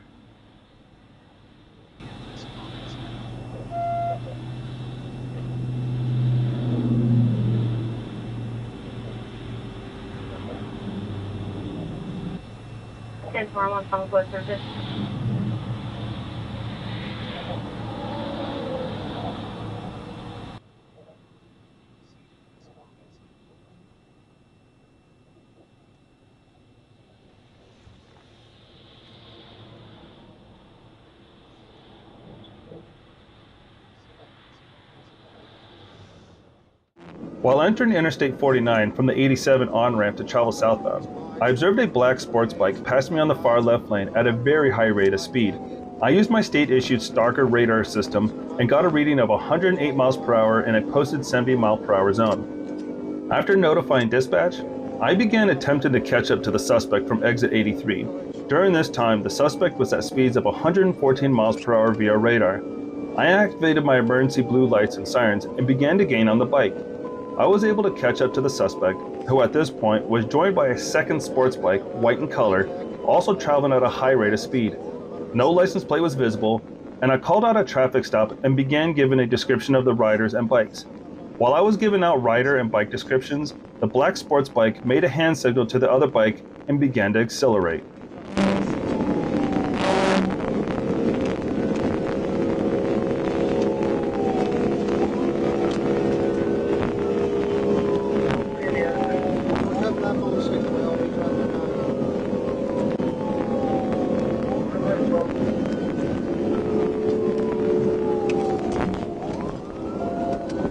As we approached exit 78, the suspect cut across from the far left to the right shoulder.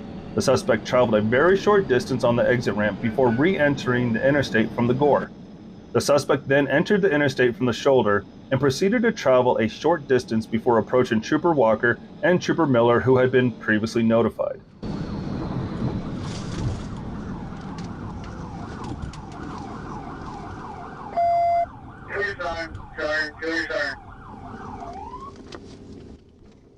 Trooper Miller advised they were able to get the suspect stopped on a bridge located on Highway 612. I arrived moments later where Trooper Walker and Trooper Miller were taking the suspect into custody. Trooper Walker and Trooper Miller assisted the suspect off the bike and into a position of disadvantage. We were able to place the suspect in custody a short moment later. The suspect was identified as Zachary Bennett. Little Rock, Arkansas. 911 callers reported a man was riding a bicycle on a busy Arkansas interstate causing traffic issues. Arkansas State Police Trooper Shoemate responded to the area and located the subject. The trooper can be seen attempting to get the subject to stop. Instead, the bicyclist took off in traffic, weaving between the vehicles. And he's fleeing from me going the wrong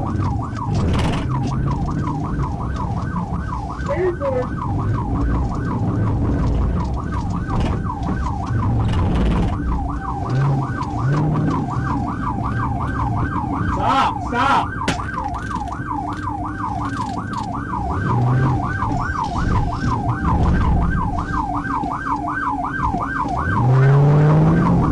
He then crosses over the median cable, carrying his bike over the wire. A passing motorist hits the subject. Fortunately, no one was seriously injured. Northbound.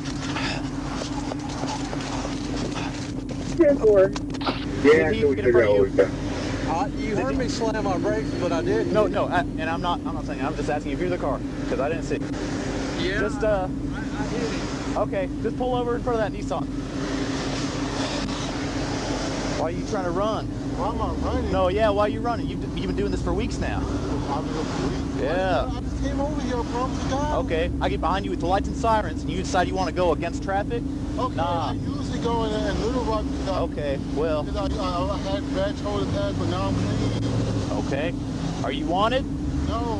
Then why are you running? I don't know about this and they run me for no warrant from that. On September 20th, 2023, I, Trooper Marcus Simpson, was patrolling on US 67 North near the 80-mile marker when I was advised by Troop B dispatch of a reckless driver call.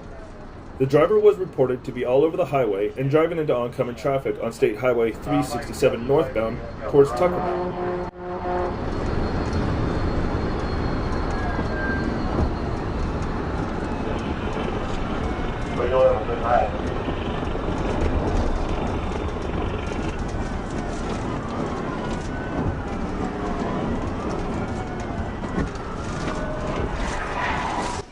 As Mr. Dixon passed State Highway 226 south of Swifton, I caught up to the pursuit and observed Mr. Nixon driving into the oncoming traffic while traveling at excess of 100 miles per hour. I then advised Troop B that I had entered the pursuit and I was assuming primary. Shortly after entering the pursuit, I engaged Mr. Nixon and conducted a tactical vehicle intervention.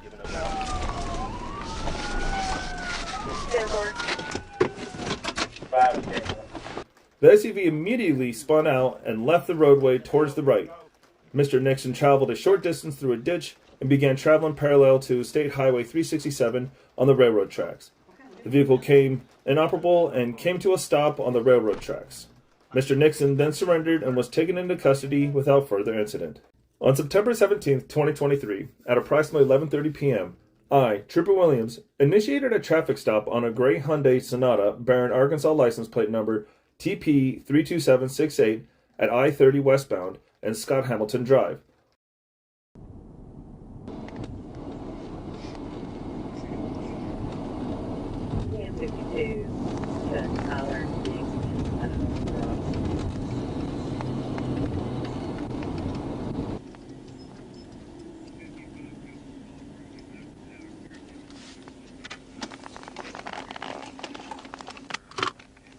Pull into the parking lot. Pull into the parking lot.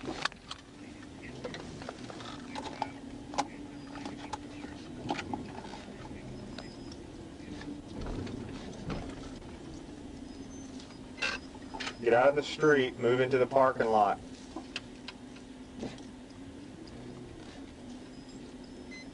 Move into the parking lot. Get out of the middle of the street. Turn into a parking lot.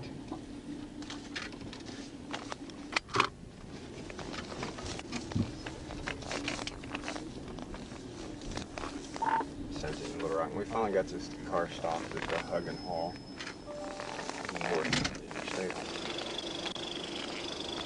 Hey, roll your back window down for me, all right? Can you hear me? Roll your back window down. All the way down, I can't see you. I'm Trooper Williams State Police. I stopped you, you're drifting in your lane, you bumped the other lane, you're also running a transporter tag. What's going on with the car? What you mean? Are you transporting? Yeah, my brother got a dealership. Huh? My brother got a dealership. Okay, well where are you taking the car to right now? And do you have proof that you're taking it there? Yeah, I mean, I have to call him. Okay, well see here's the deal. You can't just put a transporter tag on a car and drive it around. You have your license with you and then any kind of paperwork on the car?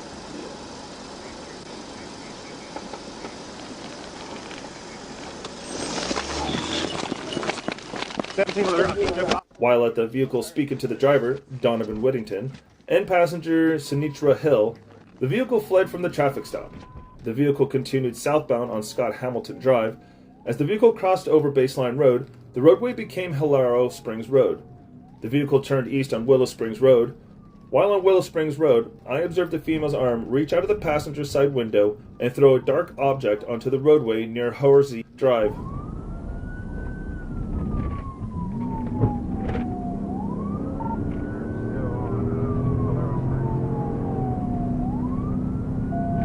Moments later, she threw a large white bag from the passenger window into the ditch near the 2500 block of Willow Springs Road.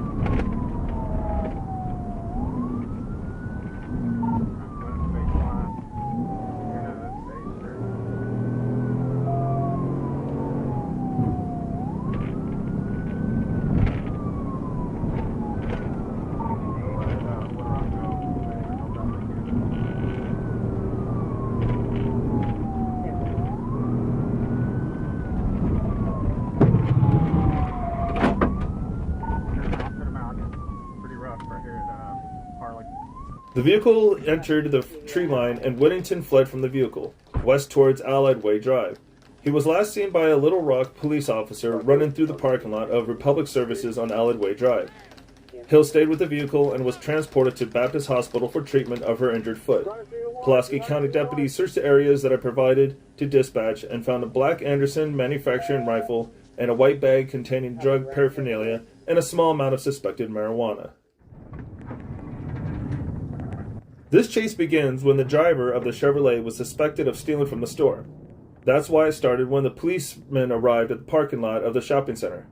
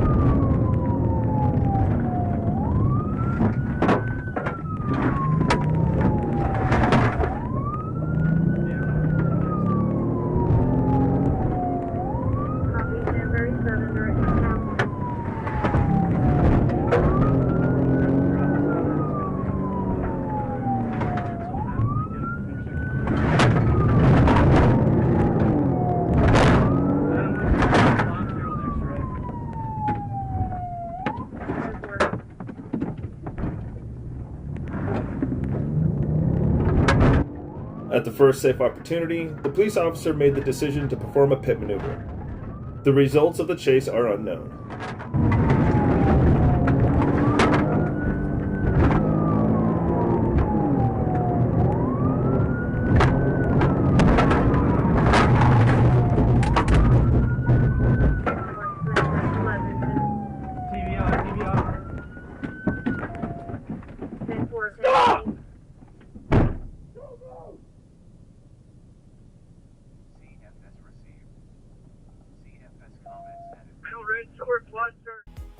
This chase begins with a black Ford Fusion traveling at a high rate of speed.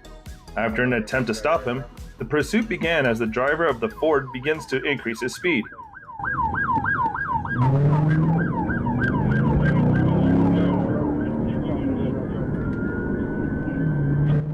The lucky thing was that the chase took place at almost 12 p.m. and the roads were empty, so the policeman almost immediately decided to perform a pit maneuver.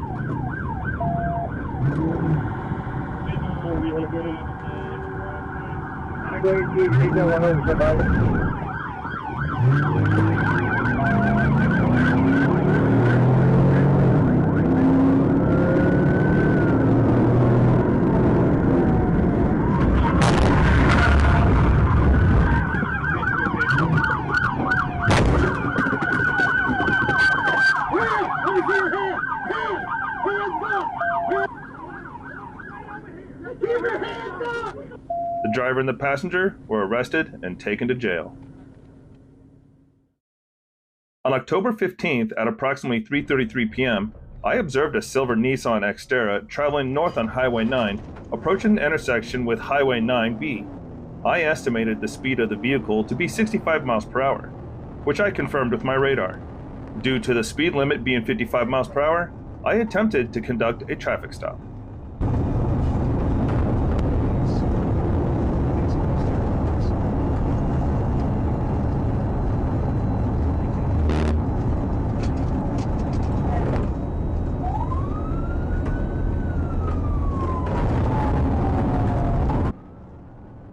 I knew there was a busy intersection up the road. I did not know what Mrs. Landers' intentions were if we came to an intersection, because Mrs. Landers had passed 19 spots to pull over off the highway safely and to ensure the safety of other motorists on the roadway. I conducted a tactical vehicle intervention.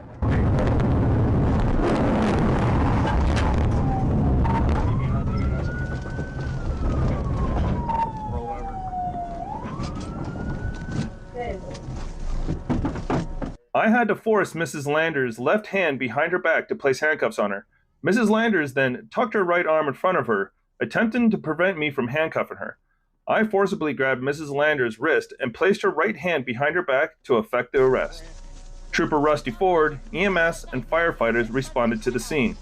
Mrs. Landers wanted to go with EMS, but due to her erratic behavior, Trooper Ford transported Mrs. Landers to St. Vincent Hospital. Trooper Ford informed me that Mrs. Landers was yelling and cursing at the hospital staff and refused treatment. This is one of this year's most spectacular chases, and it begins with the driver of a Toyota refusing to stop when requested by police officers.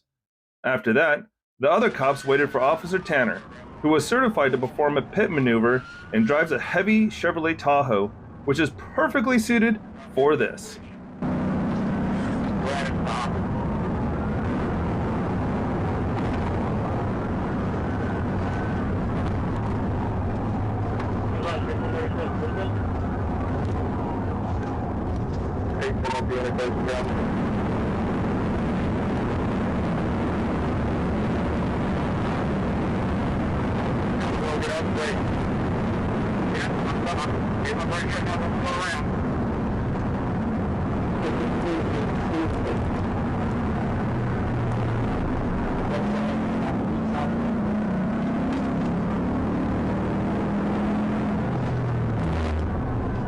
I'm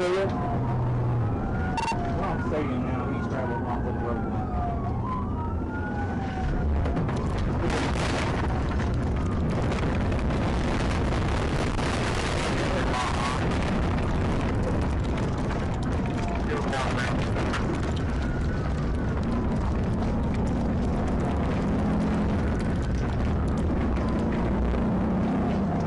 I don't know what the hell.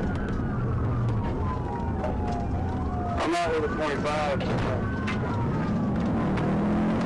Yeah, I'm headed to it.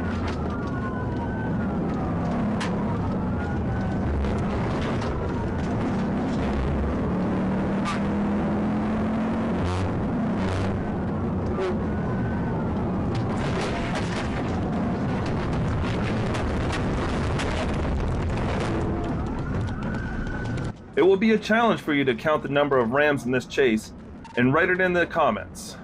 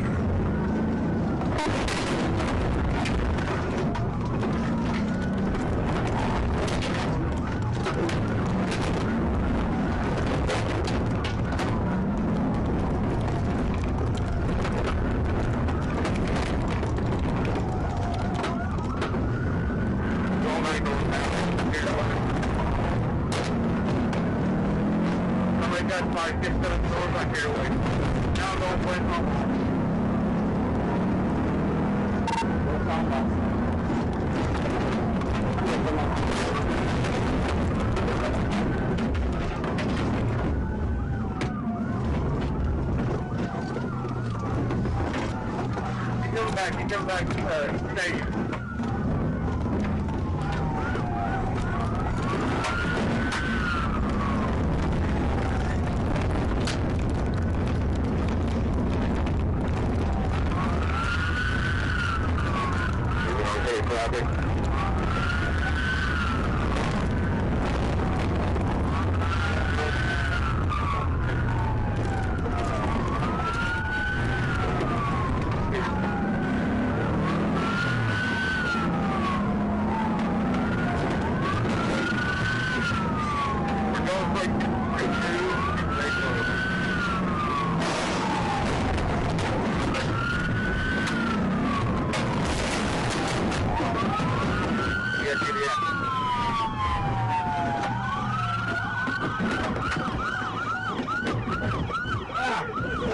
The driver decided not to stop and make this mess, simply because he was drunk.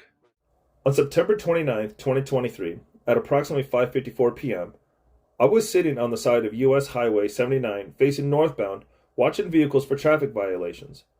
I saw a passenger car approaching and noticed the driver was not wearing a seatbelt. I turned around on the suspect vehicle to conduct a traffic stop.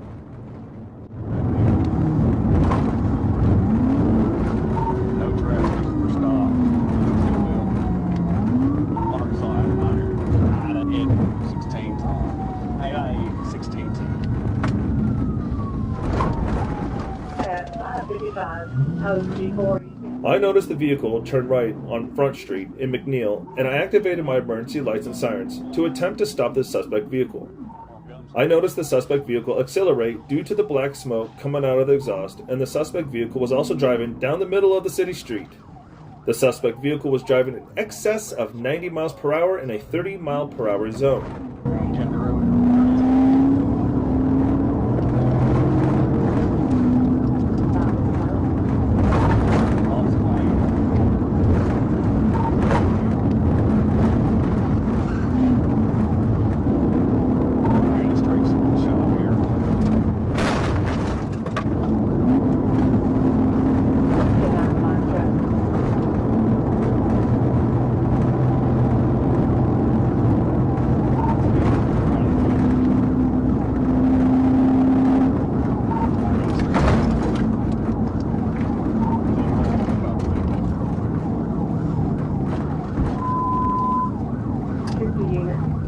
That is correct.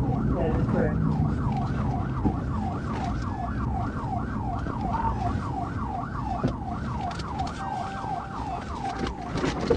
Get out of the car! Get out of the car! Get out of the car! No!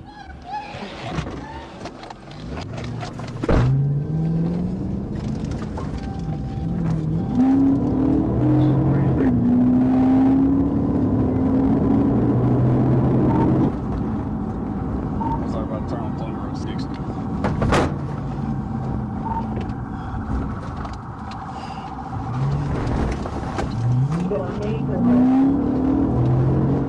Boys back.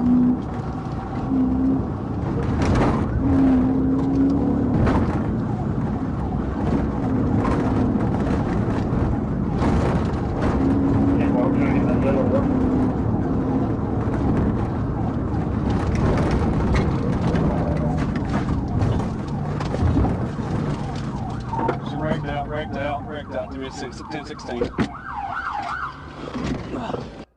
The suspect was driving in excess 100 miles per hour before coming to a stop on Columbia Road, 45 near a private drive. I had to drive 106 miles per hour to even keep up with the suspect vehicle. Please, I'm not trying to do this. I'm not trying to resist or anything. I just wanted to say goodbye to my daughter. That's all. She's only 5 months. That's all I know.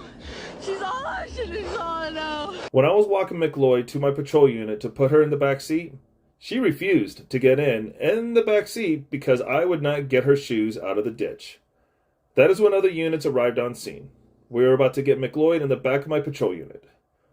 On October 9th, 2023, around 3 a.m., I heard Little Rock police attempting to stop a silver Chevrolet Malibu on Lancaster. The officer stated the vehicle was not stopping, but wasn't increasing speeds either.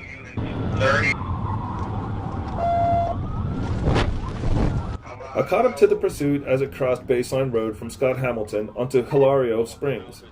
I did not immediately become primary. The white Jeep was being pursued by one LRPD unit, followed by the silver Malibu that was being pursued by another LRPD unit. While following these vehicles, I observed the Malibu drive around the LRPD unit that was pursuing the white Jeep. The white Jeep had braked abruptly, allowing the Malibu to have an advantage in escaping.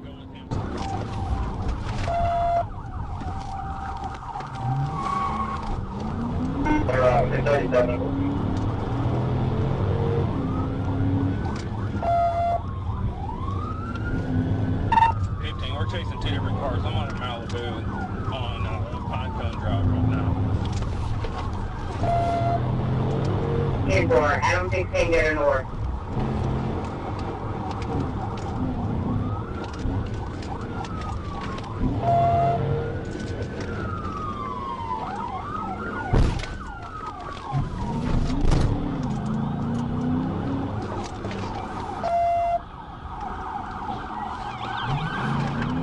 When I went around LRPD, I attempted a TVI on the white Jeep, but the driver made an immediate right turn onto a side street, driving away from my vehicle. I informed Trooper Crossland, who was behind me, to pursue the Jeep and I would stay with the Malibu. As we exited the neighborhood from Bruno Road at Hilario Springs, he attempted to make a right turn into Hilario Springs, at which time I used the front of my car to push the Malibu across the road.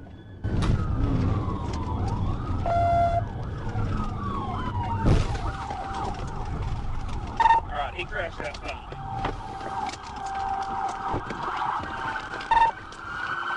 Show me your hand! Show me your hand! Let me see your hand! Clear that! The Malibu left the roadway and became disabled in a ditch after colliding. LRPD assumed custody of suspect and charged him with possession of marijuana with intent, possession of drug paraphernalia, defective license plate light, fleeing on foot, fleeing in a vehicle.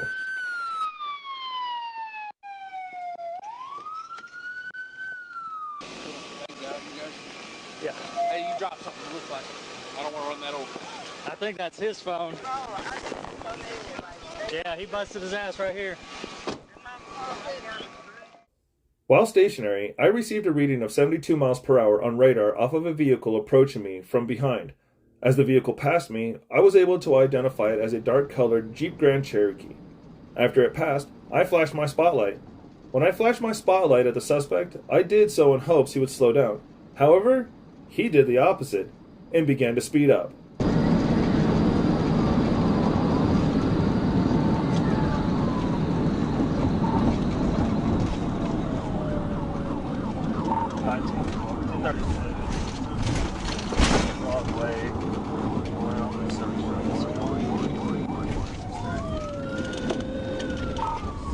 They're finally stopping.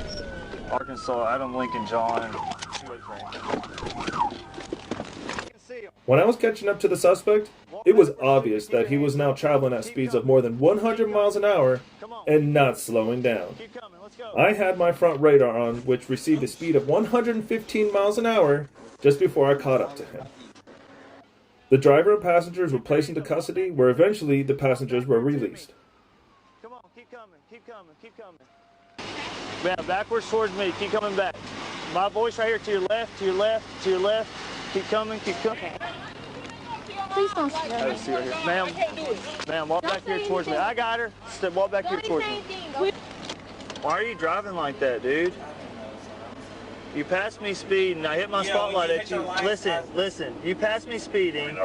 You're in the low 70s. I hit you with my spotlight. You speed up to 77. I pull out behind you and you're running well over 100 miles an hour.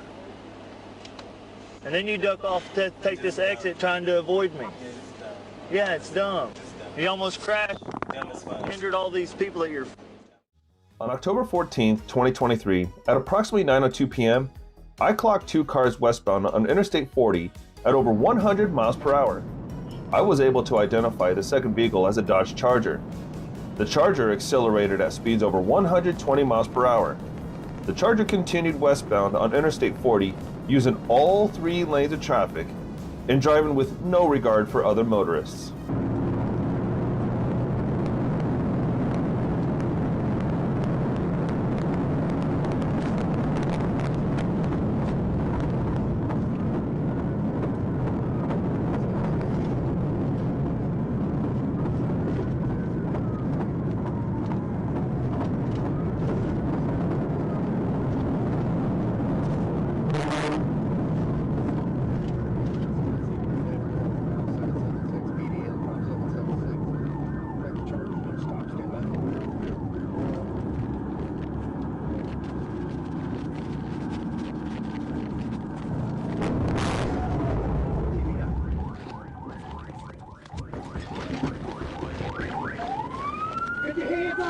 Get your hands up! No, you're running! That's not how it works! Hands up! You got money locked up here.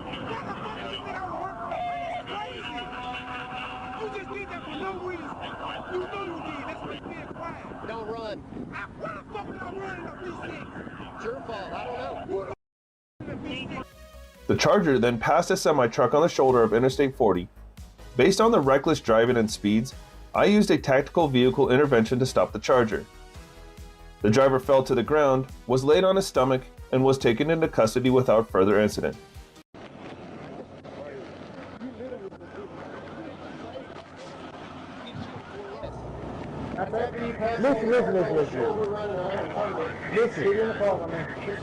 Oh, no, I got you.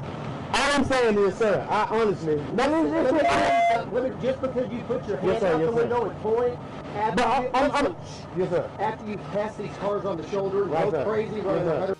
During my time with the driver, Sergeant Steve Roberts was able to take the passenger into custody. The driver, identified as DeAndre Brown, was checked at Crittenden County EMS and released at the scene.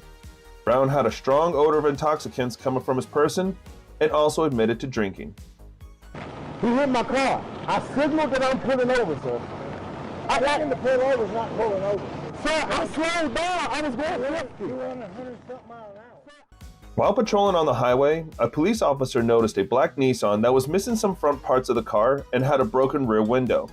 After the cop pulled him over and got out of the car, he decided to run away. Funny excuses are present, as usual.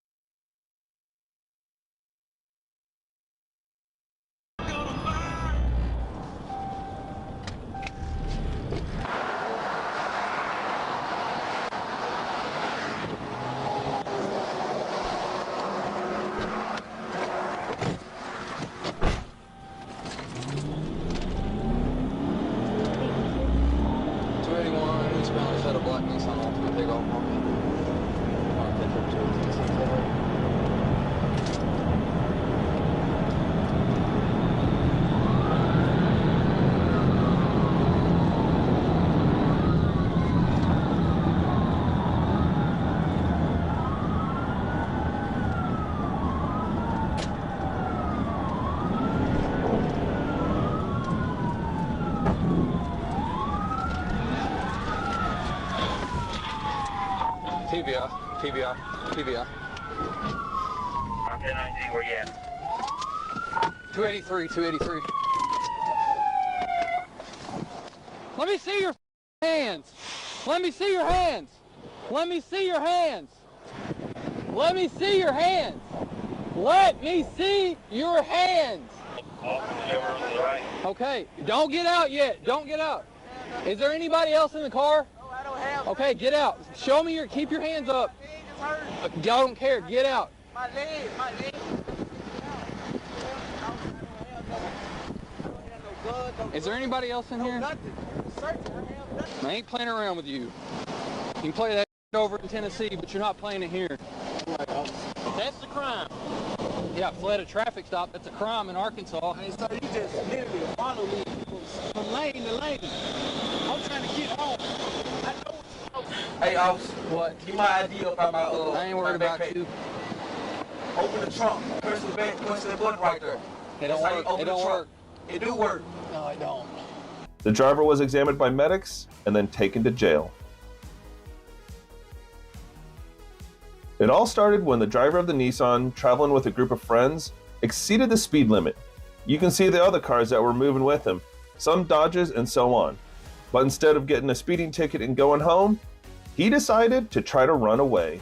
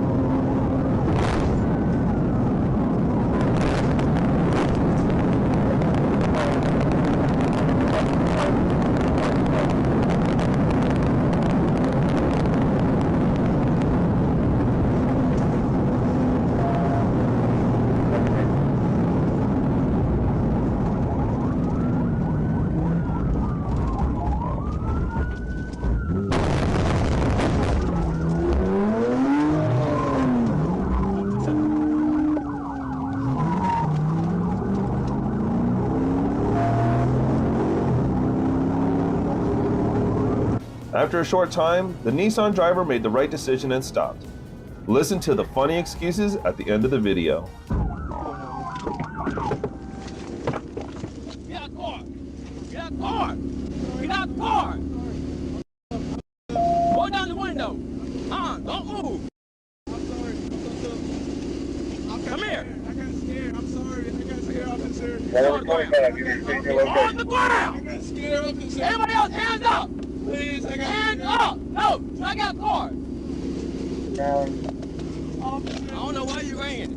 Because I got scared. Please. Who car is that? That was my car. And you get messed up for no reason. Please, sir. Stand up.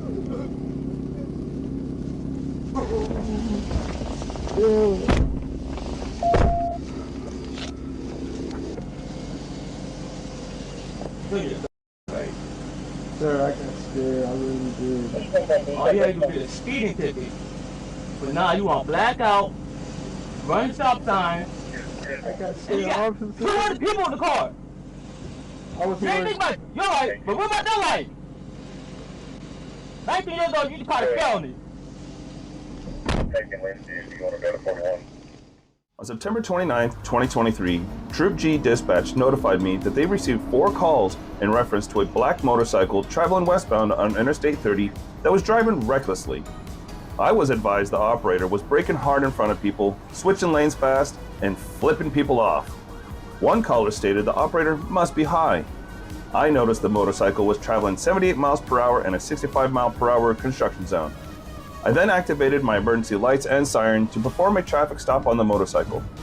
The motorcycle continued westbound and then abruptly made a dangerous turn onto exit 1.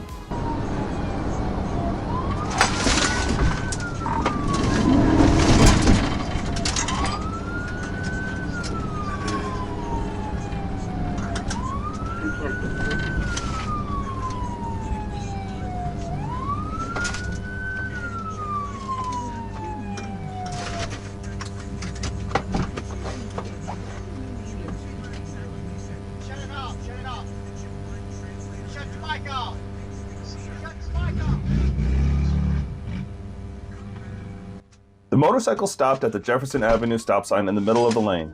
I ordered the operator to turn off the bike. The operator nodded his head and put the bike into first gear. I then pulled out my taser, but the motorcycle then continued straight onto the service road.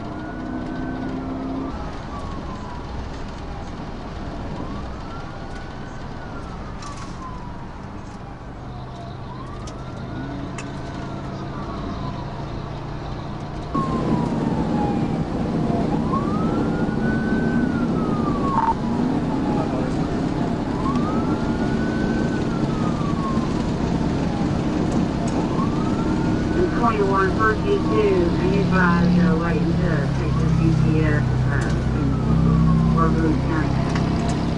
Legally on that. Major Mike Moyer then joined the pursuit as a secondary unit. The motorcycle continued west on Interstate 30, making dangerous lane changes while overtaking vehicles on the road. Major Moyer and I attempted a box-in technique, but was unsuccessful. Go ahead and try to get it stopped if you can.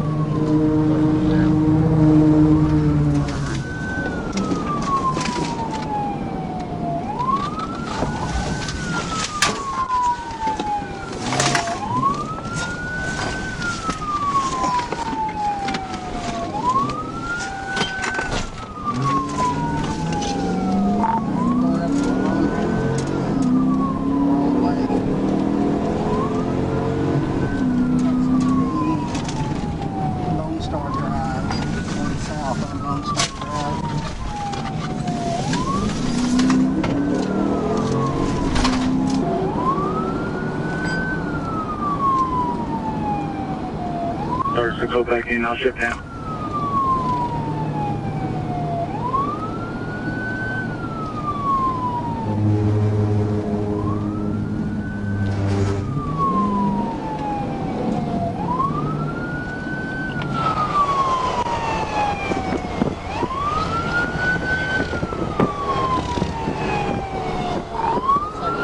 They're trying to help me out and get him stopped.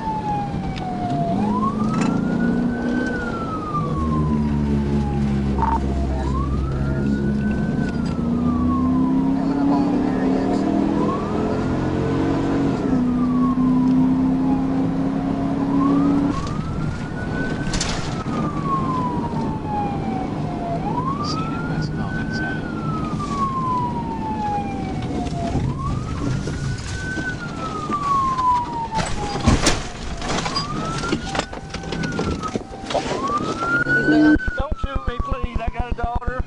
All right. Hands behind your back. Hands behind your back. Hand behind your back. What's your problem? Man, I was just going for a joyride. That's all. I don't have no drugs. Why didn't you pull over? Y'all scared me. Scared you? Yes, sir. We got multiple complaints on you. Doing what? Driving reckless on the interstate. I see you, you're speeding. I didn't notice that you was the Arkansas State Police. I was coming to the 213, honest, and I couldn't find the exit. What about the first time you missed it? Huh? What about the other 10 exit you missed? can't exit. Yeah, you were on the exit. You should have just pulled over to the shoulder. I then used my bumper to contact the motorcycle's rear right saddlebag at 12:19 p.m. This contact caused the rear tire to lose and then regain traction quickly. The operator was handcuffed, and I located a Smith & Wesson pistol in his front waistband. The operator was identified as David Rourke. Rourke stated that he was scared and that he took some drugs in Arkadelphia that were given to him. Rourke was transported to Christus St. Michael's via LifeNet ambulance. This chase begins when a police officer patrolling the area noticed a Grand Cherokee that was speeding. After attempting to stop him, the driver of the Jeep began to increase his speed and behave dangerously. As it turns out later, he was driving to his house the whole time. He was under the influence of drugs.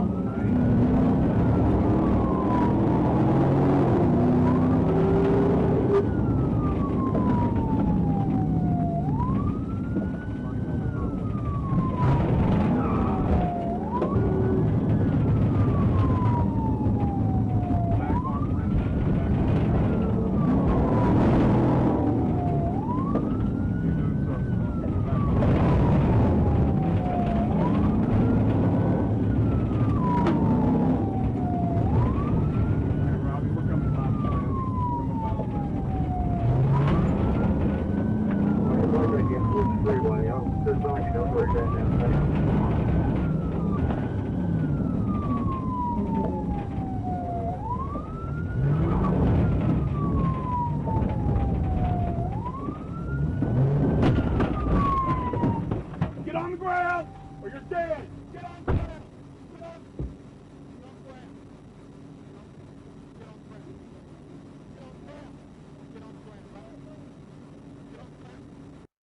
At the end, he still decided to pick a fight with a policeman, but was quickly neutralized and taken to jail.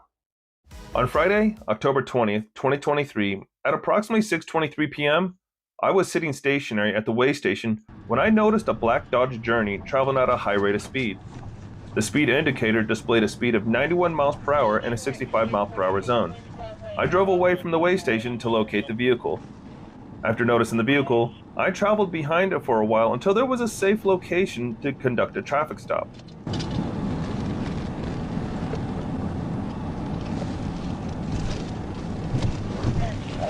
T25, we'll see 1025.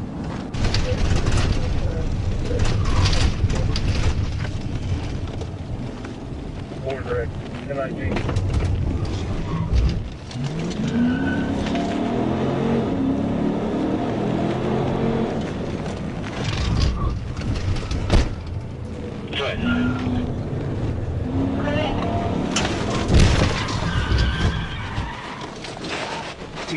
TBI. The male ran north across the service road before being tased in a grassy area between the interstate and service road. After the taser deployment, I attempted to render aid. I advised dispatch to send an ambulance to my location. Crittenden EMS arrived on the scene and treated the male. The suspect was transported to Crittenden Baptist Hospital in West Memphis, Arkansas for further evaluation. This chase begins when a police officer spotted a Toyota 4Runner with expired temporary license plates. After attempting to stop him, the driver of the Toyota began to increase his speed. As it turned out later, the main reason for this mess was a small amount of weed and the fact that the driver was scared.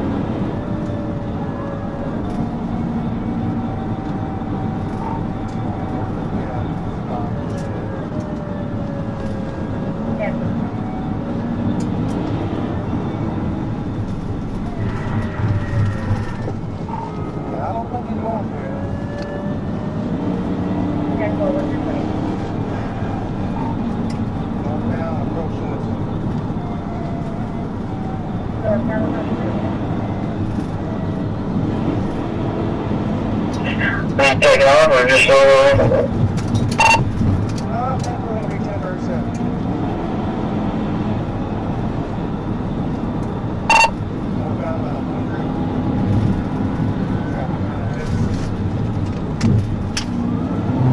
No, not 100, heavy traffic.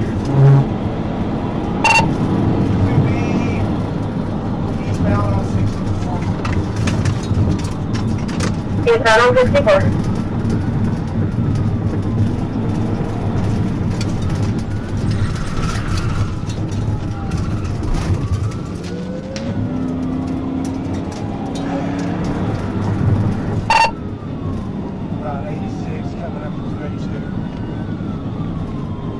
Two 82, 86. What's your reason for stop?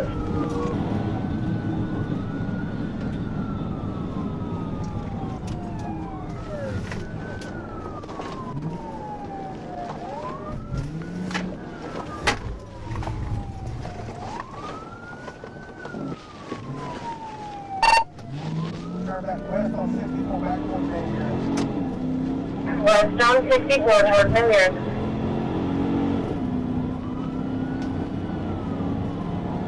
We're coming over the river bridge now. Every other unit close? 70.59, nothing bodies laying up. 10. 1847, I'm getting on here, 40 flares.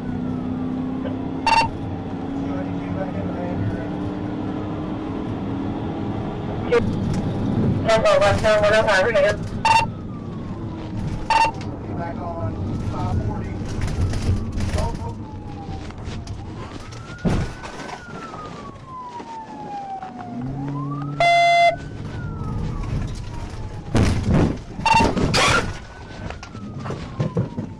We're stuck here at the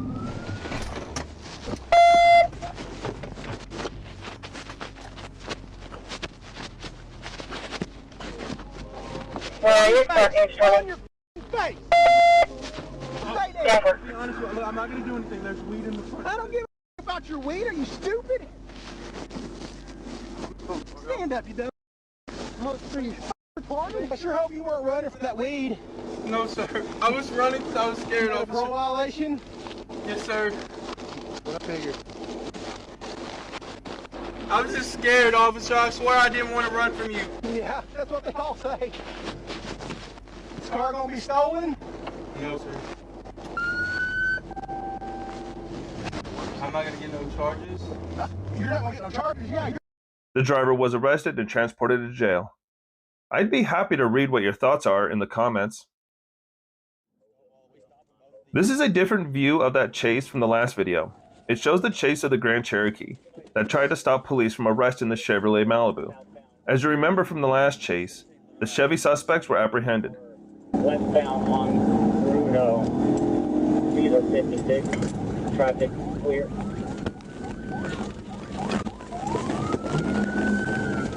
Are we chasing one vehicle or two? Two vehicles.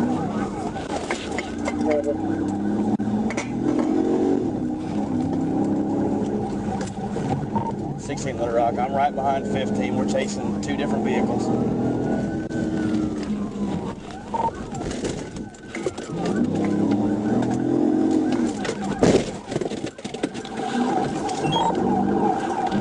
He just brake checked me. We're at Arapahoe and Pinecone.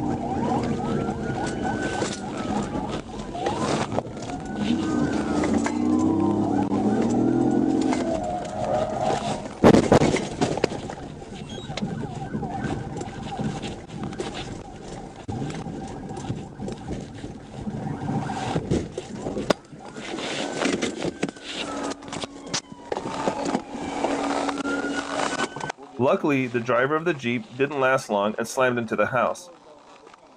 No one in the house was injured. As you can see, there were children there. Oh my God, thank you, Lord, my daughter. She was in her sleep. I'm glad I told you to sleep with me, baby. Oh my God. Do we saw folks coming out of it? Yeah, there are 15 of them. Okay. Are they B&E suspects? On October 25th, 2023, at approximately 4:38 p.m., I was contacted by Lieutenant Kennedy with the West Memphis Police Department. He informed me officers were attempting to locate a black Ford Mustang after the occupants shot at a residence and left the scene. Shortly after, he advised that units located the Mustang on South Loop, and upon attempting to make a traffic stop, the vehicle fled and threw a firearm out of the window.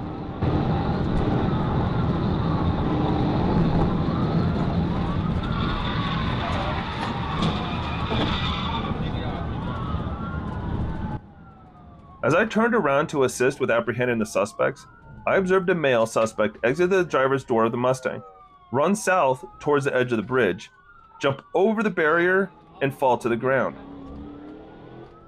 The male suspect who exited the driver's side and jumped over the barrier was identified as Michael Ray Lewis. The other male suspect was identified as David Lee Edwards. West Memphis Fire Department recovered and transported Lewis to Regional 1 Medical Center with serious to critical injuries. West Memphis Police Department took custody of Edwards for questioning and charges in the criminal investigation. On April 8, 2023, at approximately 11:18 p.m., I was investigating a DWI crash on Interstate 530 North. As I was interviewing the crash driver involved in the crash, a red 2005 Dodge 1500 pickup was traveling northbound on Interstate 530 and stopped in the inside and outside traffic lanes, blocking traffic for no reason. After almost causing a collision, the Dodge moved to the east shoulder just ahead of our location. Soon, the driver of the Dodge, Mr. David R. Stanley, was walking among the crash scene, inspecting the crashed vehicle. Mr. Ballard had talked to Mr. Stanley and told me he thought that Mr. Stanley was the brother of the individual I was already investigating for DWI. Mr. Ballard also stated that he believed that Mr. Stanley was also intoxicated. I observed Mr. Stanley has sagging knees and walks unstably. 1063 for Anna 41, 530 northbound for definition. Careful.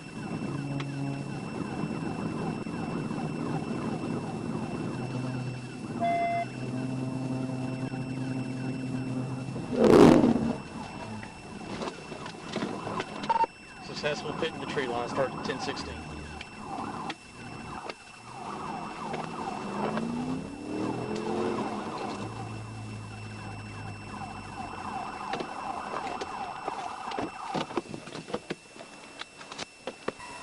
Sir, stand up, walk over here to us. He's fine. He's fine. If you would have stopped, you would have seen. Get over here and walk to us now. Don't make it. He's fine. He's perfectly fine. Now come over here with us and let's take care of you, okay? Due to the fact that Mr. Stanley was fleeing at a high rate of speed while reasonably believing that he was intoxicated, I performed a tactical vehicle intervention by placing my front left quarter panel on the Dodge's rear right quarter panel and turned, causing the fleeing Dodge to rotate clockwise. Due to Mr. Stanley having a cut on his head, he was transported to MEMS to UMAS.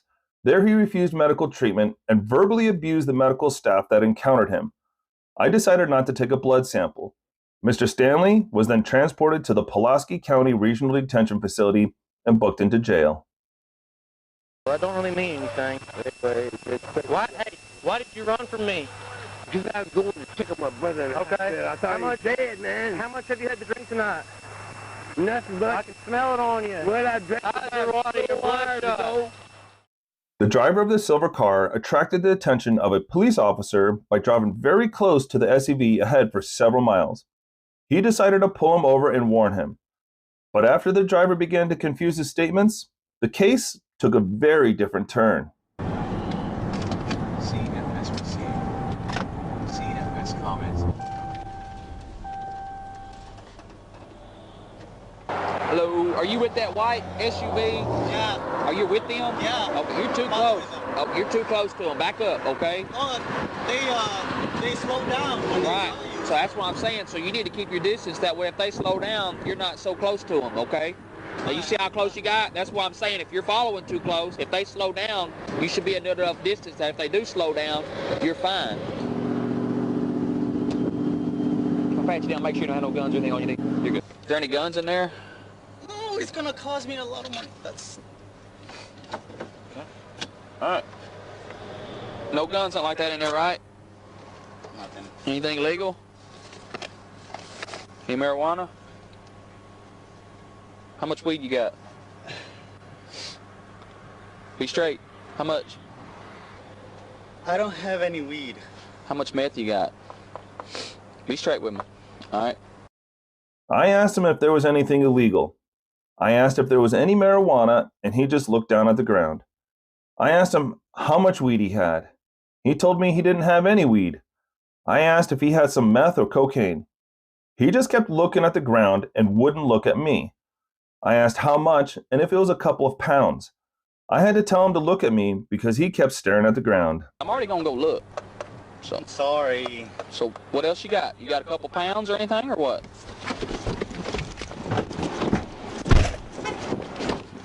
You better stop. You better stop. Stop.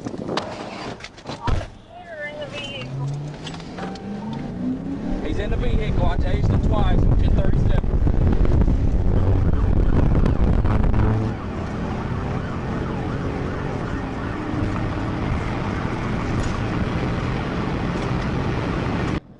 I advised Troop G dispatch at 10:29 a.m.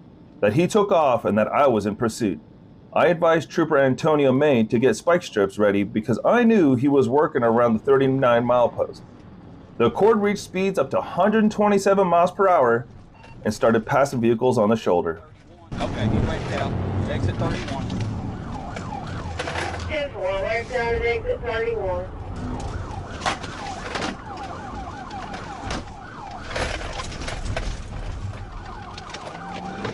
All right, he's on foot. Hispanic male, red hoodie. You better stop, boy. You better stop. I pursued him on foot through the heavily wooded area. I found his red hoodie laying on the ground. I was able to see him a good distance away with what appeared to be a black shirt on. The last place I saw him was running into a wooded thicket. After approximately 2 hours of searching through the woods, we were unable to locate him.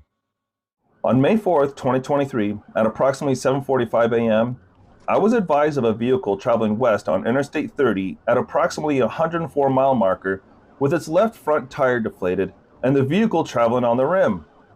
I requested the Rockport Police Department to assist due to my distance from the call. Rockport Officer Clayton Thornton located the vehicle and attempted to stop the vehicle, but it was continuing to travel westbound without stopping.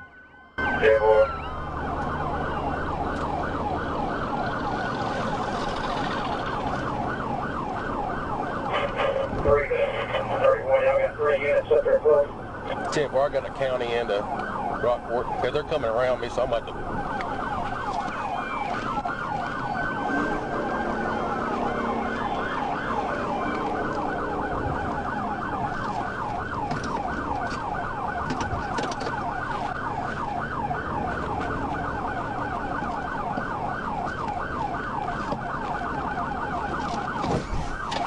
I missed him.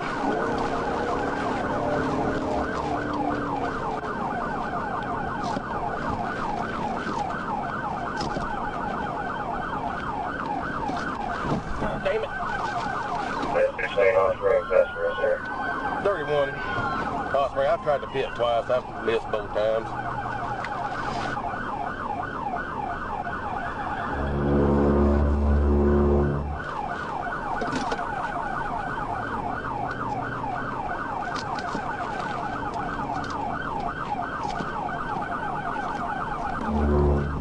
Gosh dang it. Slow down.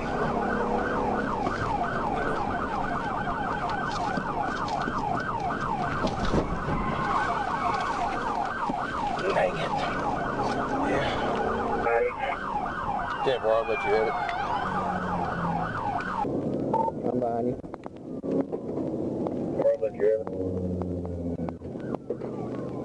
31 miles an hour, coming up here about the 89.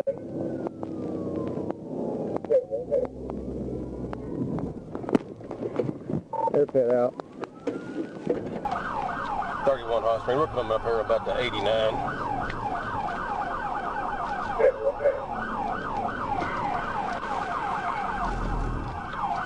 31 hot spring, we got a pitted. You see your fucking hand. Trooper Harbaugh was able to perform a successful TVI on the suspect vehicle at approximately the 90-mile marker of Interstate 30 westbound. The driver of the fleeing vehicle, who was later identified as Dylan Terry by his Arkansas driver license, was taken into custody. After Terry was taken into custody, I smelled an odor of intoxicants emitted from Terry's person. On November 11, 2023, while on patrol in the area of US 62 and 412 at the west end of Flippin Bypass, I noticed a black passenger car traveling at a high rate of speed. Radar confirmed a speed of 97 miles an hour in a 55-mile-an-hour zone. I turned around and attempted to catch up to the vehicle. West of the bypass in a 2-lane, no passing zone, I observed the suspect vehicle passing another vehicle in a curve.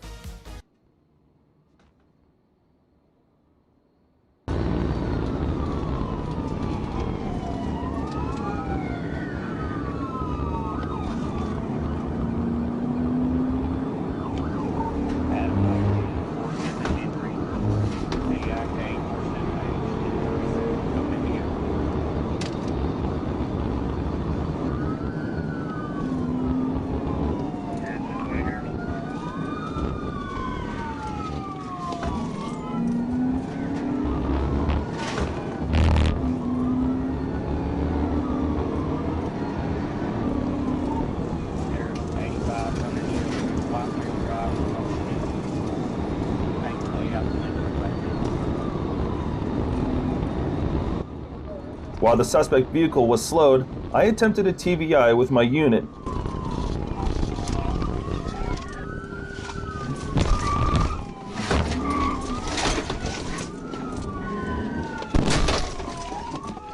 But was unable to stop the vehicle. It then accelerated and then braked suddenly. I was unable to stop before striking the rear of his vehicle with the front of mine.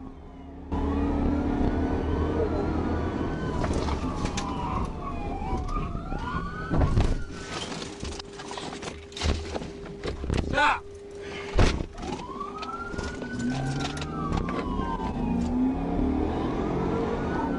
There's any stop.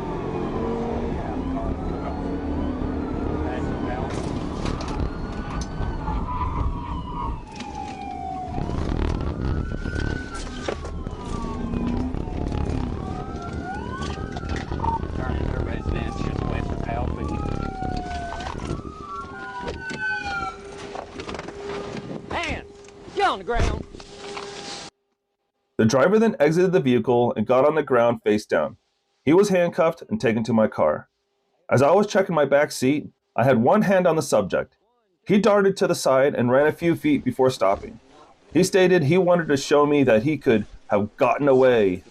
I placed him in my car, and as I seatbelted him in, he kissed me on the left side of my face. In the front of the car in the passenger area was a bottle of exclusive vodka that was nearly empty. Also present was an open bottle of Canadian whiskey and 2 Dailies frozen daiquiri pouches.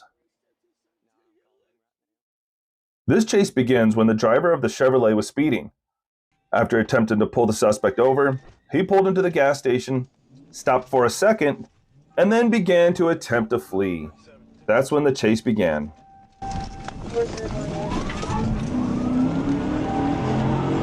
Trace coming up to Broken Hill to shipping out the blocks. Adam Charles Williams, 21 David.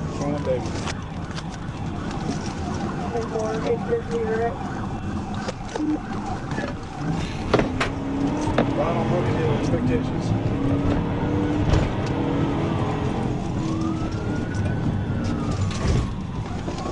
He just tried to brake check me.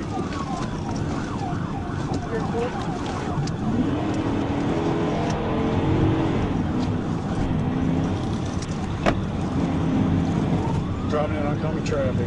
Speed 75 on Broken Hill. Have some pressure with me.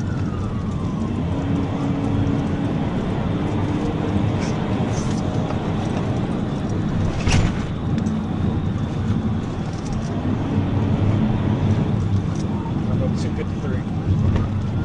White middle, ball cap, face tattoos.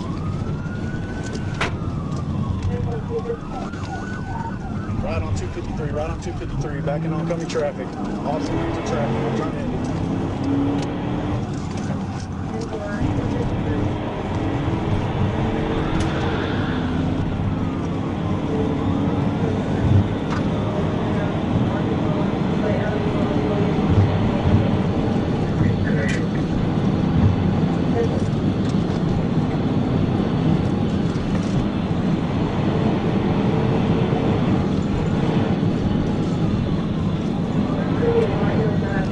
The presence of other cars and speed prevented the pit maneuver, so the officer decided to continue the chase to a safe place where the suspect could be stopped.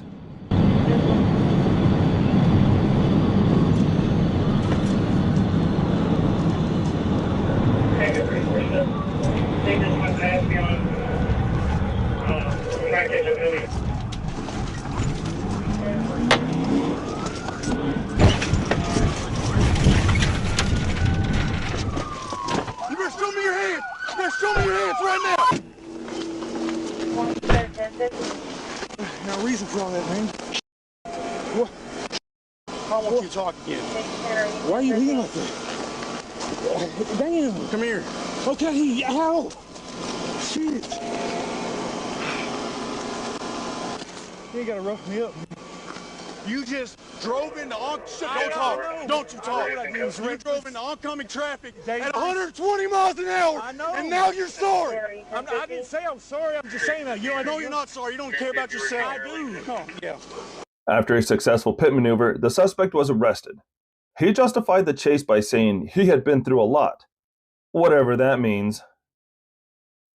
A suspect in a Toyota was pulled over by a police officer for not having his license plate light on.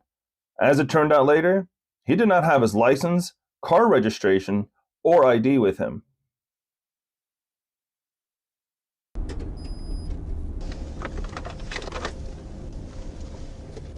(10:52), April of 24.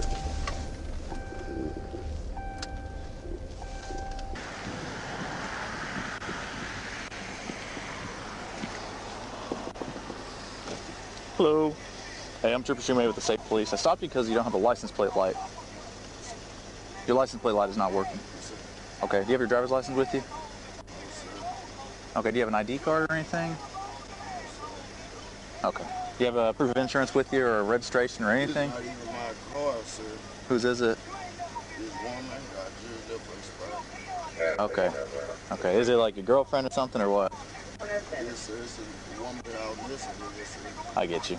At this point, the police officer decided the suspect should be searched. During the search, drugs were found. Alright, put your hands behind your back. No. Oh, sir!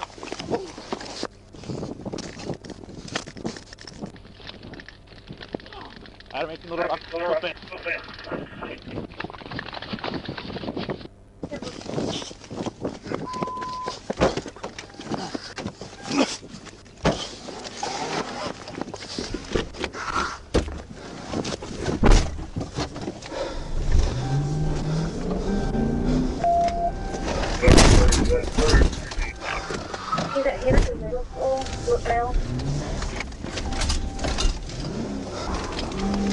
1037.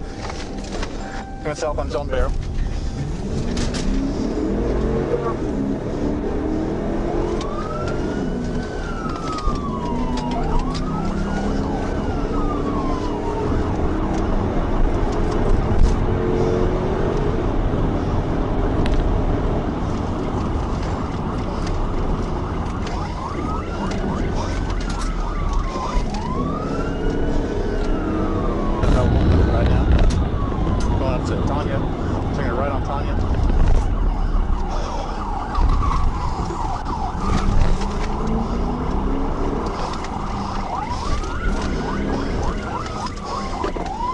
You wrecked that, I'm telling you.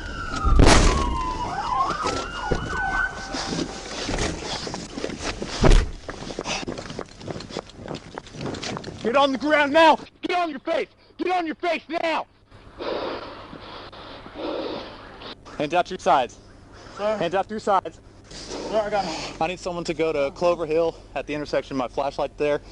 And as long as some marijuana and looks like some cocaine as well. Sir, I got a what's name on my back. I got a bullet, sir. Huh? I got a bullet. Bullet where? And I got my chest. I'm having a heart attack. Sir, After a short chase, the driver of the Toyota lost control and crashed into parked cars. The suspect was arrested and taken to jail. On June 10th, 2023, at approximately 10:09 p.m., I was sitting stationary at the weigh station on Interstate 40 westbound at the 283 mile marker when I observed a gray Nissan Altima traveling at a high rate of speed of 86 miles per hour in a posted 65 mile per hour zone. As the gray sedan passed, I emerged into traffic to conduct a traffic stop. I activated my blue lights and sirens. Following the car for a short distance, the driver did not show any indications of pulling to the shoulder. Corporal Billy Martin advised dispatch, we were in pursuit.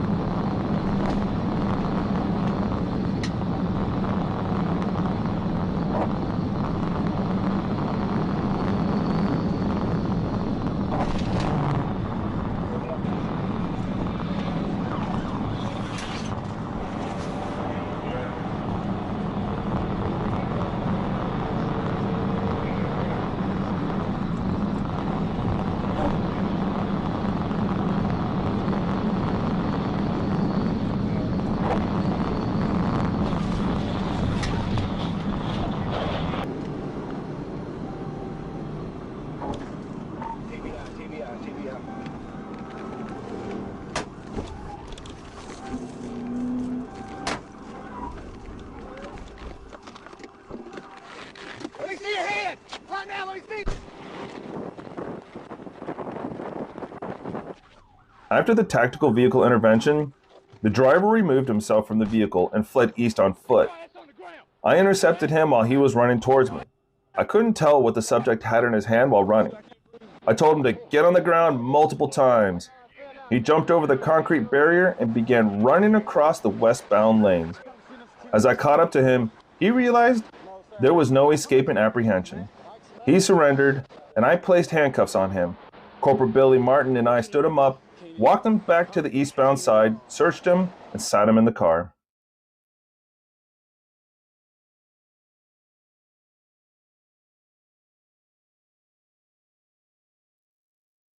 The chase begins when a police officer spotted a Toyota Prius, which, ignoring him, was traveling well over the speed limit and refused to stop.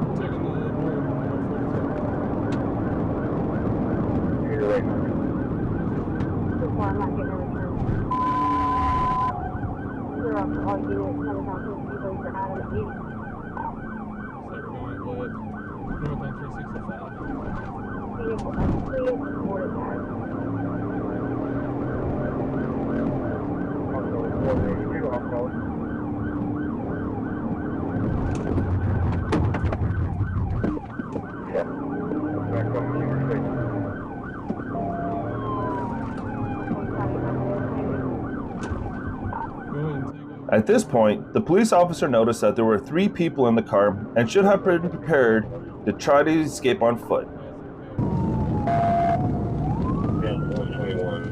The police officers decided to swap places because the Chevy Tahoe lacks the maneuverability and speed to successfully and safely perform the pit maneuver.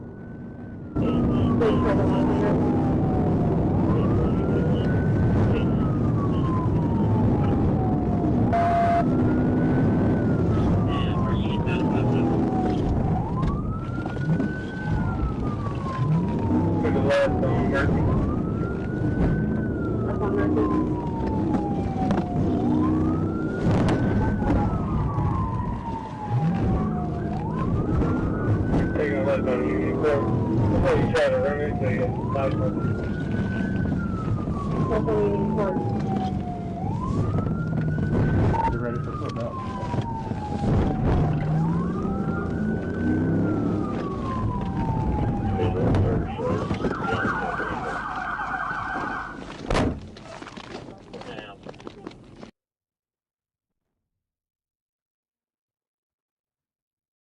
After an unsuccessful pit maneuver, the police decided to try to escape into a busy, densely populated area, but came to a dead end. They couldn't escape on their own 2 feet either. All suspects were arrested and taken to the police station. On Wednesday, May 11, 2022, the Arkansas Community Corrections Special Response Team requested assistance with the apprehension of a state parole absconder at the Spanish Willow apartment complex at 7510 Geyer Springs Road.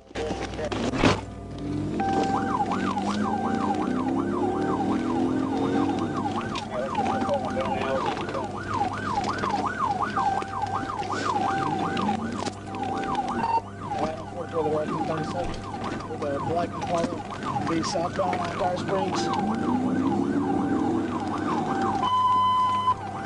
Roger, they net 1063, 543, southbound guys.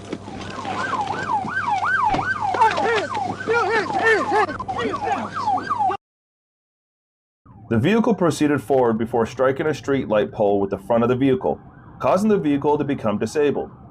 The driver then exited the vehicle through the front passenger door and began to flee on foot. I was able to catch the driver, later identified as Malik Reeves, and detain him on the ground until additional troopers could arrive. Mr. Reeves was then placed under arrest in handcuffs. During a search incident to arrest, I located an empty Glock magazine in the right rear pocket of Mr. Reeves' pants. After conducting a registration check on that name, I was able to determine Mr. Reeves provided me with a false name and learned that Mr. Reeves was also a state probation absconder. Mr. Reeves also showed to have 2 additional warrants, one out of Pulaski County Sheriff Office and one out of Gregg County, Texas.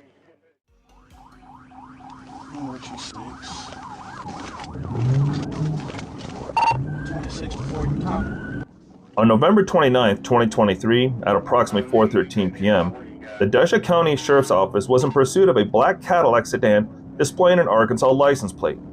The vehicle was fleeing from Deputy Wayne Green, heading northbound on U.S. Highway 65 through the city of Duma. I became the secondary unit in the pursuit.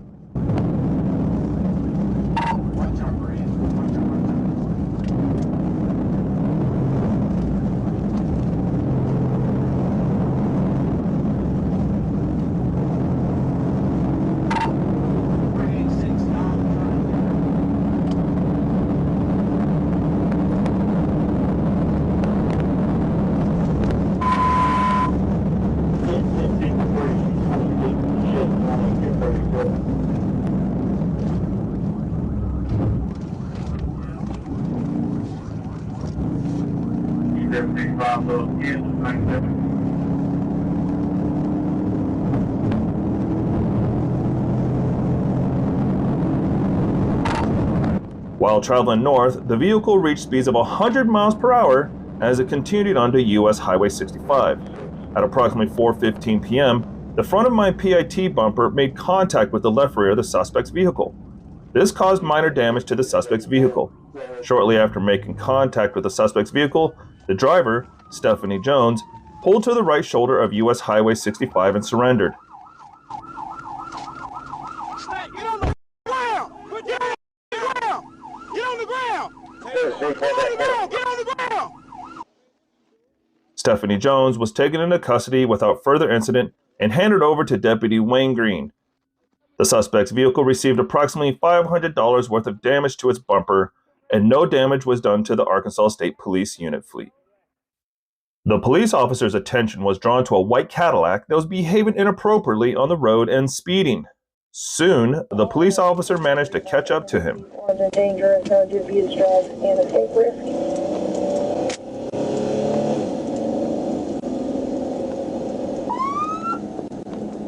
Where you have to stop.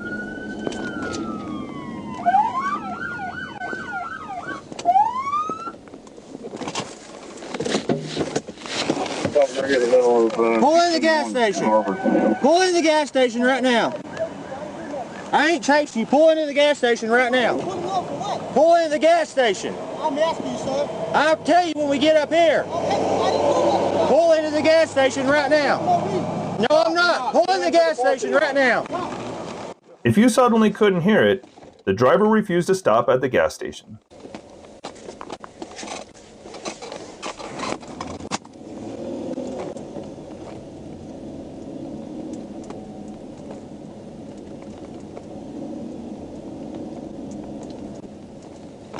Pull into the gas station. Thank you. Let's just get up there and pull him out. Get out of the gas. I'm stopping you. Get out of the car right now. We're not watching you.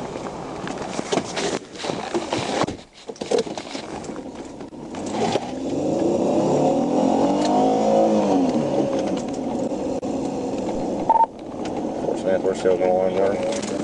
Passing Harvard.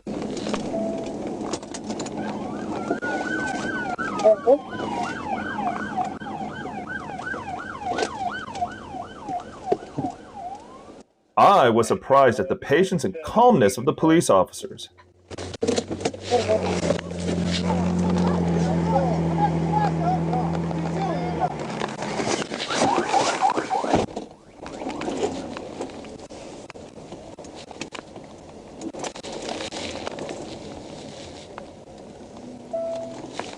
Do you want the phone?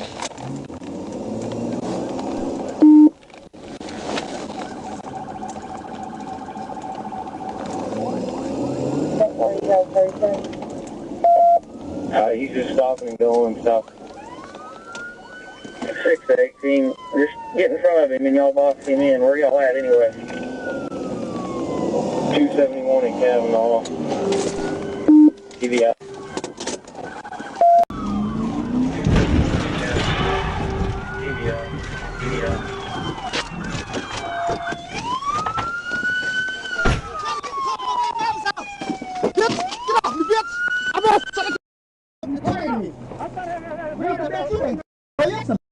An example of how to ruin your history in a couple of minutes. You could have gotten a ticket and moved on. Another example of getting yourself in a lot of trouble instead of paying a speeding ticket and going home. A police officer spotted a Kia Sorento that was traveling heavily over the speed limit.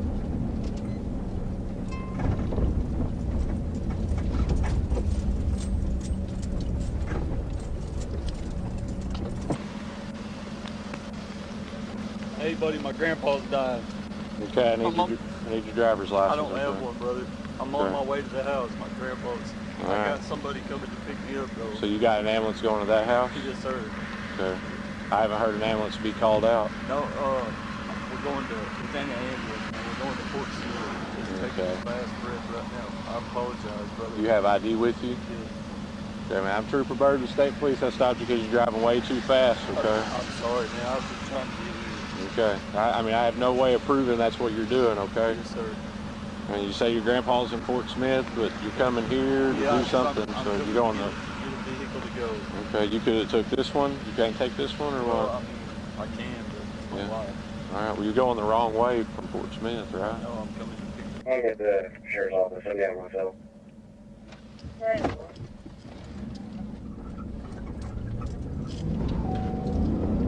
Clarksville, you just took off on me.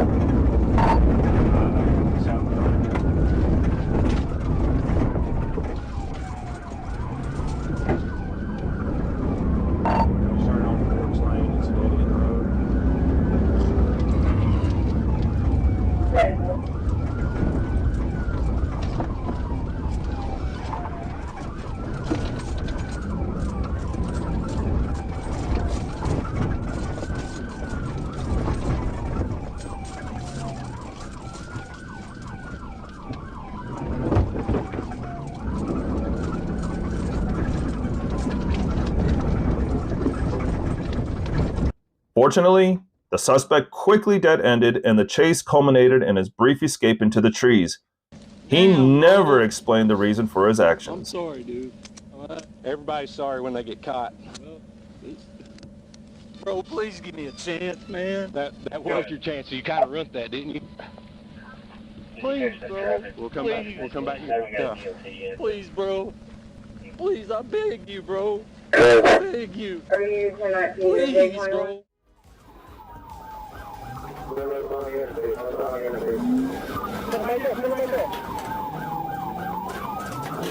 On July 30th, 2023, the Tampa Bay Regional Communications Center relayed a bolo regarding a green Chevy Tahoe that had fled from the Tampa Police Department.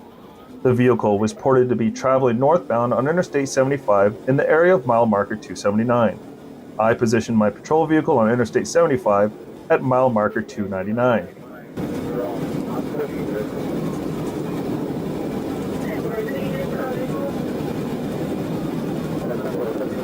During the pursuit, the Tahoe traveled at speeds over 130 miles per hour, drove on the wrong side of the roadway several times, and forced other vehicles off of the roadway. The actions of the Tahoe showed a wanton disregard for the safety of persons and property while simultaneously fleeing to elude law enforcement, constituting aggravated fleeing to elude.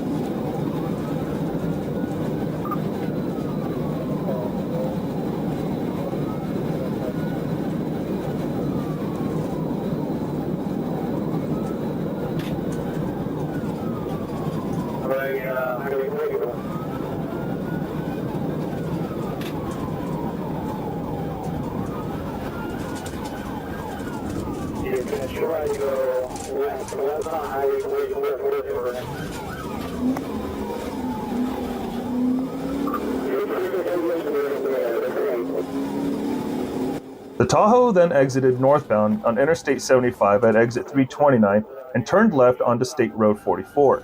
The Tahoe entered the Pilot gas station located at 493 Florida 44 in Wildwood, where it was boxed in by multiple law enforcement vehicles.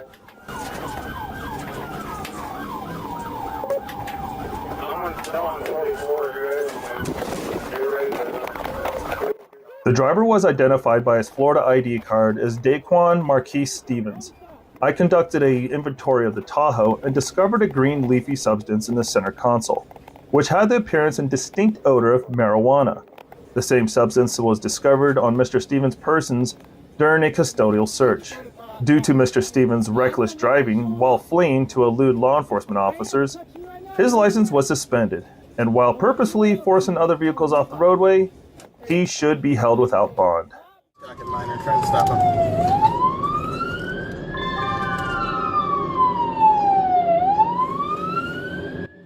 According to Ann Arbor police, at about 6:45 p.m. on Saturday, November 25th, the 12-year-old stole a construction vehicle from outside of Forsyth Middle School. The vehicle was unlocked with the key hidden inside the cab, police said in a statement. A police pursuit began when officers located the vehicle near Brooks and Pearl Streets and followed the child driving the construction vehicle at speeds of 15 to 20 miles per hour, and from there. At one point, the child took the vehicle through the Georgetown Boulevard neighborhood, where he struck an estimated 10 parked vehicles, officials said.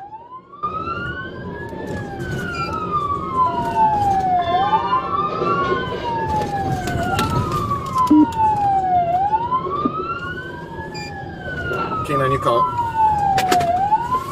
Yeah, we're crossing over Hillary.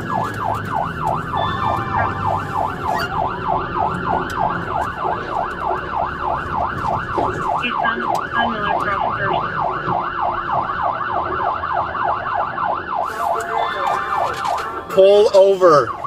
Pull over now. Yeah, we're coming from Ashley.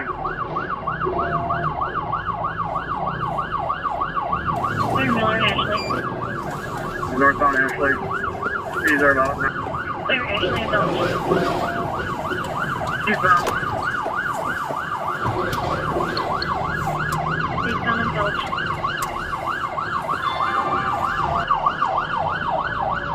We got a lot of traffic on Main Street. And you were on Main where you're at. Main and Dulce. Northbound Main. He's all over the roadway right now. Southbound, towards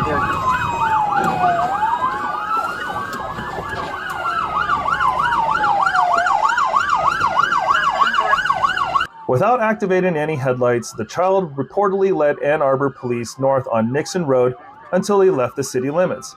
That's when deputies with the Washtenaw County Sheriff's Office took over the pursuit. You're around the cul-de-sac here. He sideswiped the car into the front yard. Which continued until the boy stopped in the area of Godfredson Road and M14 in Plymouth. The child, whose identity will not be released because he is a minor, was taken into police custody at around 7:53 p.m. He was lodged at the Juvenile Detention Center. It was not said what punishment he may face. Throughout the pursuit, the boy could be seen swerving along both main and residential roads, even driving on the sidewalk at one point. Though he hit several cars, police say no one was injured in the incident.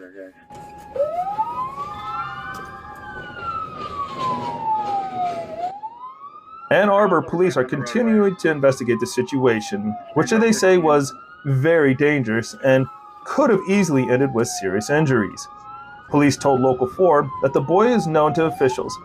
He appeared in front of a juvenile referee on Monday, November 27th, and could be charged related to stealing the construction vehicle and fleeing police. It all started when a police officer spotted an Infiniti with temporary license plates. At the last moment, He received information that they were fake.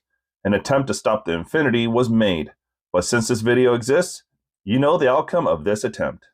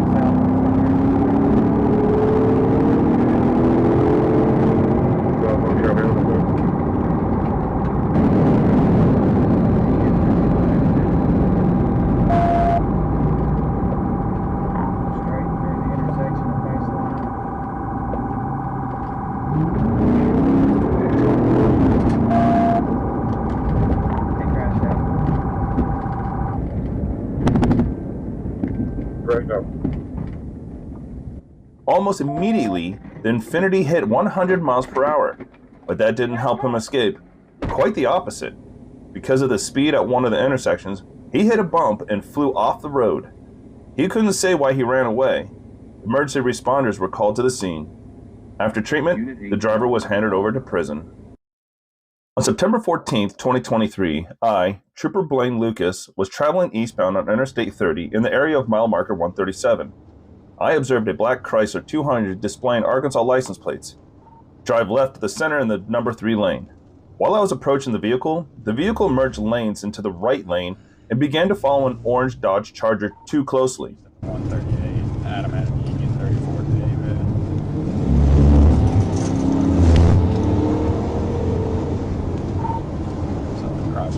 I activated my emergency light to conduct a traffic stop on the vehicle at mile marker 138. The vehicle pulled over onto the shoulder, drove on the shoulder for a few seconds as it was going to stop, then merged back onto the roadway and began to accelerate its speed.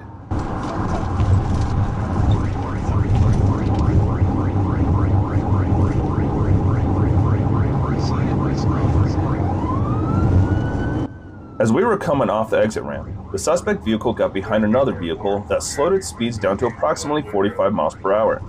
The vehicle then merged into the right lane and onto the shoulder, attempting to get around the vehicle in front of it. I used my right front of the vehicle to make contact with the left rear of the suspect vehicle and performed a TVI.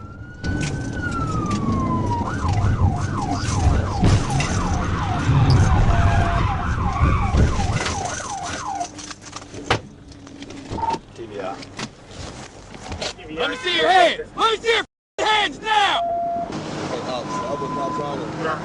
Stupid, dude. That was stupid. If you wanted to pull over, you had Roosevelt, and you had every stop between there. You want to run and do stupid when there's traffic like this, you're going to get pitted out like this, do you understand? I had the passenger exit the vehicle, later identified as Joshua Searcy, where he was taken into custody.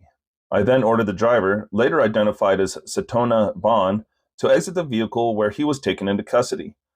Vaughn stated that he was running due to him absconding from police officers. During a search of Vaughn's vehicle, an open full can of beer was still cold and was in the center cup console. I think the car in front of him did, but he didn't. On September 18, 2023, at approximately 9:17 a.m., Trooper Tanner Hess initiated a pursuit with a white Toyota Camry near the 77-mile marker on I-40 eastbound. Involving a Ford Focus. Yeah, that's what I'm asking. Is this the first accident to come out? Or? I became the primary unit in the pursuit after the suspect vehicle passed by me near the 84-mile marker. While behind the suspect vehicle, I observed the driver traveling at speeds of excess of 130 miles per hour and passing vehicles on the shoulder. I had to slow for traffic near the 88-mile marker, and Trooper Hess became the primary unit in the pursuit.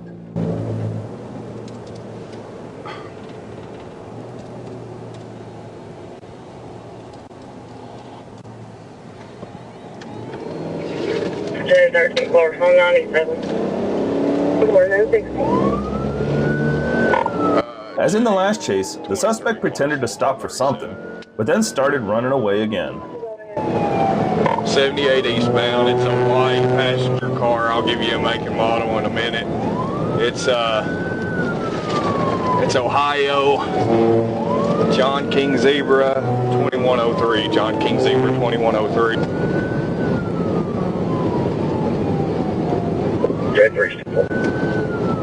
Passing the 80. Coming over Lake Dardanelle Bridge. It's a white Toyota Camry.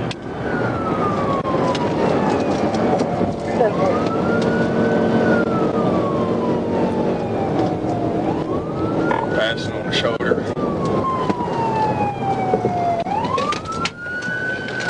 Alright, he took a right. Traffic's got a green light here, so he's not around any traffic. He's passing a truck right now.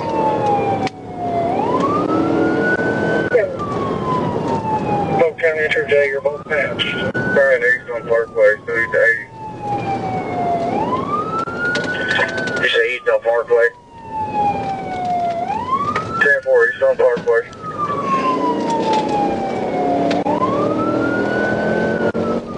Correct, we're going to try to set up at the 94 with spikes. 10-4 H, 25 scope.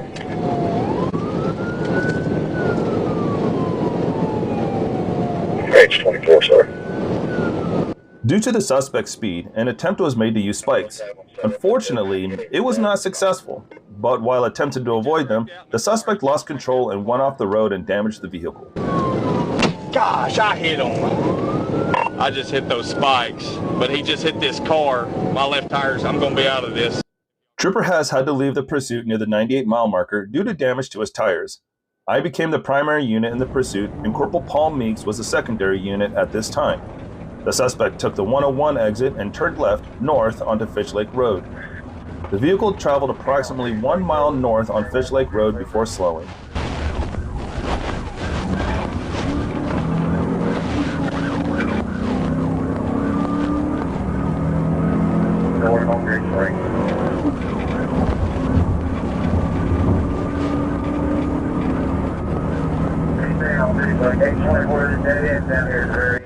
Due to the suspect's manner of driving, I believed he was a danger to the public and performed a tactical vehicle intervention, striking the rear driver's side of the vehicle to end the pursuit.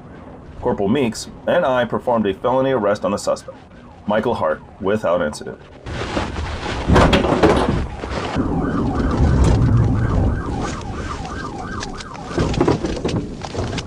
Get out the car!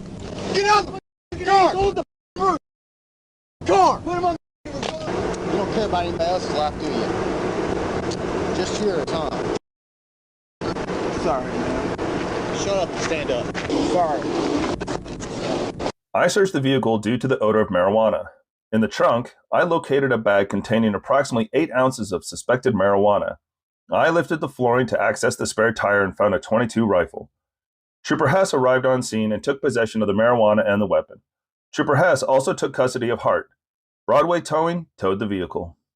On Wednesday, December 20th, 2023, at approximately 10:08 p.m., I responded to the area of Arkansas Highway 31 to assist the White County Sheriff's Office with a vehicle pursuit. White County Sheriff's Office was in pursuit of a stolen vehicle, a 2021 Dodge Challenger, black in color. While fleeing, the vehicle hit one of their deputies' patrol units. The vehicle then fled, traveling north on Arkansas Highway 31.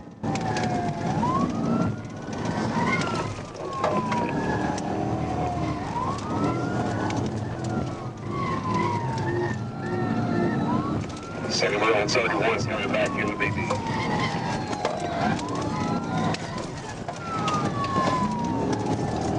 The vehicle was driving into the oncoming traffic lane, nearly colliding with oncoming traffic. I performed a TVI on Arkansas Highway 31 in the area of Terra Drive.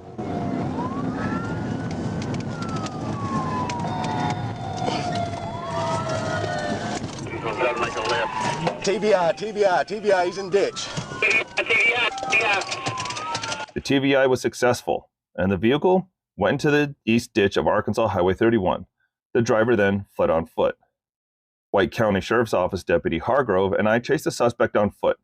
After a brief foot pursuit, we were able to apprehend the suspect behind an apartment building, where he was placed under arrest without further incident. On December 14, 2023, at approximately 9:25 p.m., I, Corporal Arnold, was patrolling Interstate 40 eastbound near the 3-mile marker when I observed a silver Nissan Altima that was driving slow in the inside lane, causing traffic to pass him on the right. The suspect vehicle also made an improper lane change when moving back to the outside lane of travel. I activated my blue lights to conduct a traffic stop on the vehicle near the 4-mile marker, but the vehicle continued traveling at a slow speed.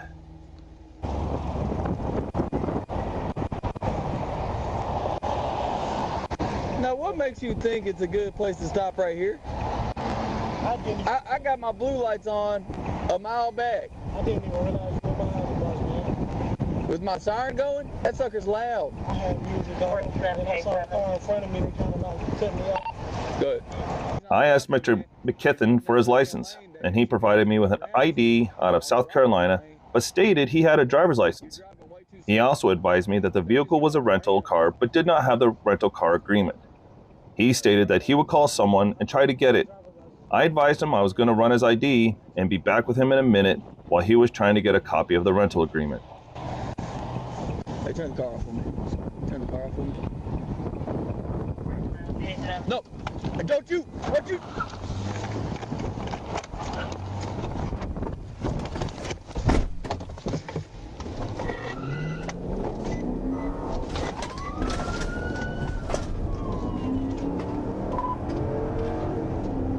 Where's 1037?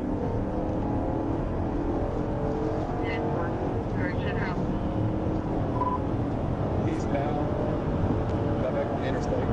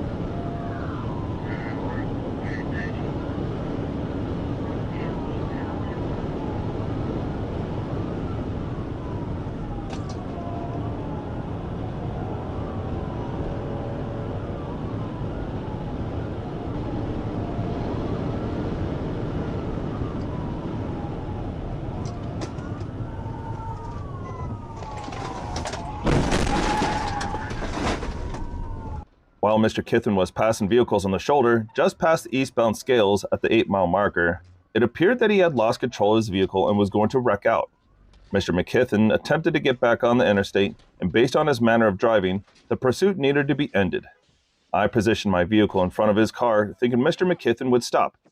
But in doing so, he struck the side of my state-issued Dodge Durango, causing disabling damage to my vehicle and his. Hey, police canine, stop! I'll see the dog, you'll be bit! During the track, clothing from Mr. McKithen was found throughout the thick wooded area. When the suspect was located, he was found to be hiding in a commercial-sized dumpster, and he was found to only be wearing his socks and his underwear.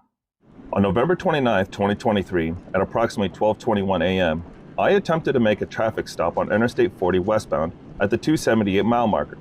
The vehicle was bearing Tennessee license plates BPG 4306 and returned to a 2017 Nissan Maxima.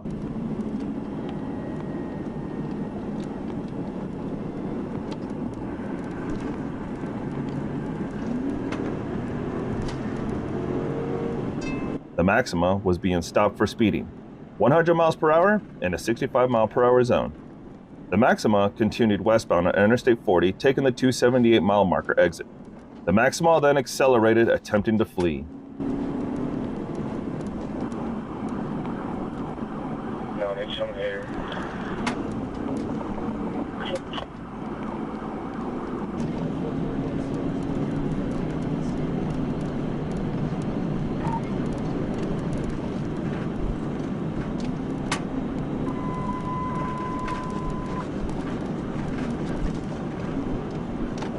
1037, 1064 for day 27. Day 27, what's your location on the tag again? Stand by. We're here at the Shell on the service road.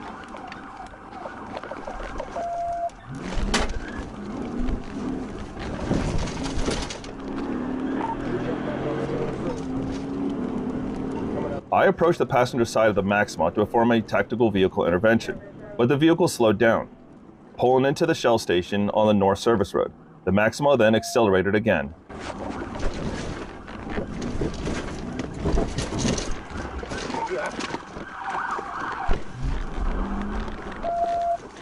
Day 27, what is the vehicle make?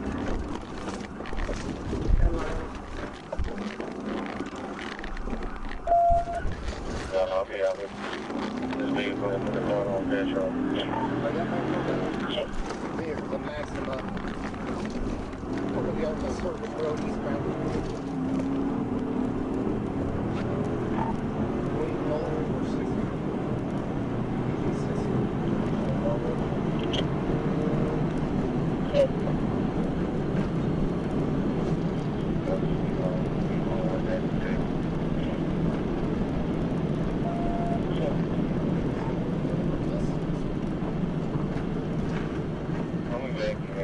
I was then able to perform a successful TVI of the fleeing Maxima. The Maxima again attempted to flee.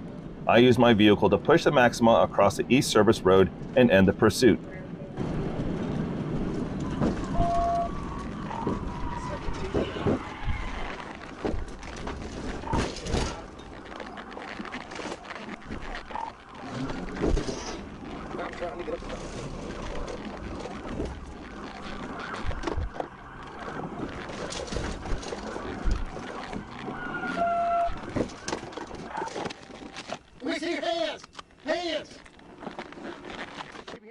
The driver of the Maxima was taken into custody without incident.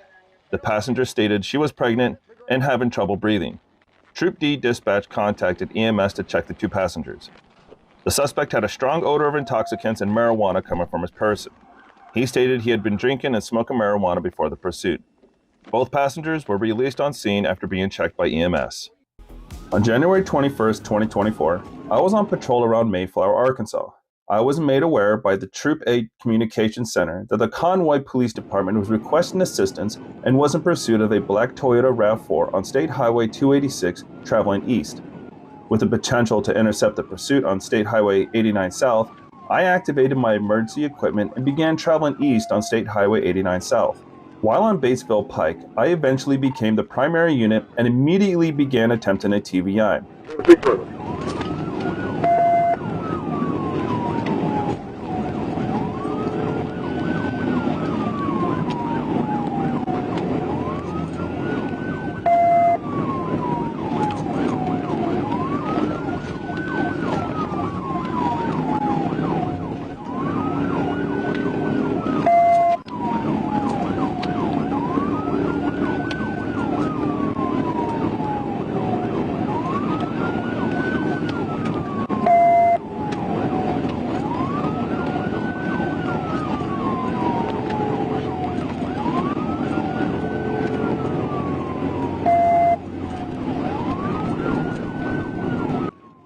Upon reaching the intersection of State Highway 5, the suspect was forced to slow down due to traffic ahead.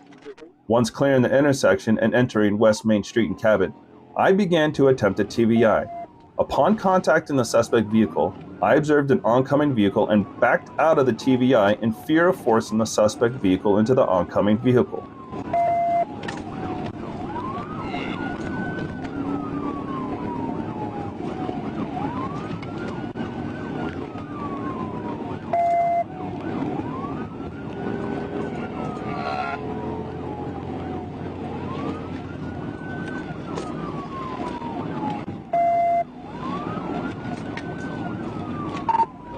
Trying to fit him, but he's blocking me on these two-lane roads. I hadn't had the opportunity.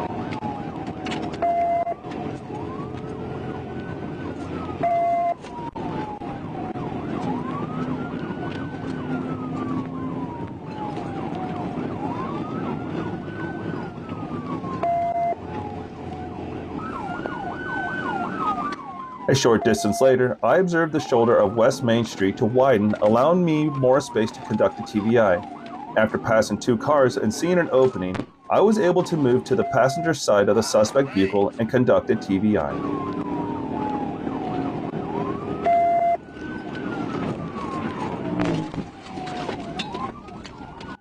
The suspect vehicle rotated counterclockwise approximately 180 degrees, left the roadway to the south, entered the ditch, and traveled upright across a yard backwards approximately 100 yards before final rest. The momentum of my patrol car on the snow carried through, and the front of my patrol car bumped the driver's door of the suspect vehicle at a slow speed.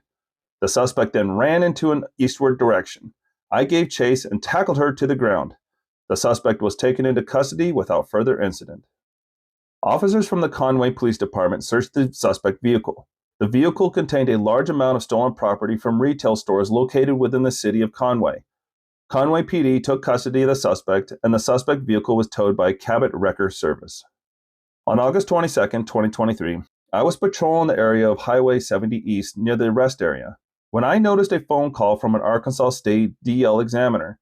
She stated that she was east of my location and met an oncoming westbound motorcycle traveling at a high rate of speed. I moved to the center turning lane and observed a motorcycle traveling west in the outside lane of Highway 70.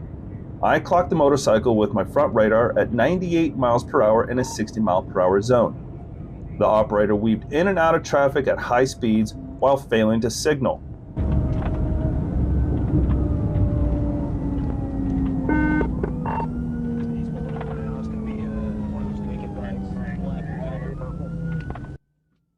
After pursuing the motorcycle for approximately 4 to 5 miles, he finally pulled to the roadside. The operator was identified as Tanner Templeton. He was taken into custody without further incident. About 10 minutes, maybe, depending on traffic. Put your hands right here. I'm going to explain something to you real quick, all right? I'm not happy right now. I'm pretty pissed off. You want to know why I'm in the area? Waiting on a school bus. Is there, can you see if you can find anything on Riding 140 miles an hour. Chicken 1788? You're going to jail. I just got one question for you, all right? See the sticker on top of this helmet? What does it say? What were your parents thinking? What were your parents thinking? Did somebody give this to you? Give what? No, I'm borrowing it. I just got the bike like a few days. The sticker applies to you. Does it?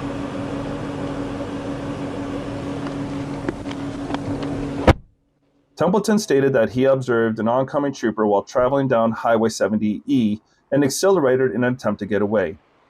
The motorcycle was unregistered and displayed no license plate.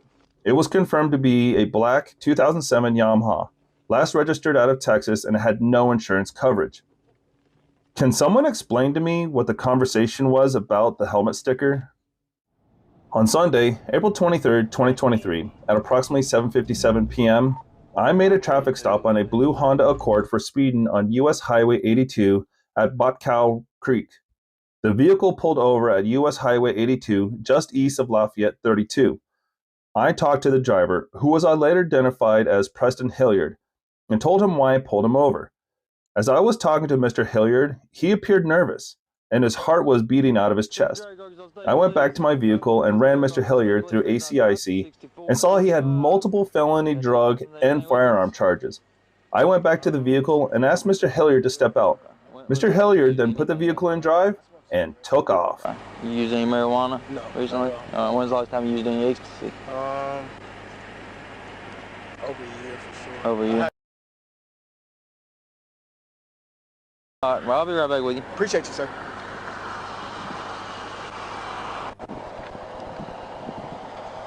All right, man, you gotta step out for me real quick. Step out? Yeah. All right.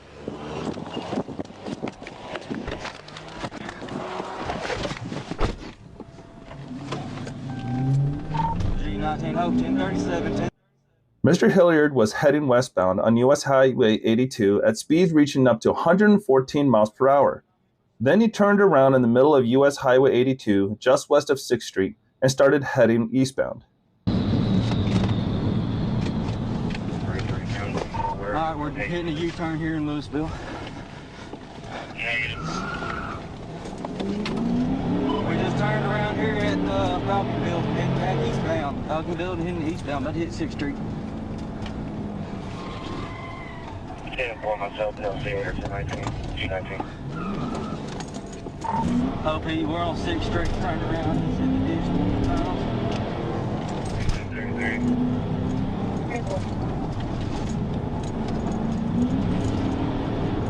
Going up by Louisville, we're on 6th Street, 70 miles an hour.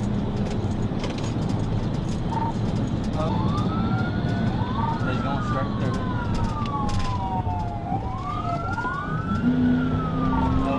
Through. I think he wrecked out. And went straight on 6th Street. Straight on 6th Street. He just wrecked out. He hit a house. Hey, I need it. Mr. Hilliard never slowed down and ran through multiple stop signs at 6th Street and North Maple Streets before crashing into 3 vehicles and a house. The collision occurred at 521 North Murphy Street. Then the suspect got out of the vehicle and fled on foot. Mr. Hilliard ran south and went into a residence at 409 North Murphy Street in Louisville. Deputy Patrick Morrison and Stamps police officer Cody Ham were able to take him into custody inside that residence. Mr. Hilliard was charged with fleeing, vehicle or conveyance, substantial danger or death, no liability insurance, signal for turning, stopping, or decreasing speed required, reckless driving, first degree, fleeing on foot. I hope everyone had a great new year, and as always, I appreciate everyone's support with this channel through this year and the years past.